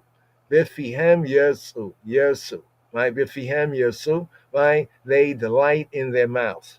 Right? Literally. Right? So right here, to the Yod Dalet, the 14th verse, here in the last section, that speaks on vanity of wealth, right? Especially in the wrong state of mind, right? And the triumph of the upright, right? So here, let's read this one right here. Like sheep, they are laid in the grave.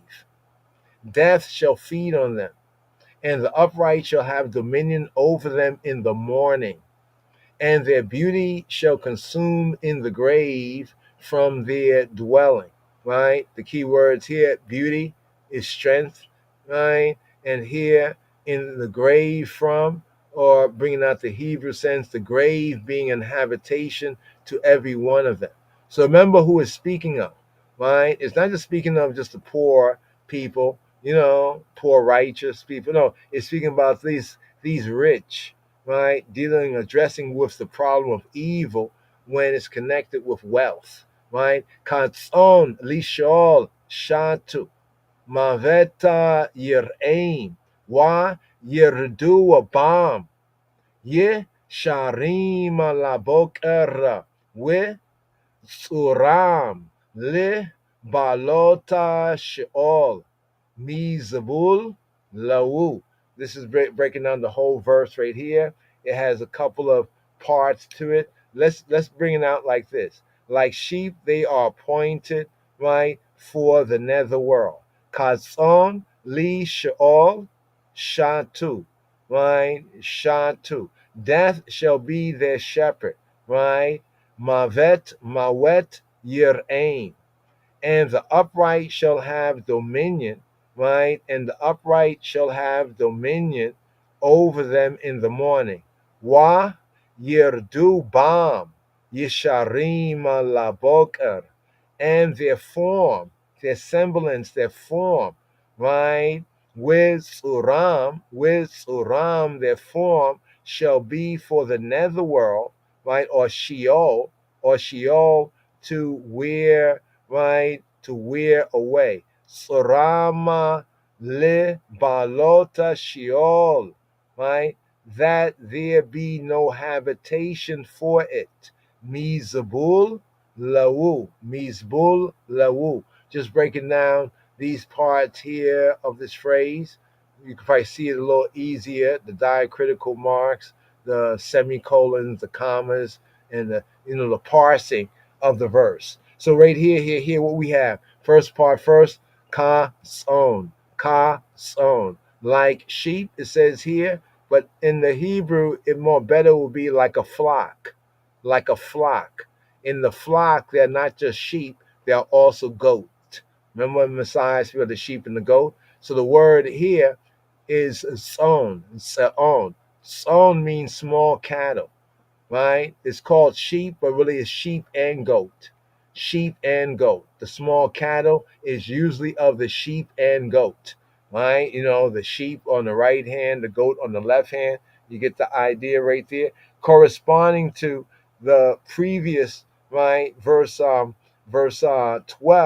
where it said, like the beasts that perish. Their wealth cannot save them from descent, from going down to Sheol, right? Going down to Sheol, where death, right, as it were, takes control or management, right, of them. So here, like sheep, they are laid in the grave. And when it says death shall feed, you see what it says, death shall feed on them. The Hebrew of this brings out the sense of death shall shepherd them. See this here. They will travel to Sheol like sheep or like a flock, right? There'll be sheep and goat, right? The righteous and the unrighteous according to the type, right? With death as their shepherd. So where it says right here, it says Mavet, Yiraim will shepherd them. The godly or the upright will rule over them when the day of vindication dawns. Now, it doesn't say day of vindication, but from the Hebrew sense, it says, Wa yirdu bam yisharim laboker, and they will rule bam upon them, the yisharim. In the parable of Moshiach, you see where Lazarus now is ruling over the rich man.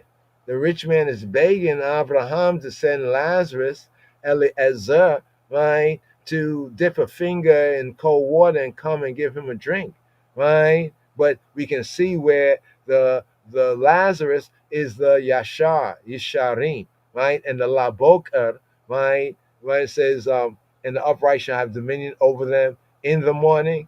In the Hebrew, it's not in the morning. Laboker is to the morning or of the morning, like for the morning, for the dawn, right? For the dawn, right? And it says Sheol will consume their bodies, right? Or their semblances, and they will no longer live in impressive houses. Now, that right there, it doesn't mention houses, but it does connect the dots. I just want to show you the part about, okay, this one is a little bit better. They are appointed as a flock, not just sheep, but sheep and goat, a flock for Sheol. Death shall be their shepherd, right? The upright, the Yisharim, those who are Yashar, right, shall have dominion over them, right? Laboka, for the morning, for the dawn, like when the new day, right? You could say, the good news, right? In that sense, when the new comes, the upright, those are they who have been the victims of the lawlessness of the rich, right? Or the wealthy, right? Who have used their power to exploit and to downpress the poor, right? Then they triumph over them, right? These are these right here. Let me see if I can find the Hebrew. Here's the word Yashar, Yisharim, the upright ones, right? In the morning, right? La Boka. So here we have the Boka. So often we'll say Laila Tov, good night, and Boker Tov, Boker Tov. The Boker is like the morning or the dawning, is like the break of day, at the end of the night, the coming of the light, even the true light. It is doubtful, some say, whether this means the morning of resurrection. Now, the notes say that, but I say it does refer to the resurrection sense, a very Hebrew Judaic sense that we have more fully developed in the Brit Hadasha, in the new covenant, right? After the night of death, right? The word is used metaphorically as well of the light of deliverance after the darkness of suffering. What does it say when Yeshua came in the world? That those who sat in darkness, you know what I mean? Have seen that great and that true light, right? We have this as well in Psalm 40, right? Psalm 46, round about verse 5, Hebraically verse 6, Psalm 46, right? Their form, let's scroll it up here, right? Their form or suram, right? Here we have the word sur. Notice the word sword is rock. I know the word sword is rock, but this has something to do with, let's see if we can bring this out to the root sense. There's another word which means, let's see how many words they have. Okay, they have two words there. Good. They have the other word, seer, seer. You see the word seer is idol image, right? But here, really, seer, messenger, envoy. Let's see if we can get to the root. Sore, to bind, to siege, right? You see, it was to show hostility. Too. But you see the last one, this one right here, you see the third one, to form, to fashion, to delineate. Remember in the beginning it says, and he took the dust of the Adamah, of the ground, and he formed man, right? He formed man, right? So this is the sense of the word here, their form, their perishable body, what they look like, in human flesh, as it were. This will crumble to dust, you know what I mean? Or disintegrate, and finally have no need for an habitation. The last words right here, in this verse right here, it is where we go, Mizabul lo, Mizabul lo. Let's go get to it right here. The Mizabul from Zebul. Like Zebulun, like the tribe of Zebulun, Mizbul, right? The perishable body, right? This will crumble to dust and finally have no need for a habitation or Mizabul, right? Lawu, right? But that's one translation. Here it says, shall consume them in the grave, me from Zebul, from the Zebul. What is Zebul? Zebul is the exalted residence, right? Like Zebulun. This is the root of Zebulun. It's a residence, but it's like a high residence. From Zabal, to exalt, like an honored dwelling, right? From their honored dwelling, their honored reside and residence. We can see that clearly in the case of the rich man and Lazarus, right? The grave will be an habitation, right? But it's not the grave. The word is not the grave, it's Sheol, right? It's beyond the grave. It's the place where the souls go. Because, like after a person passes and you see their body, right? And of course, you remember them in life. What you remember, the living spirit aspect, the soul, is no longer there. Where has that gone? According to the Hebrew faith and the Hebrew and the ancient conception, that has gone to Sheol, this place right there. So here, to the 15th verse, the 8th Vav, right here, it says, but God, or an Elohim, God will redeem my soul. So even though it's speaking about the common fate of all, notice the psalmist and I here says that yes, this happens. This will happen to them, the rich and everything. But as for us, we know that fate also, since it's common to all. But here's what our faith is, that Elohim will redeem, right? Man can redeem his brother, but Elohim will redeem my soul, my psyche. That's what leaves the body and goes to Sheol, right? From the power of what? Notice it doesn't say grave. The word keber is grave. The word Sheol is the underworld, what's called the underworld, or the place of the souls, the depository of the psyches of the souls, right? My soul from the power here is actually the Yad. What is Yad? Yad is hand. So Elohim will redeem my soul, right, from the hand of Sheol, right? For he shall receive me. He shall do what? He shall lakach. He shall take me. So remember Yeshua, right? After the crucifixion, the death, burial, right? The descent down into Sheol, the bringing up of the ancient patriarchs and the righteous of the old covenant that had faith in Moshiach and walked in the way, the truth, and the life of Torah, that he would bring them up, right? A very good book to read, that's an early gospel that they suppress, is the Gospel of Nicodemus, right? It goes into more detail that bring out this concept here that we have in the Psalms, right, that we need to know. So what the translator does here, they put grave, and that confuses people, because grave, the real word for Hebrew, grave, is a whole different word. Let's scroll down here so we can just show you quickly right here. You see right here it says what? But Elohim will redeem my soul from the power of Sheol. Of what? Of Sheol, from the power of Sheol. Sheol is the place of the dead, right? Both the righteous and the wicked, with the exception that the righteous go to a right place and the wicked goes to a place of torments, right? Basically, right? So here, let's get the Hebrew of this. It says ak. So ak here means surely. Ak, for sure. Ak, surely. Ak Elohim. Surely Elohim Yifdeh will redeem nafshi, will redeem my soul, my psyche, my nefesh. Ak Elohim Yifdeh nafshi, miyad Sheol, from the yad, the hand of Sheol. Ki, for or because, yikacheni, yikache ani, for he will yikache, he will take ani, he will take me. Kia yikacheni, Selah. Now think about this here, Psalm 49. That this psalm is the psalm that has been appointed from such a time for recitation and reciting in the house of mourning.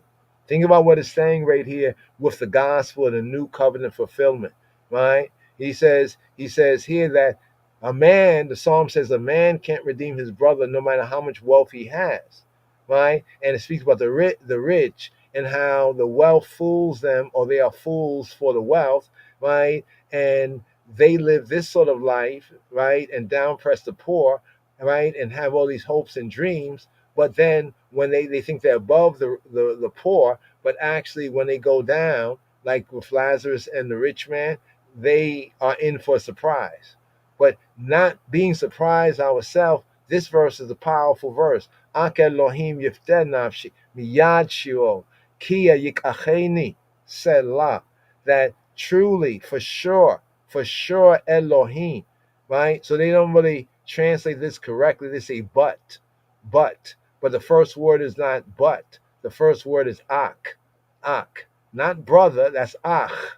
The word is ak. Ak mean indeed. You see, surely, it's emphatic, right? It's like howbeit. So what preceded, when he's talking about like a flock, they're appointed for Sheol, death is going to be the shepherd, so forth and so on. And then he says, Ak Elohim. He says, indeed, Elohim Yifdeh nafshi will redeem, is going to redeem my soul, right? So this is going to happen to them, right? I might descend into that same place, but here's what I do know, right? Ak Elohim, right? That indeed Elohim, the true good, the true God, Yifdeh nafshi, will redeem my soul. This is why, if we had time to go into the gospel of Nicodemus, right? To really bring that out, right? The gospel of Nicodemus, right? But right here. Did we bring out the verse here? Yeah, we brought the verse here. Let's touch on the notes here. What's the notes here? the power is hand, touched on that right there. And they say the grave is hell. False translation is Sheol. Sheol. It's Sheol, right? It'll be better for them to say Hades than to say grave or hell, because the grave is the kever.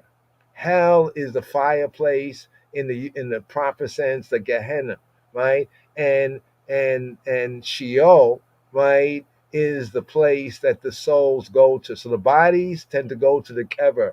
The bodies go to a grave. You see what I'm saying? In that sense, generally speaking. You know what I mean? And the wicked in Sheol are in a state of fire, of torment, of flames, like we have with Gehenna, right? Gehenna, right? The fireplace. But the righteous are in a good condition, while they wait what this verse says right here, while they wait the redemption, right, of their soul from the hand of Sheol. Why? For he, right, yikacheni, he will not just receive me, but he will take me from there, right? So redeem my soul. It's a key phrase. Yifteh, the word redeem, fada, ransom, redeem, fada, pada, to sever. He will sever me from that. He will ransom me, right? Release, in that sense, me from that. Release my soul, right? Now, modern commentators, they don't see in the verse an allusion to the doctrine of immortality. So different commentators will give you their view on it. Some might be correct, some might not be correct, but many don't see that in this of immortality, right? I put a big question mark around that. You know what I mean? And the same view, even Judaically, was taken by Rashi, right? Within this, right? Well, he'll redeem my soul from the power of Sheol, right? So my soul from the grave, and you only get to the Sheol, the underworld, or the afterlife if you have passed away, and he will receive me. So that means I still be, and they don't see immortality. Interesting, right? But the psalmist expresses his confidence, right, that unlike the foolish who rely on their wealth to save them from the perils that endanger life, right, he and we, in this sense, in this context, will be protected by Elohim, by the Creator, right? Some interpret this as being protected by the Creator from a premature death. Now, that might be true. We're not saying it's not true. That might be true, right? That they can interpret this as protecting one from a premature death. But I think that it's a kind of a way to try to deny that what's here in the scripture is more fulfilled in the new covenant. That's what I think it is, right? But in the sense of what the verse says, that he will save me from that condition after life and in Sheol and in death. It can also mean that he will protect me from a premature death, yes, but ultimately he will redeem my soul, from Sheol, from the place that ones go in the afterlife. Accordingly, the verse gives the answer to the question, right, that we had earlier in verse 5. You remember verse 5? There's a question. Wherefore should I fear in the days of evil? Why should I fear in the evil days? Right? He will protect me in life, and then even out of this life, right? And in Sheol, he will ransom and redeem me and take me, right, to himself from there. So why should I be afraid? He and we in this faith and spirit and sense have no reason to fear false evidence appearing real, right? Being under and in the divine protection, right? This is what he's distinguishing, right? Himself from those who trusted and who trust in their wealth and in their riches. Now note the Selah there. The Selah is like a pause. It's kind of a bridge. We notice that when the Selah comes in, usually the verse that it precedes it is usually like something that one will be prompted to think on, right? Here, verse 16, be not thou afraid when one is made rich. right? When the glory of his house is increased, right? Al tira kia ya asher ish ki yerbe kavod beito. When the kabur, the glory of Beito, of his house, yerbe, when it gets increased, right? So don't be afraid.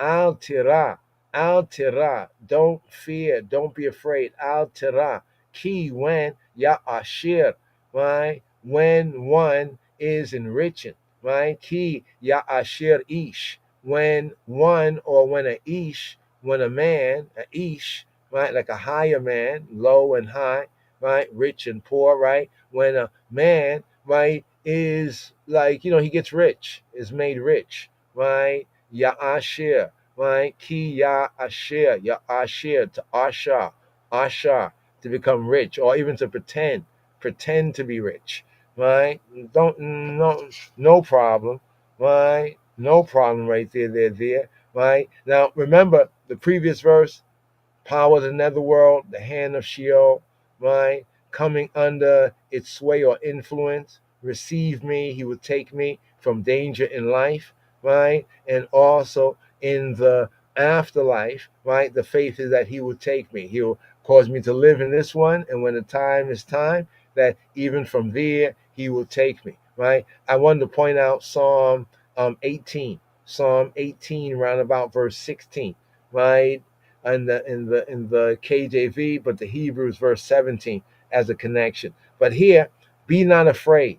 Why? Having learned these lessons himself, right? The speaker here is exhorting and building up others to adopt it. He's saying there's some very important lessons, right, that we need to learn here. About the low man, the regular man, the average man, the big up man, the man of a standing high station, the one who has riches, and the one who's poor, and those who trust in their riches. Right. The lesson to be learned here is al tira. Don't be afraid. Right. Right? Why? Don't be afraid when one is made rich, right? Don't be afraid when one waxes rich, when the wealth of his house, right? The wealth of his house, or the honor of his house, the glory of his house, no doubt due to wealth or even other considerations, increases. The magnificence of the wealth that wealth can provide, right? So right here, right? It's almost like when it says, "Fret not thyself because of evildoers; be not envious against the workers of iniquity."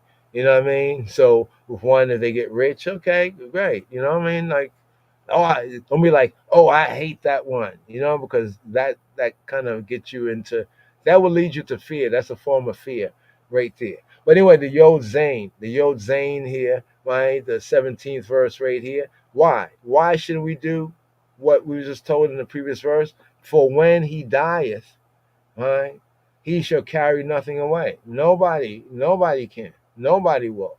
Right? His glory shall not descend after him. So while he lives, he got money, he had a high station, right? Whether rightly gained or wrongly, right? But if he trusts in that, right, that's not going to avail him nothing, because he has to leave all that behind, right? You know what I mean? So the poor that have nothing got to leave all of nothing behind. But the rich who trusted in his so-called something, he has to leave that behind too, right? So that's why it says death is the leveler, right? Something to consider. Ki lo be moto yikach hakol lo yereda achrayo kavodo. None of his wealth, none of his honor, to say, right, which is a kind of wealth, shall descend after him, right? What do we have right here, right? The thought right here, right? The thought that we have here is found in Job. In Job chapter 1, verse 21, and in Ecclesiastes, right, 5 and 14. So this is building on the best of the wisdom of the wise right here. So for the thoughts here in this verse 17, right, the thoughts here in this verse 17 You'll find more in Job 1:21. I'm curious. I don't know if you are, right? I'm just kind of curious. Let's just go there quickly. Job 1 and what was that, 21? Just to see what it reads, to get familiar with it. What does it say right here? It says, and said, naked came I out of my mother's womb, and naked shall I return thither. For Yahweh gave, and Yahweh hath taken away. Blessed be the name of Yahweh. This is Job, right? A kind of a Job way of bringing out. But the truth part is that all are born, natural birth, right? Being naked, right? You know what I mean? Being naked.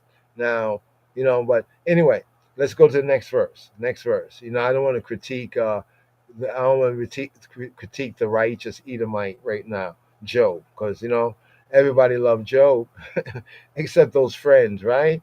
Well, they loved him too, but they were kind of hard.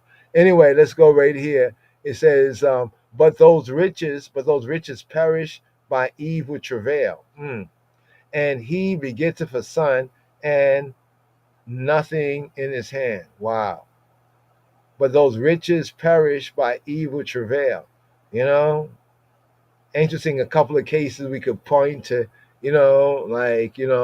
ones that get these riches, then they get arrested, then have to spend all their riches, or other things happen, or those riches cause their life to experience hard situation. And then how about he begetteth a son, right? And there's nothing in his hand.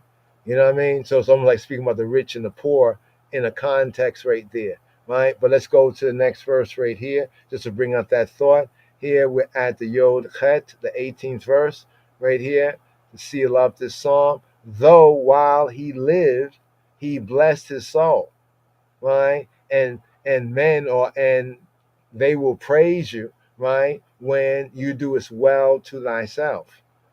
Ain't that the truth, right? While he lived in his life. Let's bring this out right here. Okay, what's the distinguishment here? All right. Hebrew manuscript Lau, and here is Lak, right? Okay, so the difference is that in the LXX, they praise him, right? To say for him, and in the Masoretic, they will praise you, right? So the Masoretic of this is more personalized. Though while he lived, he blessed his soul, right? And people, or they will praise you, right? So it's given the case of this archetypal type, right? And then it's now directing it to the listener, the hearer right here. So let's bring out the Hebrew right here. It says, Kia nafsho be chayayo yebarek we yoduka kia tetiv lau, or ki tetiv lak. So the differences there was that in the Septuagint it says kia tetiv lak, kia tetiv lo. It says when you they'll praise you they'll praise you when you do good for him, right? They'll praise you when you do good for yourself.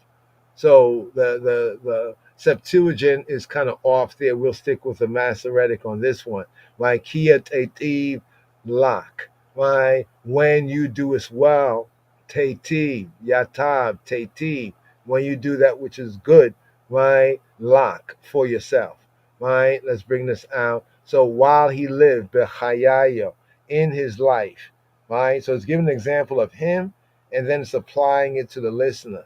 In his life, having had his portion, with that he was satisfied during his lifetime. And I keep saying this in this one, but it applies. It's like the rich man and Lazarus, right? He blessed his soul. You get that right there? He did what? He blessed his soul, right? It says, Ki nafsho bechayayo, right? Yevarek. Bechayayev Yevarek. He blessed himself.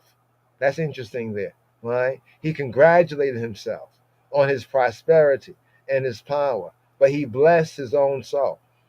It's almost like, in a sense, They say in law, like, uh, uh, what is it, a lawyer like that have himself for a client is a fool. Like if you self-represent yourself in that sense. I forget exactly the statement, but y'all know what I'm alluding to right there. That have himself for a client is a fool. It's like this man right here, right? This archetypal, wealthy kind of fool. Though while he lived, he blessed his soul. He congratulated himself, right, on his prosperity and power, right? Men will praise you or they will praise you. Yoduka, Yoduka. They'll praise the eye, kia tetiv lak. They'll praise the eye when you do good for yourself, when you benefit yourself, right?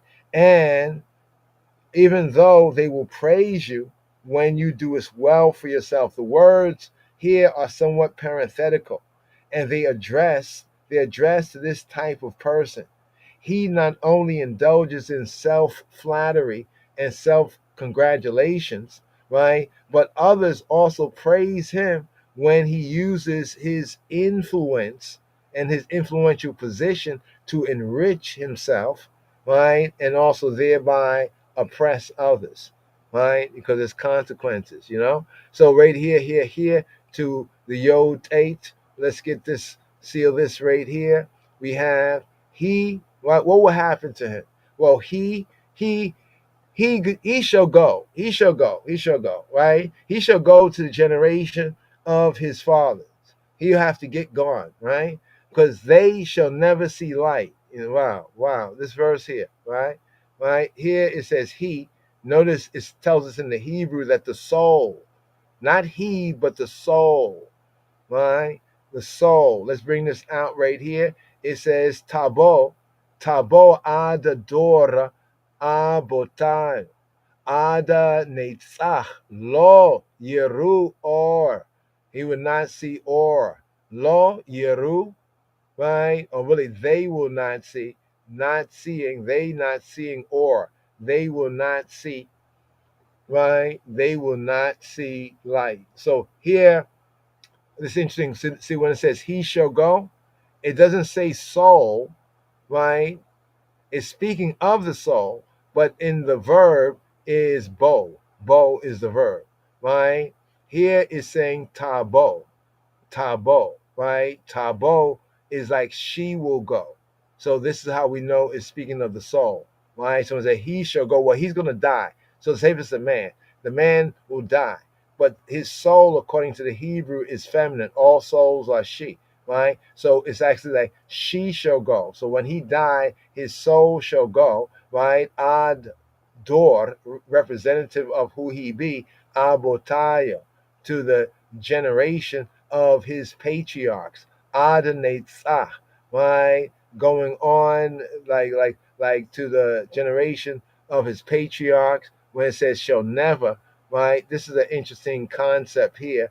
They will never again, Adonetzah, right? In perpetuity, like never again, right? Lo yeru or, never again to see like the light of this realm, right? There's other lights, but it's not like this light, right? Where the souls will go. So here there's a whole Hebrew conception in the scripture from the old covenant to the new of the place of souls, the existence of souls.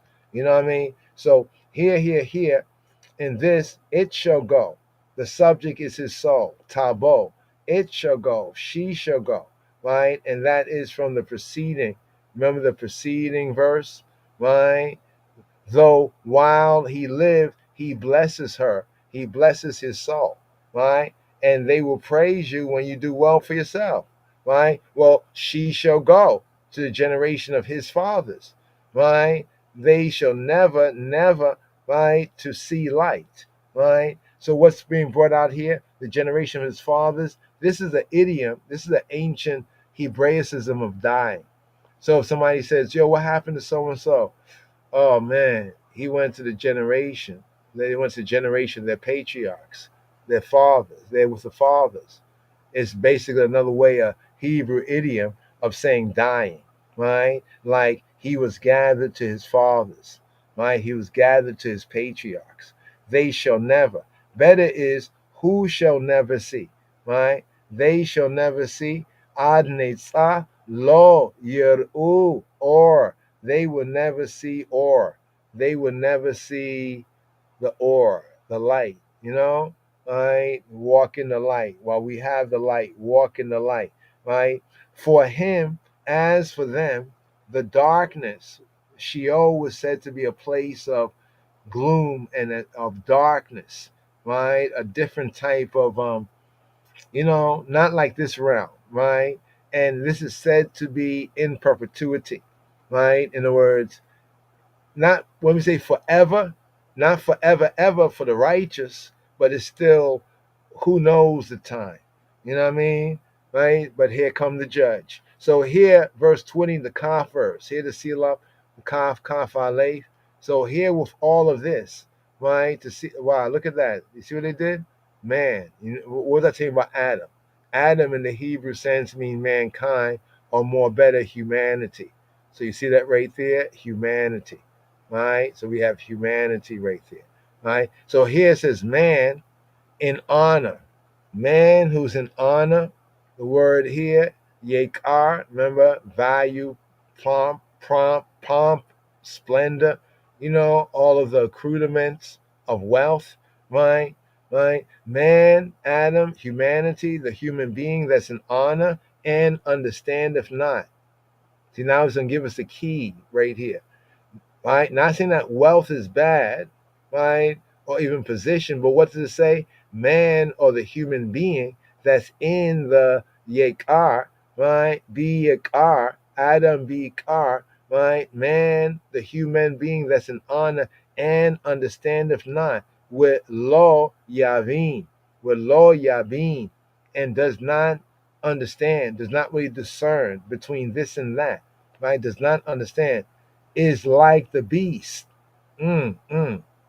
Perish. It's like the beast perish, right? It's like the beast that perished. Nimshal, ka behemot, nidmu. They perish, or in the Hebrew sense, right? Not just so much perish, but they are ceased. This word can also mean like to be silent. You see what it says? A primitive root, they are dumb, right? They are silent, right? They are silent just like the beast, So the key here is about understanding, right? That's why the psalm opened up with wisdom, right? With wisdom and understanding, right? When he opens up and brings this message, right, to Israel, right, and other nations, to Jew and Gentile alike, you know what I mean? It has a universal import, right? And it seals up right here that Adam, or the human being, whoever he be, if he's in honor, right, and he does not understand, right, discern this, right, you know what I mean? The principle that says in the Bible, to whom more is given, more is required. It's something like that. He has more he's been given, but it's not just he's been given this for himself, to pomp and aggrandize himself, and think it would be any easier afterward, right? But actually the psalm tells us it will actually be more different, and Moshiach give us the rich man and Lazarus. And here we have a repetition of verse 12. Have you noticed that? Here's a repetition of the 12th verse, but with a slight difference, right? Notice the substitution here of understandeth not for abideth not. Man that is in honor abideth not. Here it says man that is in honor and understandeth not, right? And the phrase employed here strikes an emphasis of the moral, the genuine morality of the psalm. There's nothing sinful in being rich. So even at the seal of the psalm, you could look at a verse and think, oh, he's saying riches are bad or wealth is bad. No, but when you come to this full verse here, you begin to recognize how this strikes an emphasis of the moral, the genuine morality of the psalm. Nothing sinful being rich. And a wealthy man may be as a tzaddik. He can be a tzaddik, right? A wealthy man can be a tzaddik, right? Right? As, or even better in some cases, than the ebyon, than the poor man, right? However, when he glories, he like bigs up himself only in material prosperity, right? Or this pretense of wealth, right? And fails to appreciate love, right? The value, right? Of the spiritual and of the moral virtues, right? See, even the wealth itself can also have a spiritual, a moral application. Imagine one who has wealth, and I got enough wealth, my family got, but I'm gonna, help others and bless others. You know what I'm saying? You see, that is now using this material thing because of understanding the value of the spiritual and the moral strength, right? But without that, he then lacks the understanding of life. If he's without that, he doesn't understand the privileged position, right, that he was in. You know what I'm saying? Or isn't, but was in, right? And the Elohim given purpose and sublime opportunities, right? Sublime opportunities, right? His existence, therefore, if that is so, that he has wealth and he can rise to, the genuine morality, right, of operating with that in righteousness, right choiceness, then his existence is merely animal, and worse than animal, right? It is like, it's like the beast. It's lower than the beast, but it's like to the beast. It's merely animal.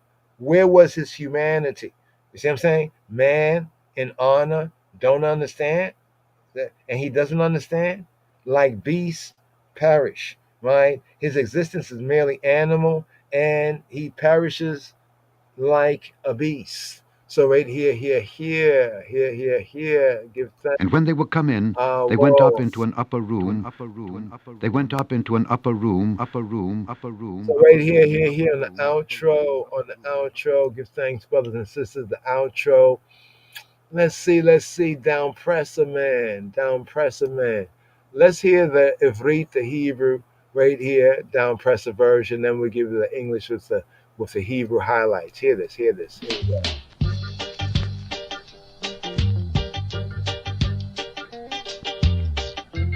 Lion of Judah Society.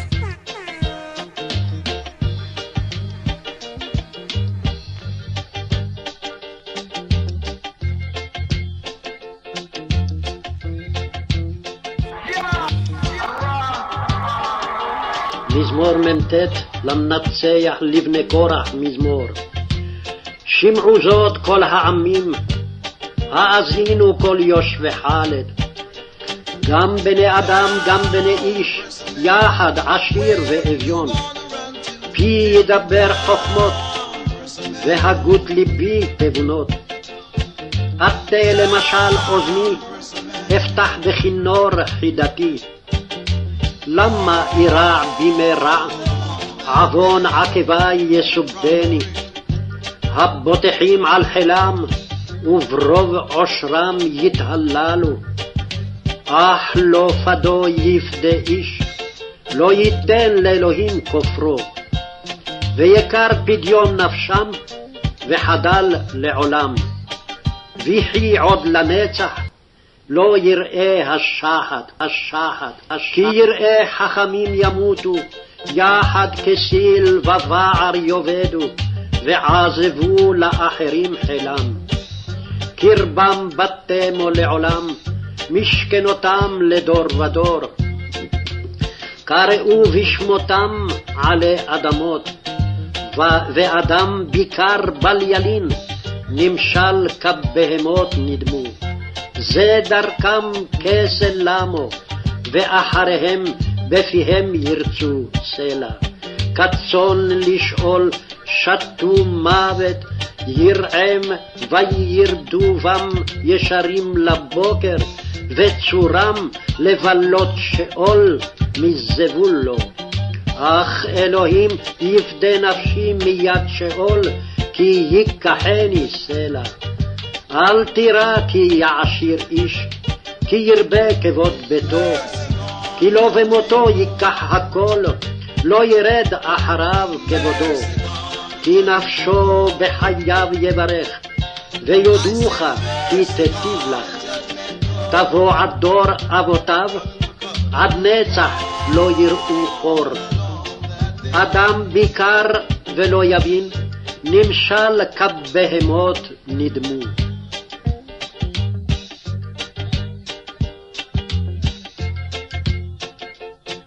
And when they would come in, they went up into an upper room. They went up into an upper room.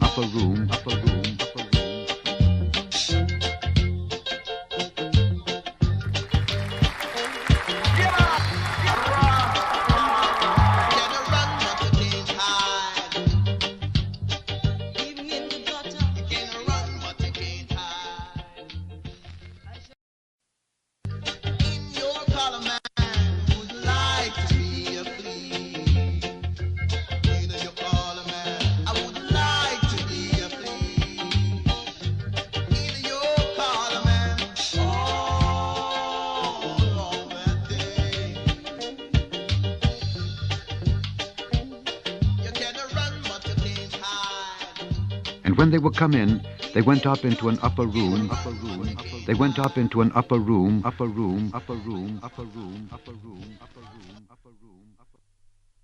Lion of Judah Society.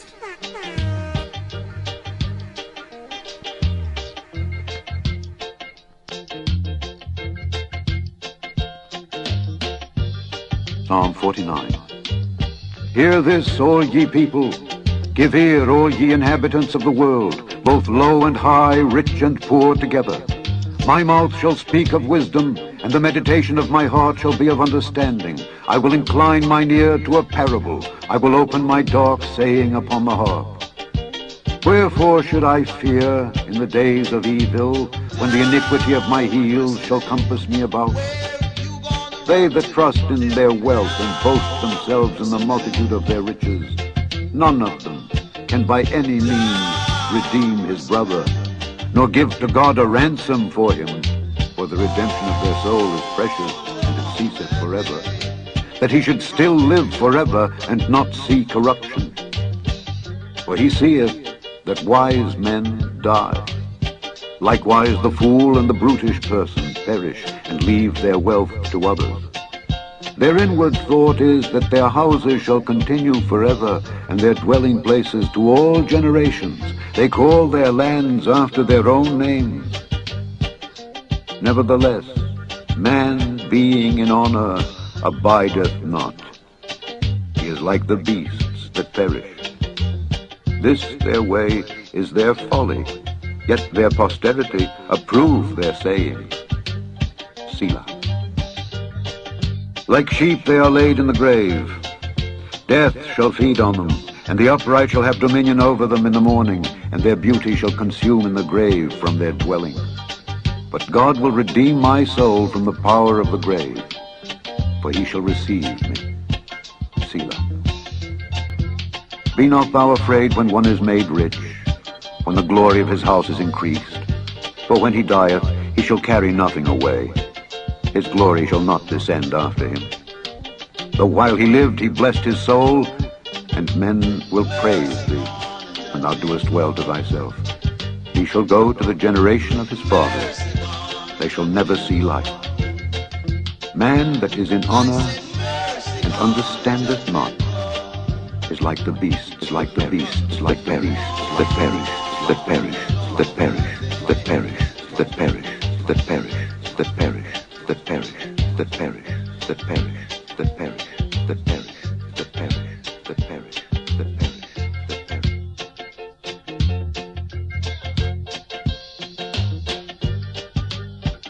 And when they would come in, they went up into an upper room. And when they would come into an upper room, they went up into an upper room.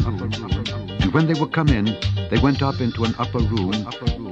They went up into an upper room, upper room, upper room, upper room.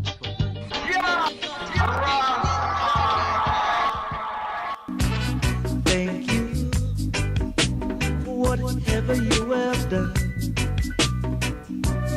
Thank you, my brethren, for all your contributions. This discipleship radio broadcast has been made possible by donations from audience and listeners like you. Give thanks. Thank you very much, Miss Ghana. And when they would come in, they went this up into discipleship an upper room. radio broadcast They went up into an upper room. Thank you for whatever you have done. Thank you for whatever you have done. Thank you for whatever you have done.